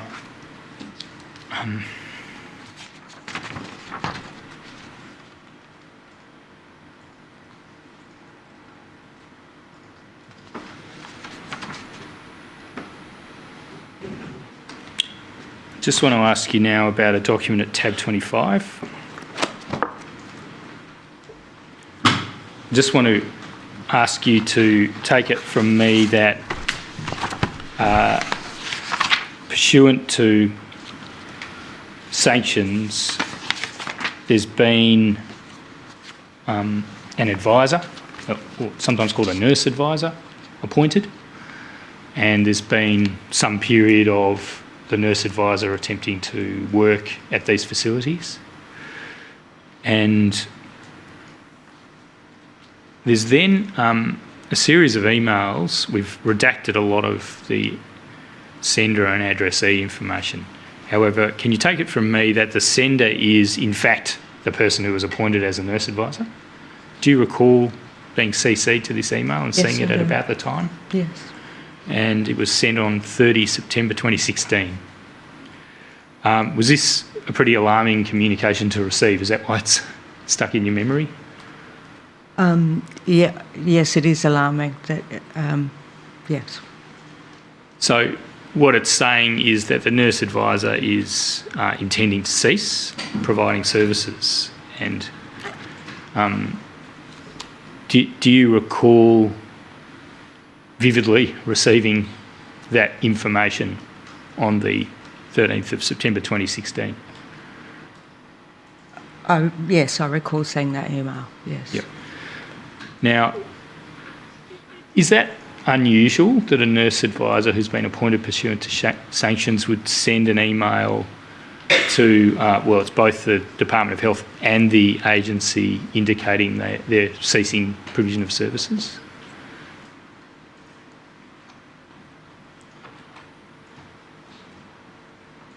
It is unusual for a nurse advisor to consider ceasing services. It's happened before, but it's not a normal process. It raises a red flag or an alarm bell about the approved provider, doesn't it? Yes. And in actual fact, the nurse advisor eventually stayed. But then in September, there was another flare-up of the difficulties. And just before I put that to you, I'll get the document to make sure I get it right. It's tab... sorry, this is September. What am I saying? And the difficulties that the nurse advisor was encountering on his evidence are at tab 27. Were you given a copy of this letter? It appears to have been forwarded to you under cover of an email also on the 13th of September. It's a letter from the organisation to which the nurse advisor belongs, and there are details there of, in effect, the reasons for the discontinuation of services that the nurse advisor was wishing to implement. And, for example, at point 2, the inability of people care to ensure key personnel take an active management in the role, active management role in the rectification and sustainability of compliance concerns was mentioned, wasn't it? Do you recall getting this letter? Yes. And that point about the inability of the approved provider to ensure the key personnel take an active management role in the rectification and sustainability of compliance concerns is highly concerning, isn't it? It is concerning, yes. Because the whole point of having the nurse advisor in place is to manage the approved provider back to compliance in a sustainable way, isn't it? That's correct. And here is a flag being raised or an alarm bell being rung by the nurse advisor himself to the effect that anything I do might not be sustainable. That's a fair summary, isn't it? Yes. And there's also references to financial constraints being claimed and there being inadequate resources. Agreed? In points 3 and 4.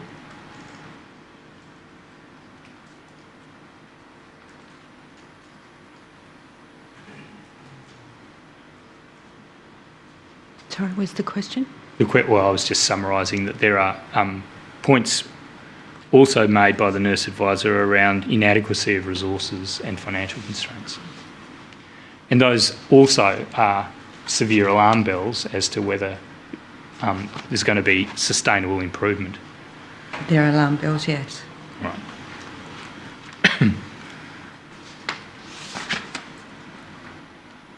Do you recall any discussions with the department having received this communication from the nurse advisor about those alarm bells concerning people care? Yes, I did, yes. Was it discussed between the department and the agency in that respect that the approved provider was no longer suitable to be an approved provider? I can't recall if that was specifically addressed. There were questions. Sorry, start again. Yes, there were at the time discussions about between the agency and the state office of the department about suitability of the approved provider. And was that taken into a formal process of reviewing the suitability of Mr Miller's company, People Care, to remain an approved provider? That wasn't part of anything I was involved in. I don't know what actions the department took at the time. Okay. Because all of these flags that I've been raising with you, I've been calling them flags, matters that raise concern, all of these point in the direction, don't they, of information that would logically suggest that this company wasn't suitable to be an approved provider. That's a fair summary, isn't it? It suggests that that potentially you're right, yes. Right.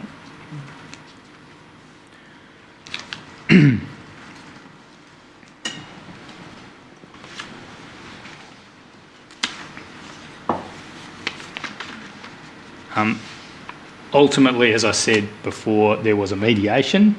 Do you recall that? And the nurse advisor agreed to stay? I recall the nurse advisor stayed. Right.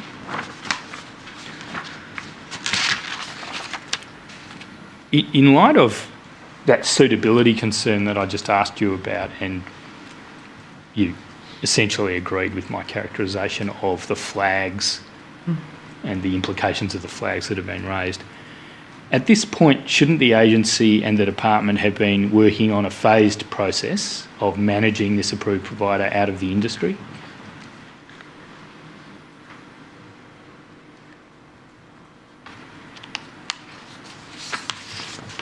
The agency's responsibility at the time was to monitor compliance with the accreditation standards and make decisions about accreditation.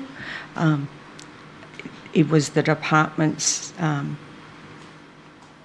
responsibility in relation to approved provider. We didn't have a joint approach. Mm.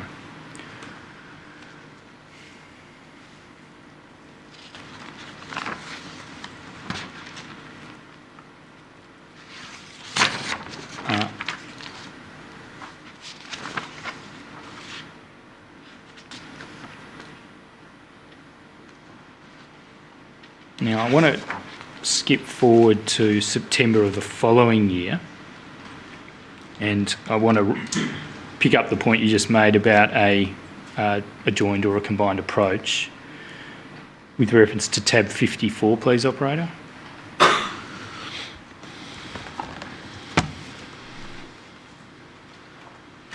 In tab 54, we have here more minutes of another liaison meeting. And I take it from your answer a little while ago, Ms. Rees, that these meetings don't occur in this format anymore, but there are regular telephone conferences. Is that right? Can I just explain they're two different meetings? Sure. So the meeting minutes we looked at earlier was between the state officers of the agency and the local state office of the Department of Health. This is not a meeting that I attend, so I can't talk to any of the minutes in relation to it. Okay. All right. Thank you. I'll put that document away. I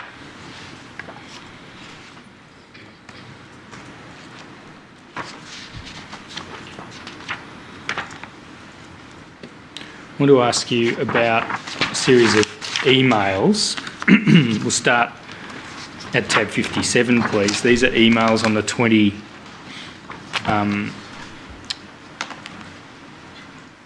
23rd of March 2018. And if we look at this email and we go down, please, operator, to the beginning of the chain chronologically,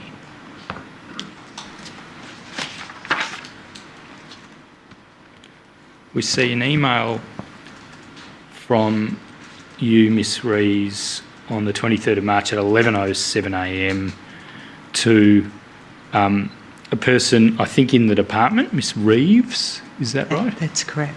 And you've said, have you got a transfer application for people care? We've been advised that there will be a new AP in place from 1 April, and that was because of information that had been reported to you as a result of an assessment contact, is that right? That's correct.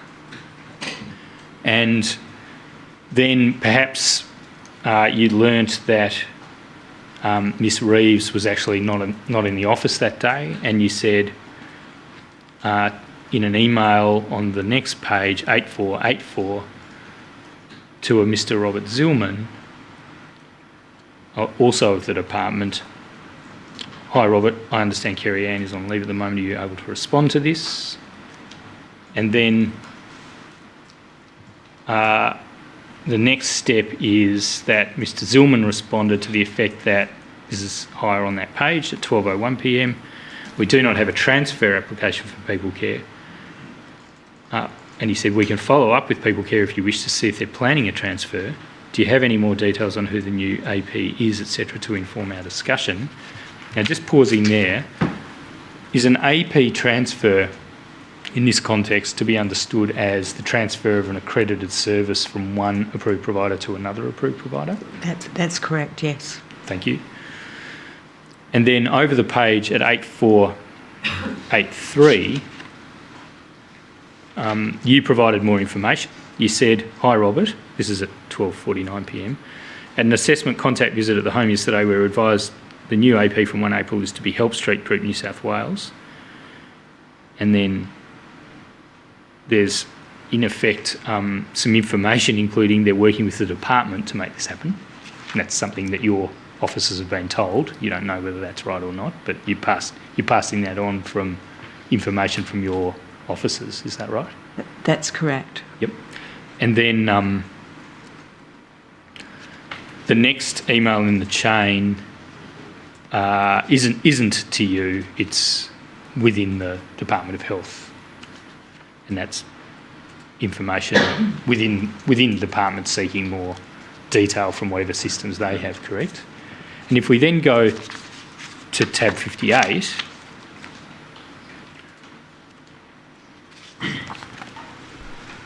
and we look at page 8491 at the foot of the page, an officer has emailed to you, CC'd to Mr Zillman and to others.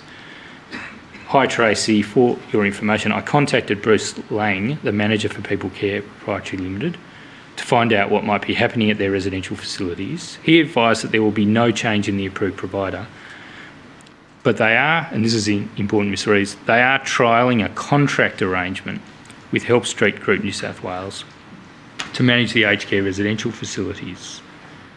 I asked Bruce if he would send an email to us to formally advise us of these arrangements so that we can update our records. He was happy to do so. And that you've received that email from somebody in the department, is that right? That's correct. So it's really over the department to sort those issues out. Is that how you understood matters to be left at that point? You didn't consider that you had any duty to find out more about the trialling of the contract arrangement with Help Street Group New South Wales at this point? Or did you? Did you consider that you had some sort of obligation to find out more for yourself about the trialling of the contract arrangement with Help Street Group New South Wales? This information was uploaded to our system as what we call a case source information and provided to the decision maker in relation to the assessment contact that we had to.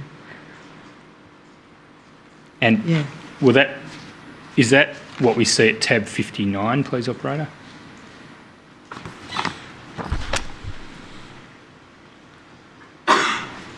Yes. Yep.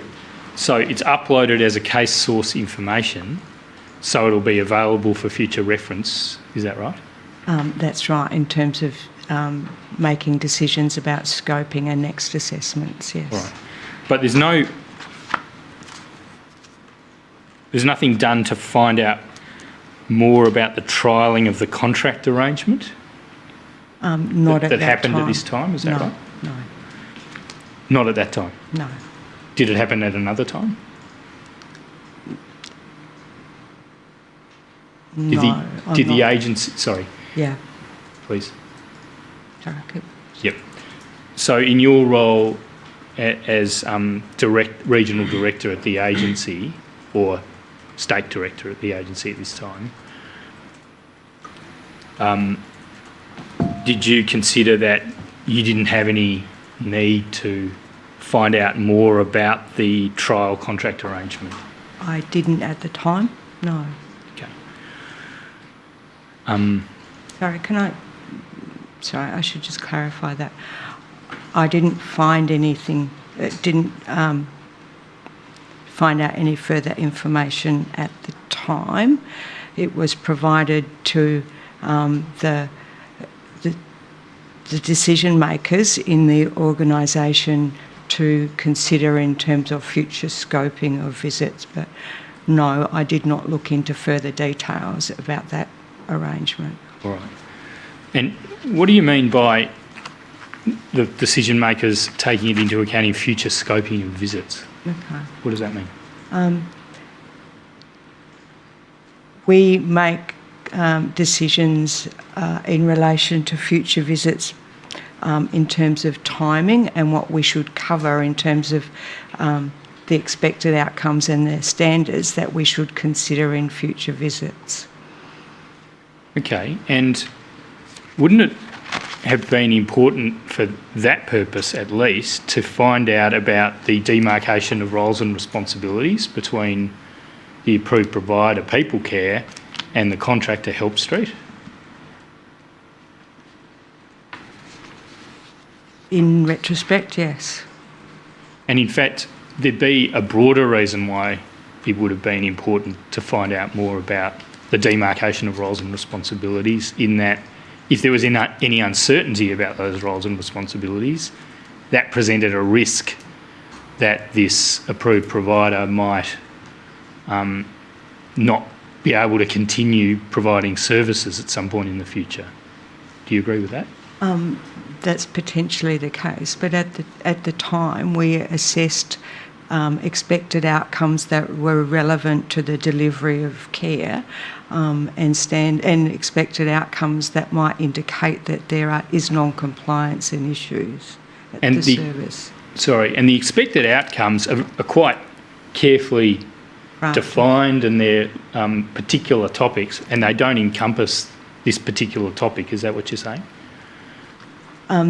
Sorry, what I was saying is that we assessed expected outcomes at the time that would indicate, that may indicate there's risk of non-compliance in relation to the service, in relation to outcomes for care recipients, yes. And the particular expected outcomes that the agency was monitoring for compliance or non-compliance didn't really cover this issue of whether there's a contract arrangement in place and whether it's a. It didn't specifically address that.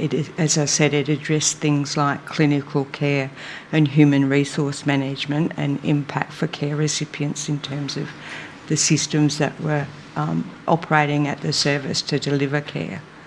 If I made a suggestion that what this seems to suggest is an overly formulaic approach to regulation, because it seems to have resulted in a failure to follow up an important fact, what would you say to that suggestion? I would say in retrospect we should have followed it up more. Okay.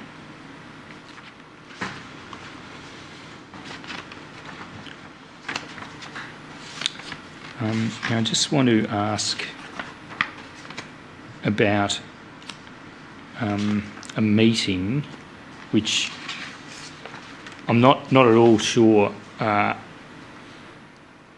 you would have known about at the time. I just want to ask whether you were essentially aware of it.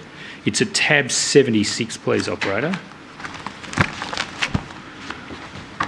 Now, it bears a doc ID code which suggests it's come from the Commonwealth. However, we're aware that the Commonwealth might have acquired documents relevant to Belhaven subsequent to the 11th of July, so I don't know exactly when this document might have come into the possession of either the Commission or the Department. Have you seen this document before? I saw it today. I've not seen it before. You hadn't seen it before? No. And do you have any knowledge about when it came into the Commonwealth's possession? I have no knowledge of it. Right. Did you know anything about what had been discussed at a residents' meeting at Belhaven on the 20th of March 2019? Relevantly, it included some comments by Mr. Miller about, in effect, whether Help Street was performing to his satisfaction.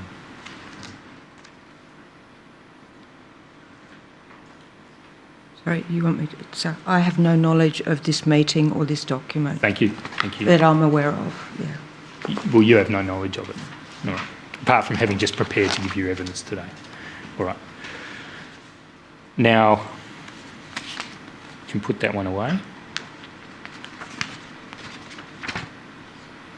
I should just ask, if the Commission had received it, you'd expect to know about that document, wouldn't you? So are you saying that to the best of your knowledge the Commission didn't receive it in about March? I'm saying to the best of 2019? my knowledge I've not seen it, and it hasn't come to the Quality and Monitoring Group in the Queensland office. Of the Commission? Yeah. All right.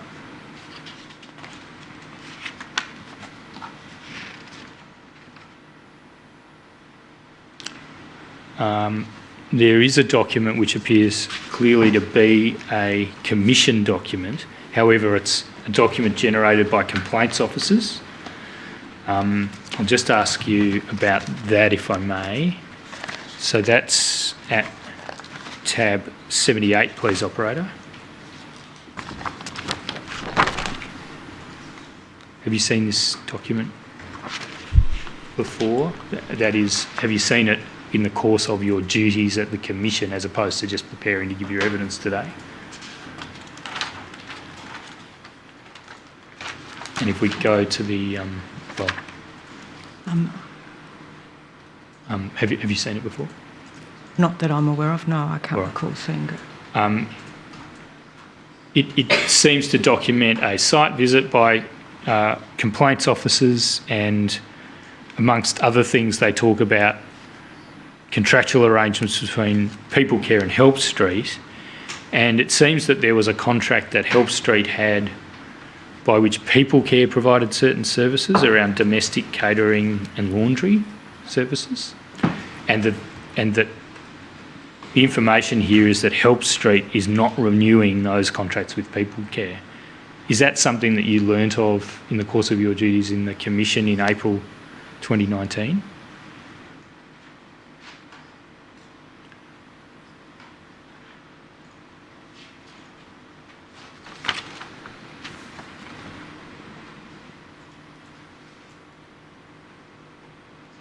I can recall having a conversation that there was some discussion about whether there would be some change to the contractual arrangements, yes. In April? Yeah, I'm not sure of the exact date, but... Right. Well, was it well before the 11th of July 2019? It was before the 11th of July. So some, months before 11 July 2019?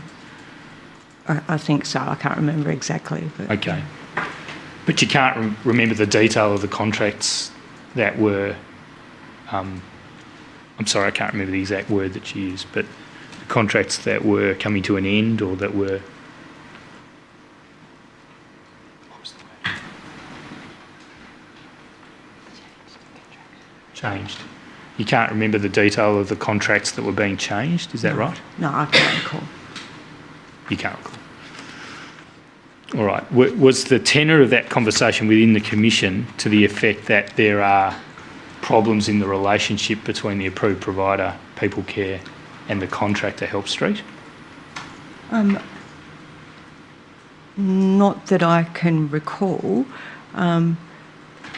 There had been non-compliance in relation to catering in the past, and I recall the view that any changes in the in the contracting arrangements, we would need to consider in future assessment contacts, and whether there would continue to be issues with hotel services, if you like.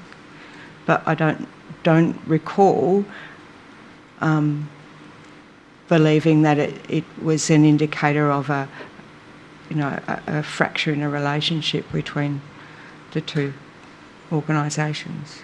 Well, I know we've now, in 2019, got the Commission, yeah, and previous to 2019 it was the agency, but in terms of institutional memory, there's a continuum between the agency and the Commission, isn't there? Yes. And the agency, not so long before, in 2017, in 2016, had been dealing with a severely non-compliant and persistently non-compliant approved provider,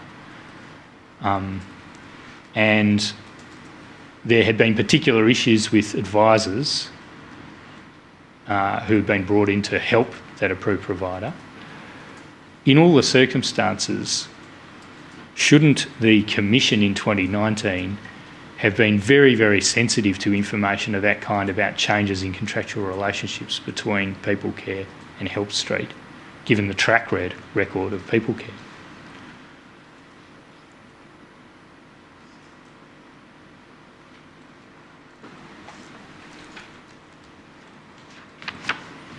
We should have probably been more aware of it, yes.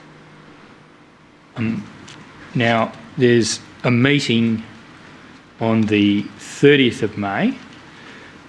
You didn't attend it. It was essentially a complaints function meeting again, but it is with officers of the Commission, so I'll just ask you about that. It's at tab 89.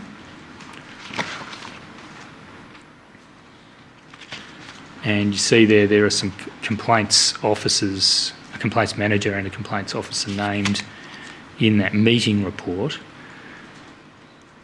Within the Commission, it seems clearly from what you said that there's actually a physical separation between the complaints function and the quality and monitoring function. Is that right?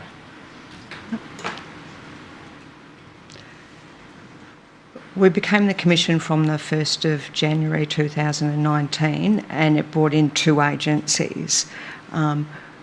So we are located separately, and we are working towards a better coordination and sharing of information than we perhaps had earlier.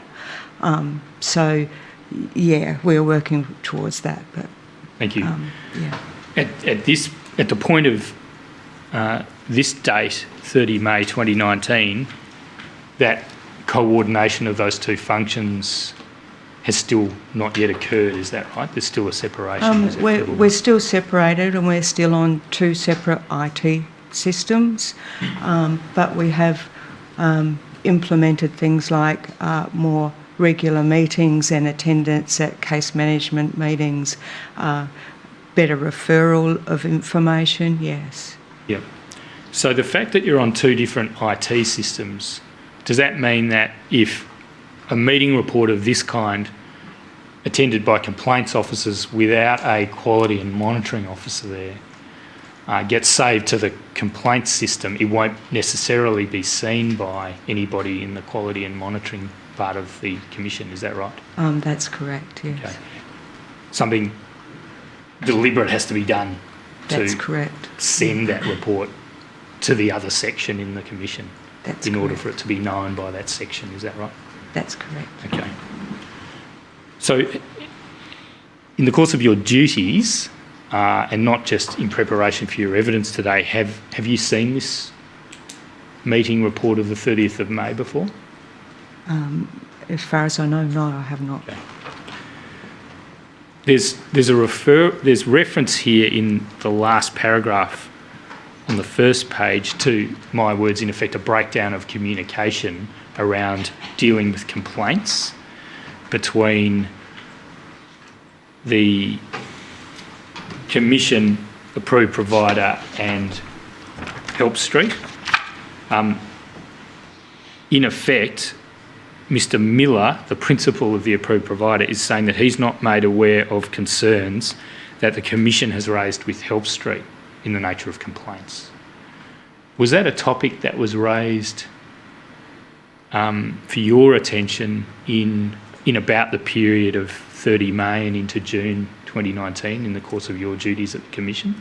No, not that I can recall. All right.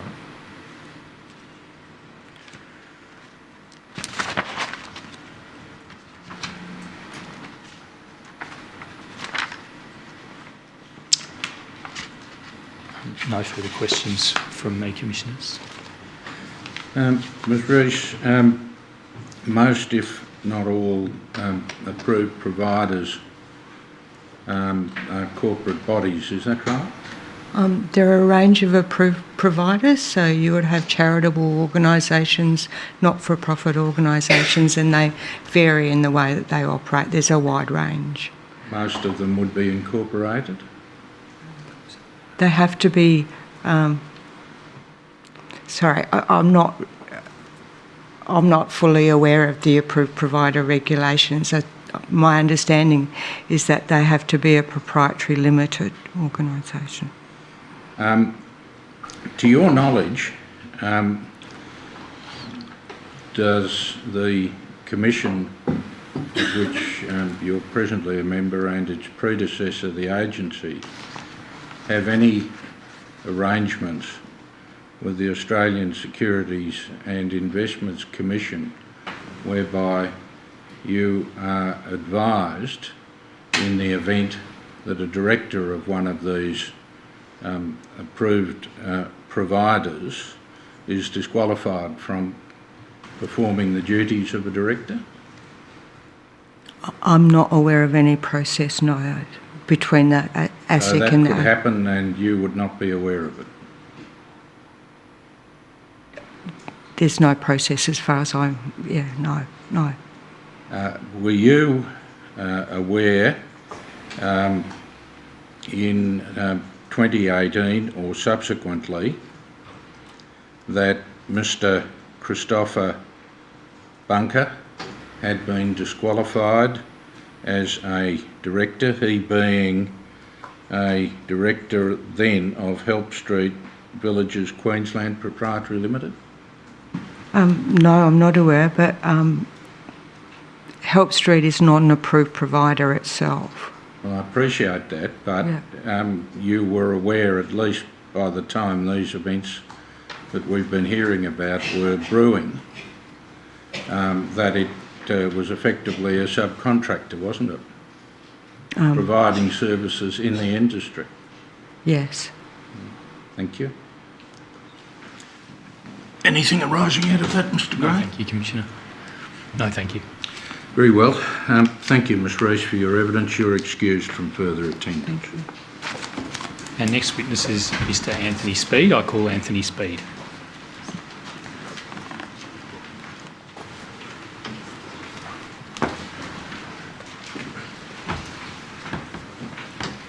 Commissioners, can I just mention for the transcript that it's not our contention that Mr. Bunker was a director on the ASIC register of the Help Street company in question or any of the other Help Street companies that we know of. He wasn't a formal director on the ASIC register.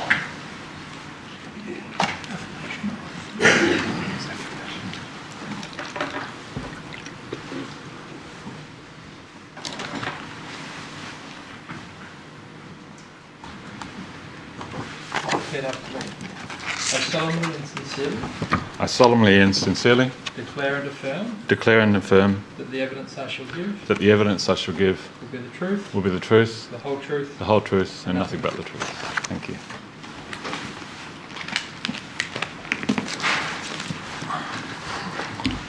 What's your full name? Anthony David Speed. And what's your position? I'm the Acting Assistant Secretary for the Aged Care Compliance Branch in the Aged Care Reform and Compliance Division of the Department. Thank you. Now, you've previously made a statement for the Royal Commission. That's correct. And you've made two more. In a way, you've made three more. One replaces one of the others. I'm not going to take you to the detail of those statements during this examination this afternoon, but we are recalling Mr. Speed later in the week on the topics that he addresses in those statements.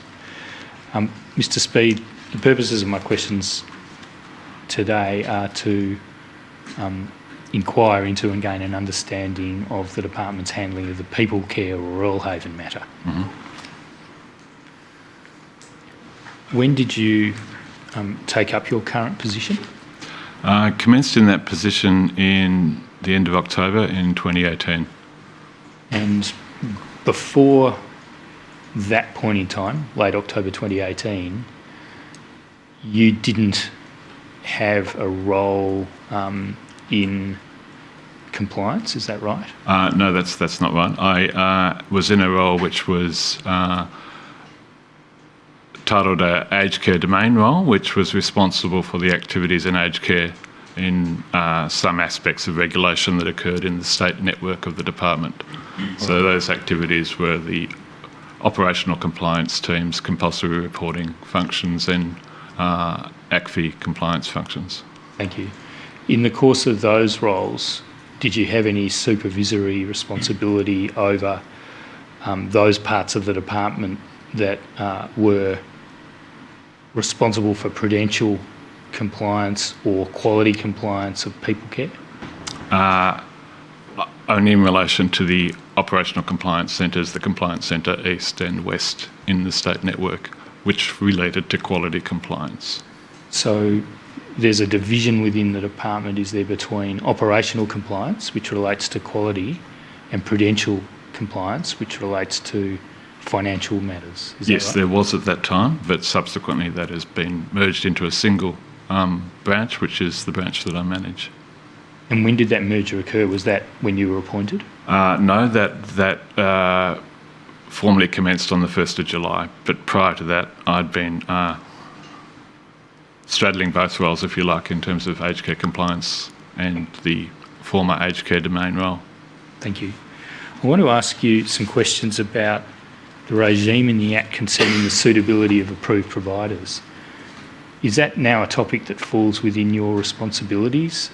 No, that's not. That is maintained in a different division of the department in a separate branch. Right, so I'll see what you know about the legislative regime and ask you some questions, but I understand the proviso is that this is not an area that you're directly responsible for, or responsible for at all by the sounds of it. Operator, please put up from the Aged Care Act, which is RCD 9999 stop 0002 stop 0014 at page 0049, section 8.3 of the Act. This is a provision setting out the criteria for when an applicant is suitable to provide aged care and the matters that the Secretary considers. And do I take it from your earlier answer, Mr. Speed, that there's another branch in the department dealing with assessing suitability, and this is not something that the compliance... Can I call it the compliance branch? Yes, please. It's not something that the compliance branch considers? Not at the approval process, no. The compliance branch has a role in revocation of approved provider status, but not in the assessment of approved provider status.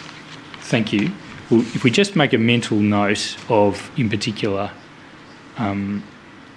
B and C, amongst those matters that are to be considered are the applicant's demonstrated understanding of its responsibilities, etc., and the systems that the applicant has or proposes to have in place to meet its responsibilities. If we go then, please, operator, to page 0060, 0060, section 10.3, revocation of approval. This is a matter within the responsibility of your branch. That's correct. Okay. And it refers back, does it not, to the criteria for consideration that I just took you to, in that in subsection 1B, there's a reference to the person ceasing to be suitable for approval, see section 8.3. That's right. So in that way, those suitability criteria are in effect within the realm of what your branch does, albeit in respect of potential revocation. That's correct. Thank you. And I'll just perhaps this is already known to you, Mr. Speed, but there's a provision in the Act contemplating that the provision of care includes a reference to provision by a subcontractor, in essence. That's right, isn't it? I'll ask that the operator go to page 0409, section 96.4.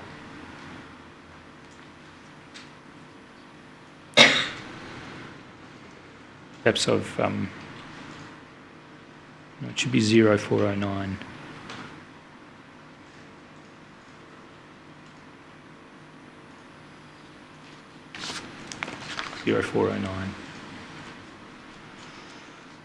Section 96.4 is entitled Care Provided on Behalf of an Approved Provider, and it in effect contemplates that under a contract or arrangement another person might provide care on behalf of the approved provider. That's so, isn't it? That's correct.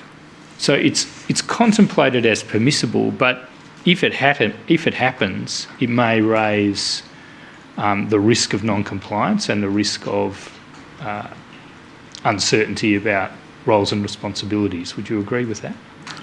That's a fair statement, with the note that the approved provider remains responsible for the overall compliance with the Act.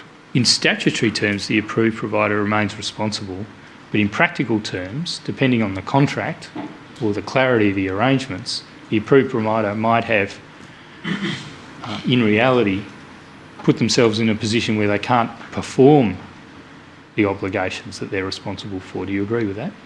It's feasible, yes. And if that's the case, then that's a significant problem because you've got a disjunction between statutory responsibilities and their practical ability to discharge those responsibilities. Do you agree with that? Yes. So that means that if there's going to be a significant subcontracting arrangement, for example, of the entire management and operations of a particular residential facility, it's of the utmost importance that the department should understand the nature of those arrangements and the clarity of the demarcation of roles and responsibilities under those arrangements. That's right, isn't it? Yes, it would be ideal for the department to have that understanding, yes. All right. Now, if we go to the documents in this case, I appreciate that you've only come into the role of having overall supervision over compliance in as late as October 2018. And prior to that, your role in compliance was limited so that you wouldn't have had supervision and visibility over matters of this kind. But I'm going to ask about the documents relating to people care. And have you had a chance to familiarise with facts from the file? Yes, I have. Yes. All right. Well, we'll see how we go. And I understand that you don't have direct knowledge of these matters, and I'm asking you questions referable to the documents. Okay. So, when the company People Care was approved as an approved provider, have you had a chance to familiarise yourself with its application documentation? I've seen the application. And it's the case, isn't it, that there was a field available to indicate whether care was going to be provided through a management company, and that was ticked no. That's correct. Now, the importance of whether a company is going to provide through a management company is, well, sorry, I withdraw that. The topic of whether the approved provider is going to be providing services through a management company is something that's picked up in the approval letter, and I'll just ask you to look at that. That's tab 3, please, operator.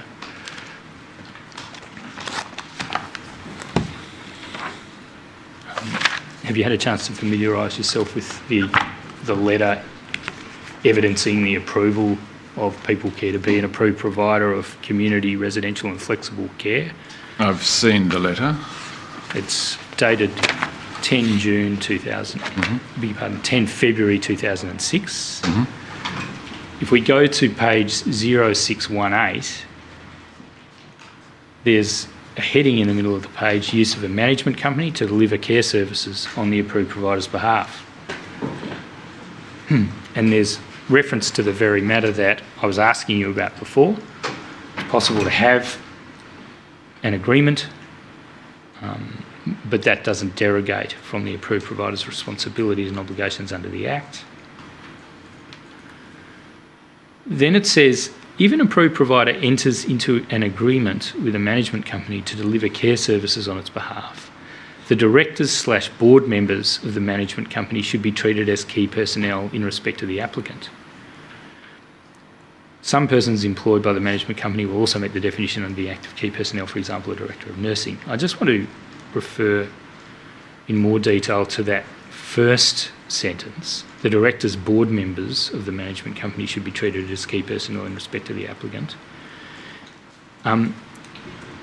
Is that, in effect, a reference to a concept in the Act of people who have a significant influence over the activities of the approved provider?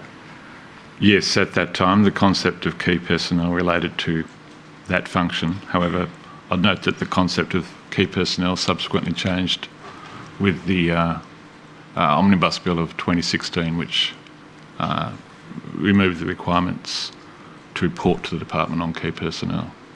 Well, it's the case, isn't it, that the key personnel provisions in relation to notification of who are key personnel at time of application for approval remain in the Act? That's correct. I won't take you through them all. But you're correct in pointing to a change in 2016 whereby there was a removal of a reporting obligation in relation to changes in key personnel. And is that omnibus bill sometimes referred to somewhat colloquially as the reduction of red tape measure? That's correct. All right. Now, the effect of that reduction of so-called red tape was that even if there are changes in the people who have a significant influence over planning and activities of the approved provider, there's now no obligation on the approved provider to report that to the department. Is that right? The bill replaced the amendment related to reducing the focus on key personnel and instead replacing a focus on material change. So there is a continuing responsibility for approved providers to report on material change. Very good. Let's go to that. That's tab, I beg your pardon. If we go back to the Aged Care Act, please, operator, if you still have the number for it, otherwise I can read it out. Thank you. And it's section 9(1), beginning at page 0054. I'll just ask you about this, Mr. Speed. Is this the provision that you're referring to? 9(1) subsection 1 provides an approved provider must notify the Secretary of a change in circumstances that materially affects the approved provider's suitability to be a provider of aged care. See section 8(3). That's the consideration criteria I took you to at the outset. The notification must occur within 28 days after the change occurs. And then subsection 2 refers to a form for the notification. Is that the provision that you just adverted to in your evidence? I believe that to be the case, yes. Okay, I'll ask that the form be brought up. That's RCD stop 9999 stop 0162 stop 0001.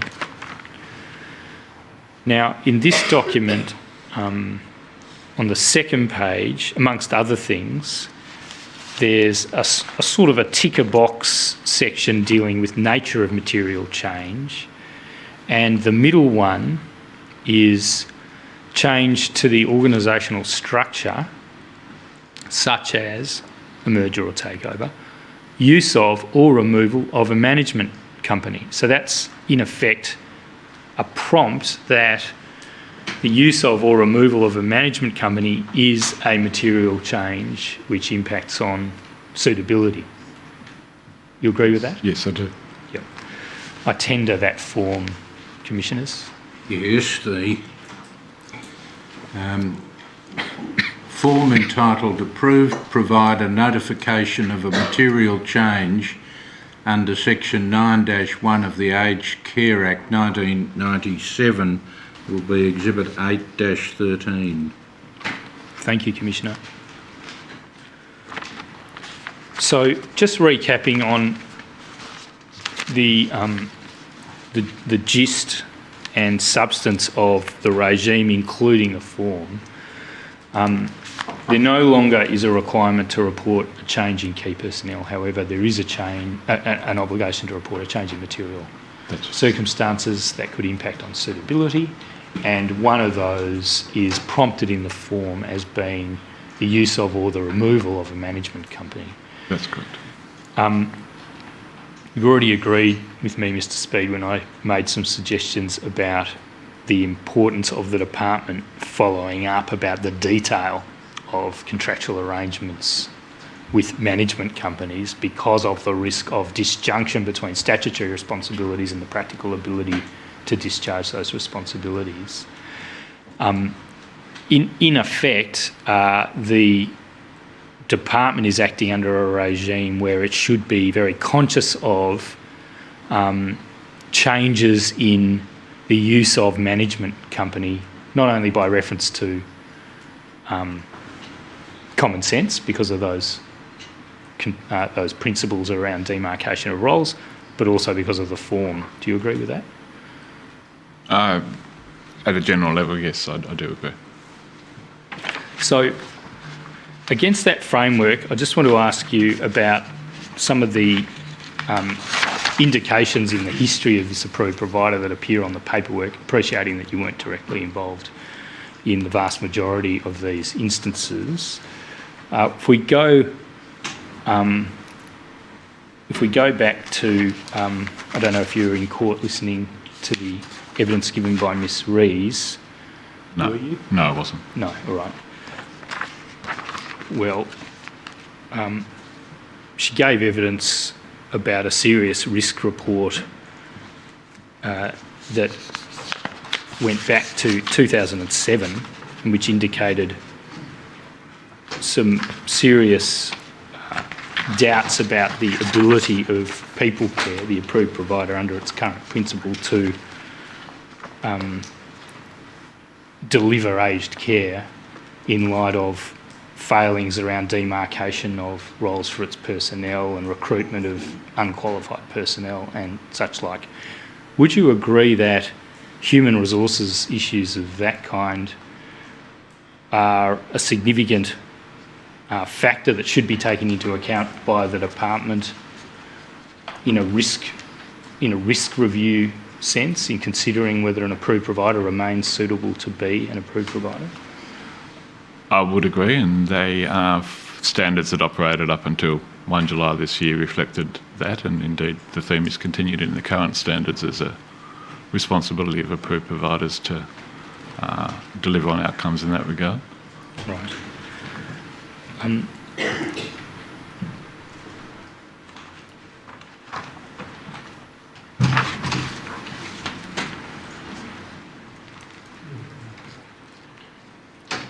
want to ask you about a document I took Ms. Rees to in relation to emails passing between complaints officers in February 2016. It's at tab 11. The operator would kindly show that on the screen.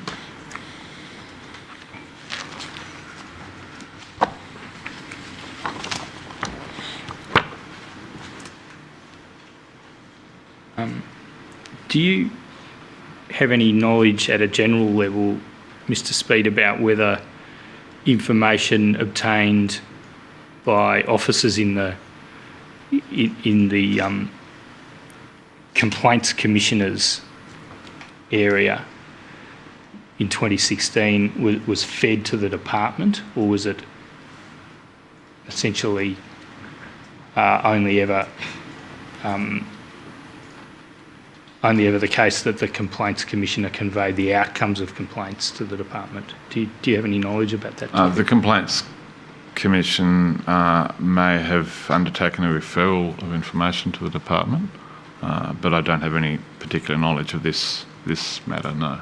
And if there was a referral of information from the Complaints Commission to the department, does that take the form of a formal document described as a referral of information? I believe so, yes. Yeah. My question about this document, I'll just ask you to comment at a general level. My question about this document is that it seems to contain information that Mr. Miller, the principal of People Care, the approved provider, has not engaged adequately with a complaints inquiry process, and that's been of concern to the officers. And I'm referring in particular to the text in about the middle of page 0188. Mm-hmm. I suggest that this sort of information is actually very important information to gauge the suitability of a person and an entity to continue as an approved provider, because it shows whether they have an attitude that's cooperative to maintaining to maintaining the integrity of the scheme, including the complaints scheme. What do you say to that suggestion? on the face of the information on this email, it would certainly suggest that there was a reluctance to participate in the process, yes. Is there an avenue within the current regulatory framework for the department to capture information of this kind about non-cooperation with inquiries, non-engagement with inquiry processes, and to escalate that into a consideration of whether the approved provider is suitable? Just to clarify, are you speaking in relation to the department or in relation to the roles of the now Aged Care Quality and Safety Commission? Is that two separate? Well, let's take them separately. If there is an attitudinal issue of the kind raised in the course of inquiries pursued by the department, is there an avenue within the department for the escalation of those matters to an overall consideration of the suitability of the approved provider to remain approved? Yes, if information came to the department that questioned suitability, then the department could issue a notice under the Act, a 9.2 notice requesting further information from a provider, and that would inform a decision regarding suitability, or indeed the department could issue a 10.3 notice seeking further information in relation to a suggestion of a revocation of approved provider status, but that would be made on the basis of evidence that there is a concern regarding suitability.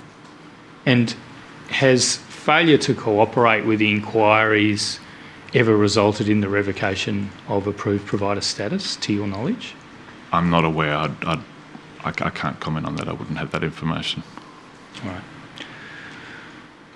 Let's just take the second part of this topic, which was your very correct proposition that one had to distinguish between information of this kind, which showed an attitudinal disengagement from inquiry processes, but not brought to the knowledge directly of the department, rather only brought to the knowledge of somebody in the commission or previously in the agency or the complaints commission. In respect of cases where information of this kind only arose to the attention of the agency or the complaints commission, or now the quality commission, is there an avenue, or was there an avenue for escalation of those matters to the department so the department could consider the suitability of the entity to remain an approved provider? I can't talk to the Complaints Commission previously, but I can certainly talk to the former Quality Agency. There were arrangements in place for engagement between the department and the Quality Agency, as there continue to be now with the new Quality and Safety Commission and the department. And are those arrangements such that suitability to remain approved would be considered if there was evidence of disengagement or non-cooperation with inquiry processes? If the now Quality and Safety Commission had a concern regarding suitability that they wished to direct to the department, they could issue that information to the department for consideration. But you don't know whether it's actually ever resulted in a revocation? Not to my knowledge. Do you know whether there's ever actually been a referral of that kind? I can't comment. I don't know that.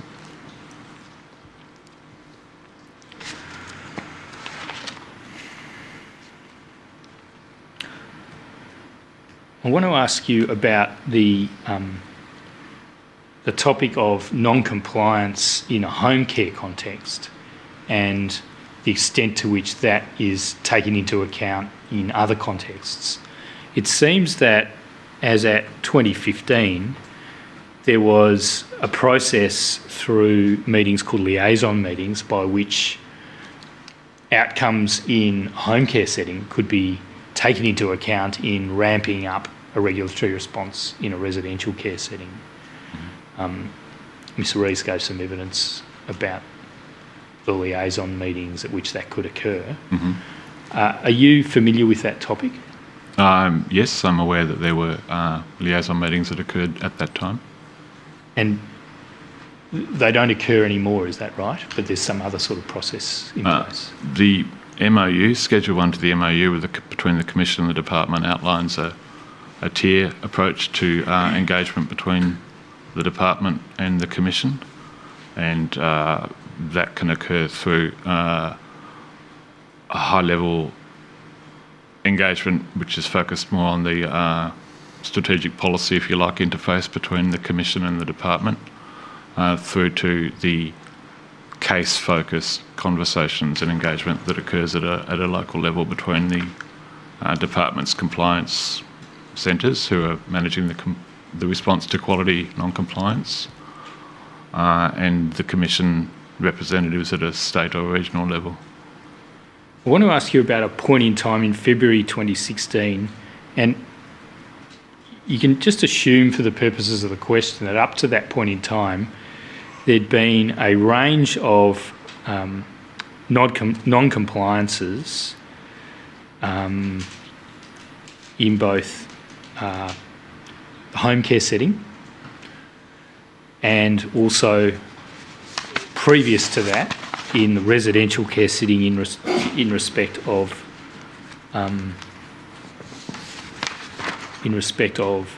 Hibiscus House. And so that this approved provider, People Care, had a history of reasonably persistent and quite serious non-compliance as at February 2016. All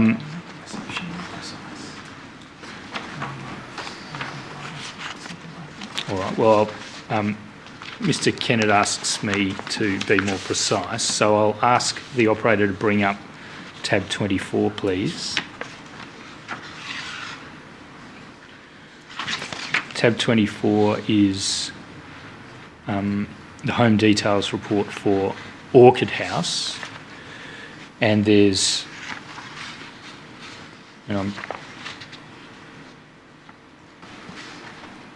this is not Hibiscus, but it does contain a lot of information about non-compliance of Orchid. If we go to page 3393, back in May 2007 and June 2007 on page 3393, this document evidences substantial not met EOs, which are expected outcomes, in the middle of the table from about the centre to the bottom of the page. Do you see those, Mr. Speed? Yes, I can.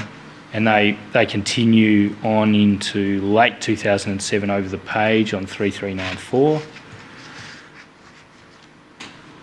And then in 2011, there's a recrudescence of not mets on page 3395. And then there's a period of relatively better compliance. Thank you. In September 2011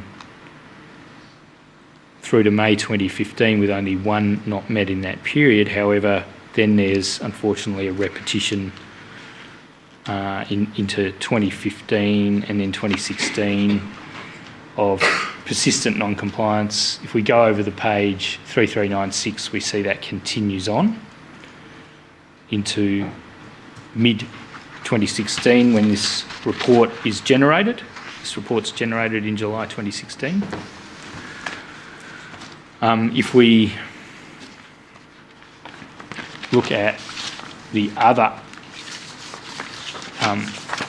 the history of the other facility, Orchid House, it's subsumed within the Home Details report at tab 100. And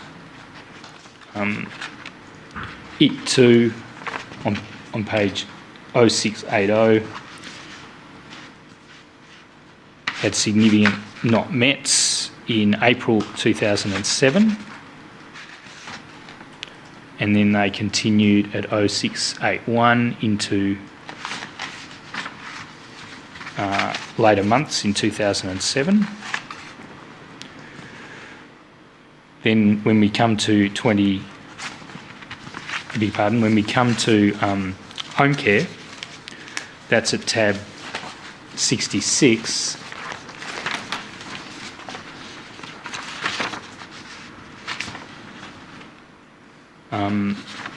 Mr. Speed, this table, unlike the other two, works in reverse order. The earlier dates are at the bottom of the table and they go upwards.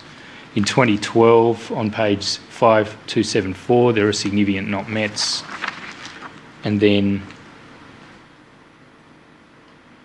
on page 5273, there are significant not mets in 2015, up to the point at which I'm asking my question, which is February 2016.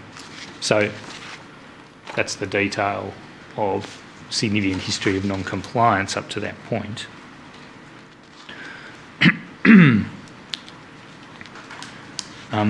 Now, at this point in time, it appears that there was a suitability review conducted in relation to people care, and I just want to ask you about that process. It's commenced by a request for information under the section you just mentioned, section 9.2. If we go to tab 12, please, operator.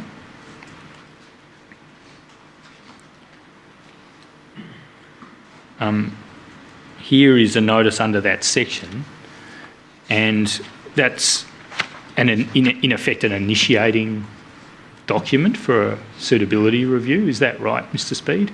It's requesting further information from the provider about its arrangements. I see from that document it's particularly targeted at financial arrangements, but it is a gathering further information exercise, is my understanding. Thank you. That's an important point, isn't it? The request for information is setting out and giving notice to the approved provider of the matters of concern to the department which might be taken into account in revoking approved provider status if the approved provider is no longer suitable. Is that right? No, that would be a separate letter that would be sent under 10.3 of the Act, and it's quite a different document. So this is simply a preparatory step that might lead to such a notice? It's seeking further information from the provider. Okay. And it never appears to have got to the point at which that further notice was generated, at least on the documents that I'm aware of. But taking this document, there doesn't seem to be any reference to the poor compliance history under the accreditation standards or the home care quality standards of this approved provider. It's really limited to a financial management issue by reference to questions concerning the 2014-15 General Purpose Financial Report. Do you agree with that? Yes. My suggestion is that if there was going to be any thought turned to the question of the suitability of this approved provider to remain an approved provider, shouldn't there have been a holistic approach taken to not only its financial affairs, but also its compliance history and indeed its history of lack of engagement and cooperation with inquiries? I'm not familiar with the circumstances that led to this request, or indeed whether this request was informed by a connection of information. I can't comment on that. No.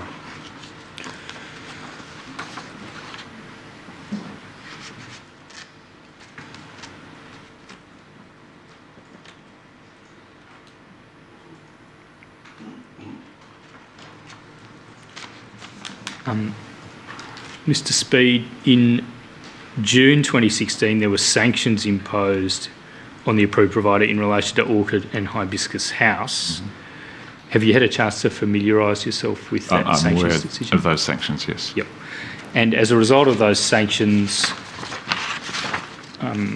Well, I'll withdraw that. The sanctions took the form of a conditional revocation of approved provider status, but the revocation wouldn't take effect if the approved provider agreed to appoint an advisor. That's right, isn't it? That's correct. That's a common feature of a sanctions process. Yep. In fact, that's almost invariably the case, isn't it, that a revocation is conditional upon agreement to appoint an advisor or sometimes an administrator. I'm right, aren't I? Yes, I think that's correct.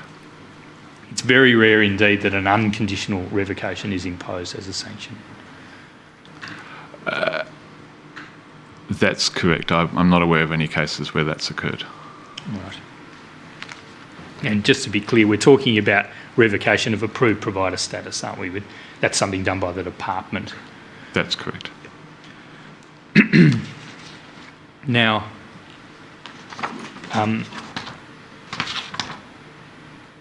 there are documents that have been made available by the department suggesting that, well, I'll withdraw that. There are documents that have been made available by the Commonwealth suggesting that there were difficulties in the relationship between the nurse advisor who took on the role pursuant to the sanctions of advising this approved provider and the approved provider itself. Are you familiar with those documents? Have you had a chance to familiarise yourself with those?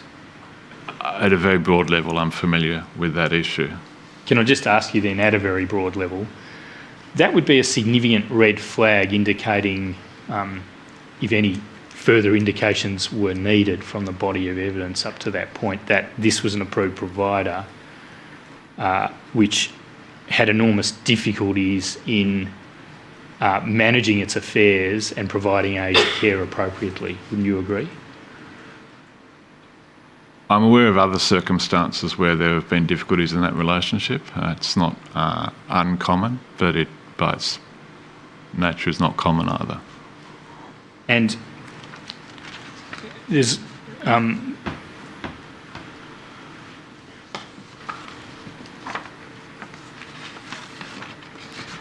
a question for consideration by the Royal Commission about whether and in what circumstances the suitability of an approved provider should be scrutinised under that provision you mentioned, section 10.1 and 10.3 concerning, 10.1 I think it is, concerning potential revocation of approval. 10.3 it is. Okay. And it's the case, isn't it, that in order for that provision to be given its appropriate operation, the widest possible range of information concerning the potential revocation of approved provider status should be taken into account together and holistically, including prudential, quality and accreditation standard compliance, cooperation with previous inquiries and any other material information which sheds light on the suitability of the approved provider. Would you agree with that? It will vary on a case-by-case basis depending on the circumstances in which that 10.3 notice has been issued. It may be that there is, for example, significant quality and safety concerns alone which have led to the issuing of a 10.3. It will vary depending on individual circumstance.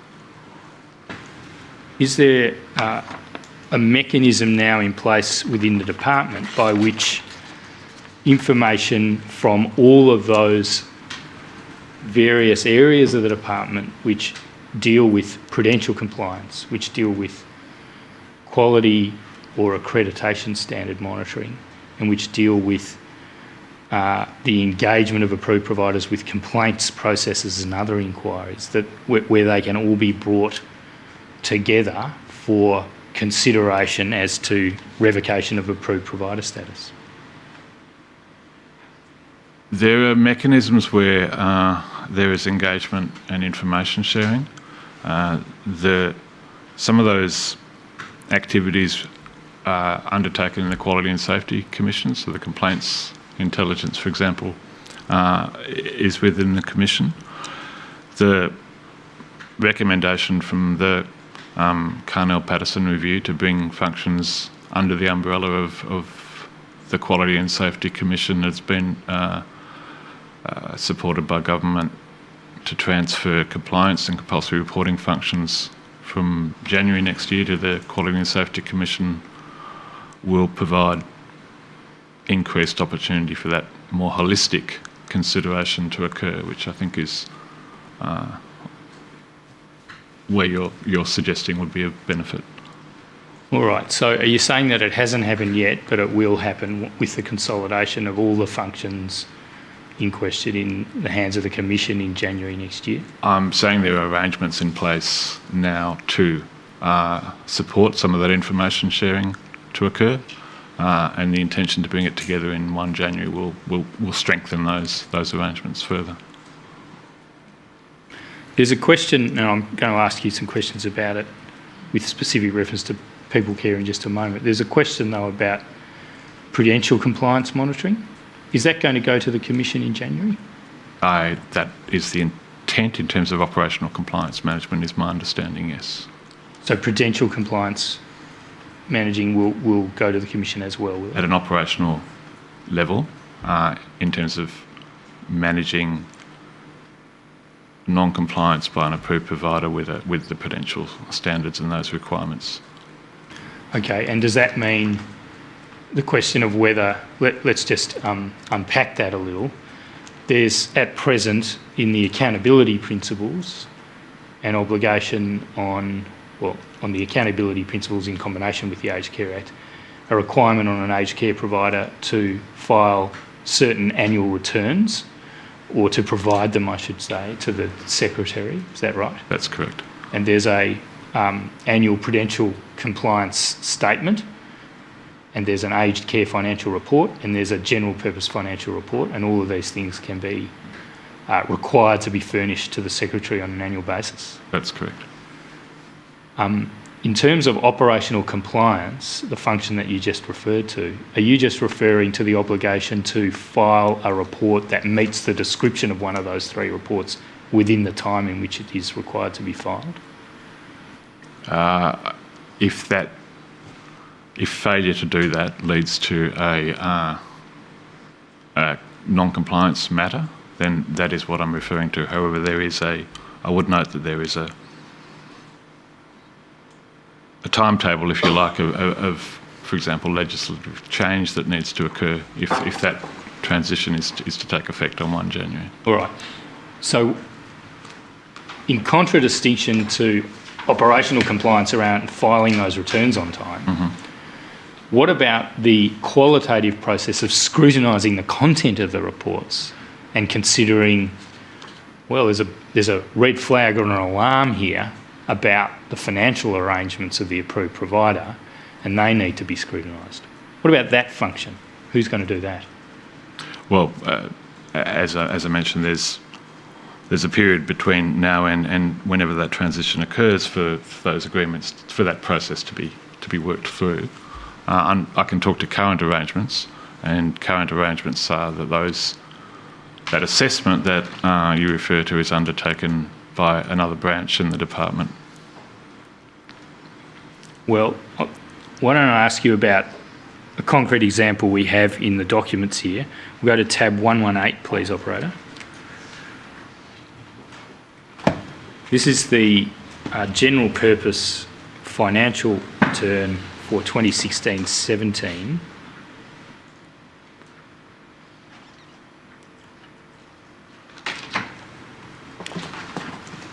For people care.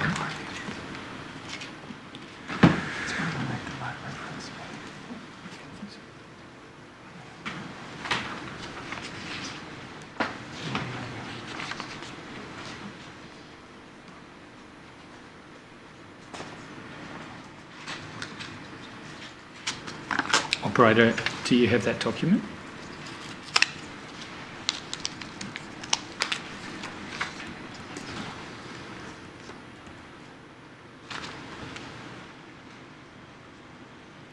Thank you.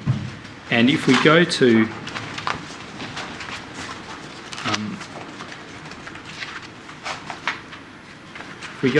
page 0043, it records at the foot of the page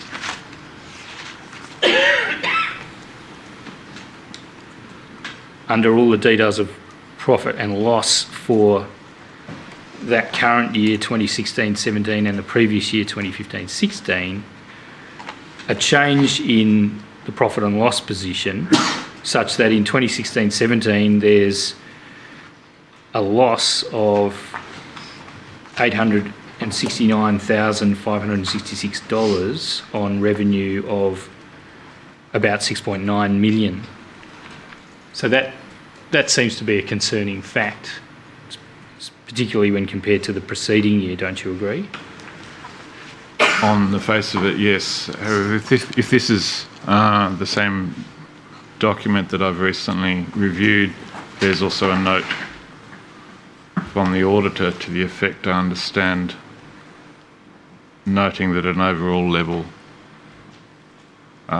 people care continues or is expected to continue to maintain profitability. All right. Nevertheless, it raises an issue, and if we look at 0044, we see the asset position has deteriorated from the preceding year to a position where there's a negative asset position of about $4.5 million. Are these sorts of matters scrutinised within prudential compliance in the department, and where there are red flags raised? Are there processes for considering whether the approved provider remains suitable to be an approved provider? These documents are scrutinised in a separate area of the department, in the prudential and financial assessment section of a separate branch. The information comes to the compliance branch where there's been a risk assessment in relation to a severe status. All right, so are you saying there is a process by which the assessment of this sort of information can come out of the prudential area and be conveyed? I'm sorry, can you just repeat that? Yeah, there is. Out of which area does it go? So and how does it go? There's a separate prudential finance assessment section which is responsible for working to undertake an initial or first pass risk assessment of the documents that come through this process. Where there is a judgment on that risk assessment that there is a severe rating, then that information is referred to the prudential compliance team in my branch. Right. Now, in respect of the next year's financial reports, there was a failure by the approved provider to file some of its financial reports altogether. Is that right? In relation to People Care, that's correct, yes. Yes, People Care failed to file certain of its required financial reports, and it was tardy in filing a report called an annual prudential compliance statement. And when it was filed many months late, it was subject to various errors and omissions. Is that right? That's correct. Now, there was a long process of following or attempting to follow up with Mr. Lang of People Care the relevant prudential and financial information between around late 2018 through to June 2019, wasn't there? That's correct. And in the end, on the 13th of June 2019, an officer within the prudential compliance area of the department decided to take no further action on that matter. Is that right? That's correct. Now, at that point in time, shouldn't there have been a coherent analysis done of the failure of People Care to file those prudential and financial reports, combined with the information available to the department about its quality performance as well. Do you know whether any such assessment was done? The officer was responding to the notice of non-compliance that had been issued previously in February, I believe, that year, and was considering all of the information in relation to People Care's compliance with requirements relating to prudential standards. She wasn't considering information in relation to quality or any other operating context, if you like. She was making a decision purely on the basis of her responsibilities to manage the prudential compliance matter. Is that to take too narrow a view of appropriate regulation of an approved provider? It could be argued that that was the case. However, I've reviewed the information and I consider that she made that judgment as a reasonable and proportionate decision in relation to the information that was available at that time. If we go to the decision, we don't see any evidence, do we, that she was apprised of the subcontracting arrangement between People Care and Help Street, which was a matter that was known to the department through the agency earlier in the year, in March 2019. We don't see that, do we? No, we don't. It's at tab 92, and it's... I don't think we're in disagreement about it, Mr. Speed. It's a pretty narrow consideration simply of the materiality of the information concerned and whether it's worth the department's while to pursue it further. Is that a fair summary? I think it's fair to say that the delegate exercised reasonable discretion to take no further action based on the information and the proximity to the end of the financial year and the reasonable use of resources to continue to pursue the matter.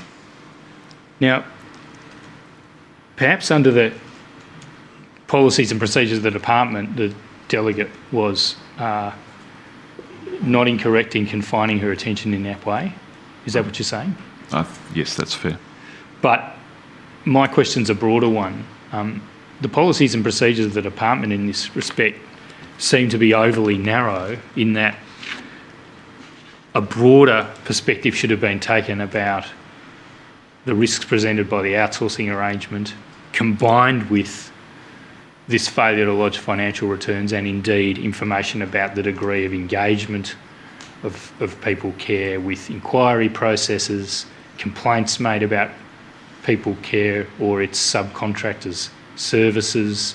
All of these matters should have been combined in a coherent consideration of whether the approved provider was suitable to be an approved provider. Don't you agree?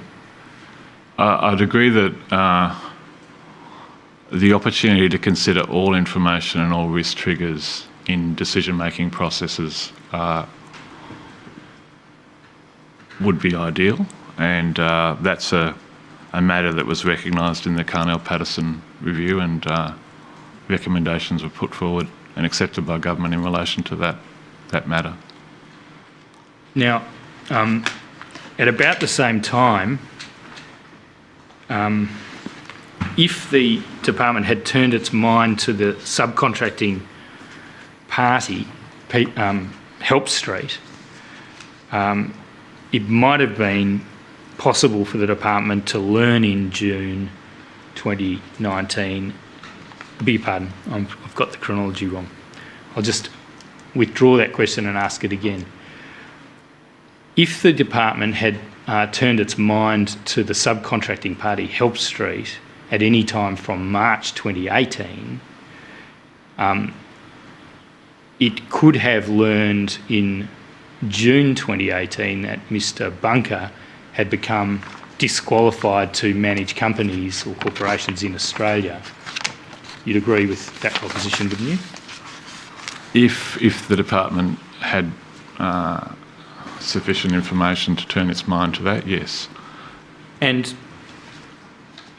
the existence of a subcontracting arrangement in relation to the management and provision of services, by reference to the framework matters that we identified at the start of this examination, would have been of the utmost importance for the department to inquire into, wouldn't they? Yes, that on the assumption that the approved provider had met all of its responsibilities to advise the department and that the department had pursued that further. Well, we know that irrespective of whether that particular form, which was tendered a short time ago, was used, we know that the department did learn of the arrangement with Help Street through emails that were sent between the agency and the department on the 23rd of March 2018. You've seen those emails? I have, yes. And they refer to the trialling of a management contract arrangement between People Care and Help Street. Correct? Correct. So that put the department on notice, I suggest, that the department could have and should have inquired into the precise nature of those contractual arrangements. What do you say to that? I think with the benefit of hindsight, absolutely the department would have there would have been an opportunity for the department to have pursued that further with the information that it had at that time. However, the information didn't come through a material change form. It didn't come through a notification of any change to key personnel. So the information came indirectly through another source, as I understand it. Well, it came through email exchanges with the agency in March 2018, didn't it? I understand that to be the case, yes. Yep. And it doesn't matter, does it, what the source of the information was? It should have been acted upon. Don't you agree? I'd agree, yes. So has there been a failing of administration by the department in not acting on that information it received on the 23rd of March 2018, in your view? In my view, the approved provider remained responsible for delivering outcomes at that site, and the primary relationship under the Act was with the approved provider. But by not following up and finding out more about the contractual relationship of which the department was apprised in March 2018, the department has in effect omitted to deal with a potential risk to the provision of services to aged care residents, hasn't it? I cannot answer that with certainty. I would repeat my response, however, that People Care as the approved provider remained responsible for the provision of care at that site, and the Act recognises that People Care and as the approved provider was responsible for care and safety of residents at that site. But the department is the regulator of approved providers, isn't it? That's correct. So it's not enough with respect to just say People Care remains responsible. That's a truism. It has statutory responsibilities. But the department is responsible for regulating People Care. The department in partnership with the Quality and Safety, Aged Care Quality and Safety Commission, yes. Now, if the department had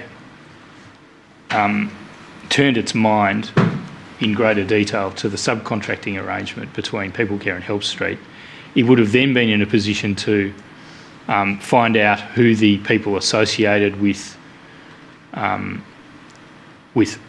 Help Street were, and it might have discovered that the person described as the global CEO was Christopher Bunker. Agreed? If further investigation had occurred, perhaps, yes. And if that had occurred, was there any mechanism by which key individuals associated with management companies providing aged care on behalf of approved providers would be monitored against the ASIC register?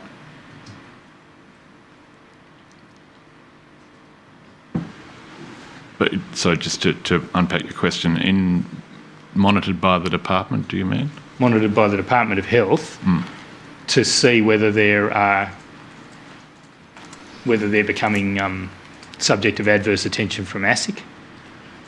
The department may have referred information or could have taken an approach to refer information to ASIC as it subsequently did following the events of the 11th of July. Does the department have a standing process involved of monitoring the ASIC register, for example, for decisions about disqualification of people in the key personnel register from being permitted to manage companies in Australia? The changes of 2016 have reduced the department's attention on key personnel and the key personnel reporting. So there's no standing mechanism for the Department of Health to monitor who's being disqualified by ASIC? It may occur on a case-by-case basis. All right. Operator, please bring up RCD stop 9999 stop 0164 stop 0001.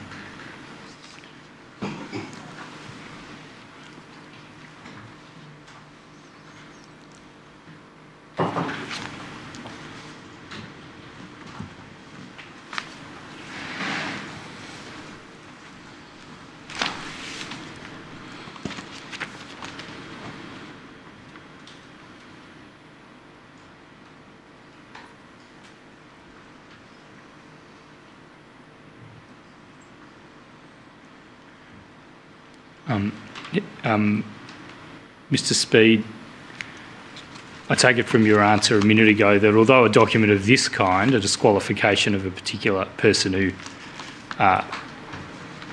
is described as having an important role in relation to a subcontractor of aged care, although a document of this kind is not currently the subject of monitoring arrangements, if there were monitoring arrangements in place, then this is the sort of document that the department would be expected to detect as and when ASIC made such disqualification decisions?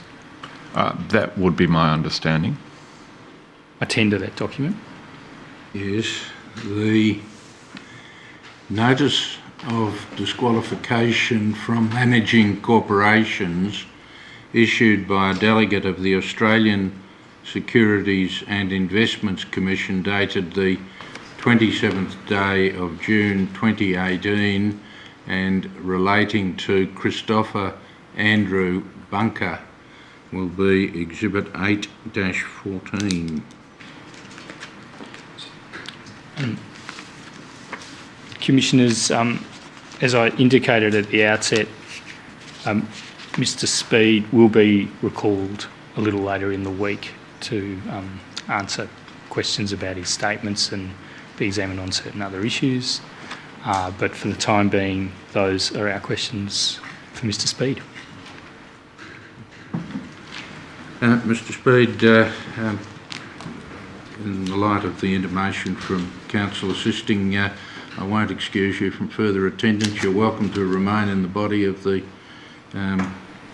courtroom, or if you have other things to do between now and when you're recalled, you must feel free to move around, but if you would keep yourself available so when counsel are ready to recall you, you will be available. I thank counsel and support staff for sitting late today, but it was important we got through all the evidence that has been received, and we can start on a different case study in the morning. Commission will adjourn until 9:30. We'll stand. The Royal Commission is now adjourned until 9:30 on the 6th of August 2019.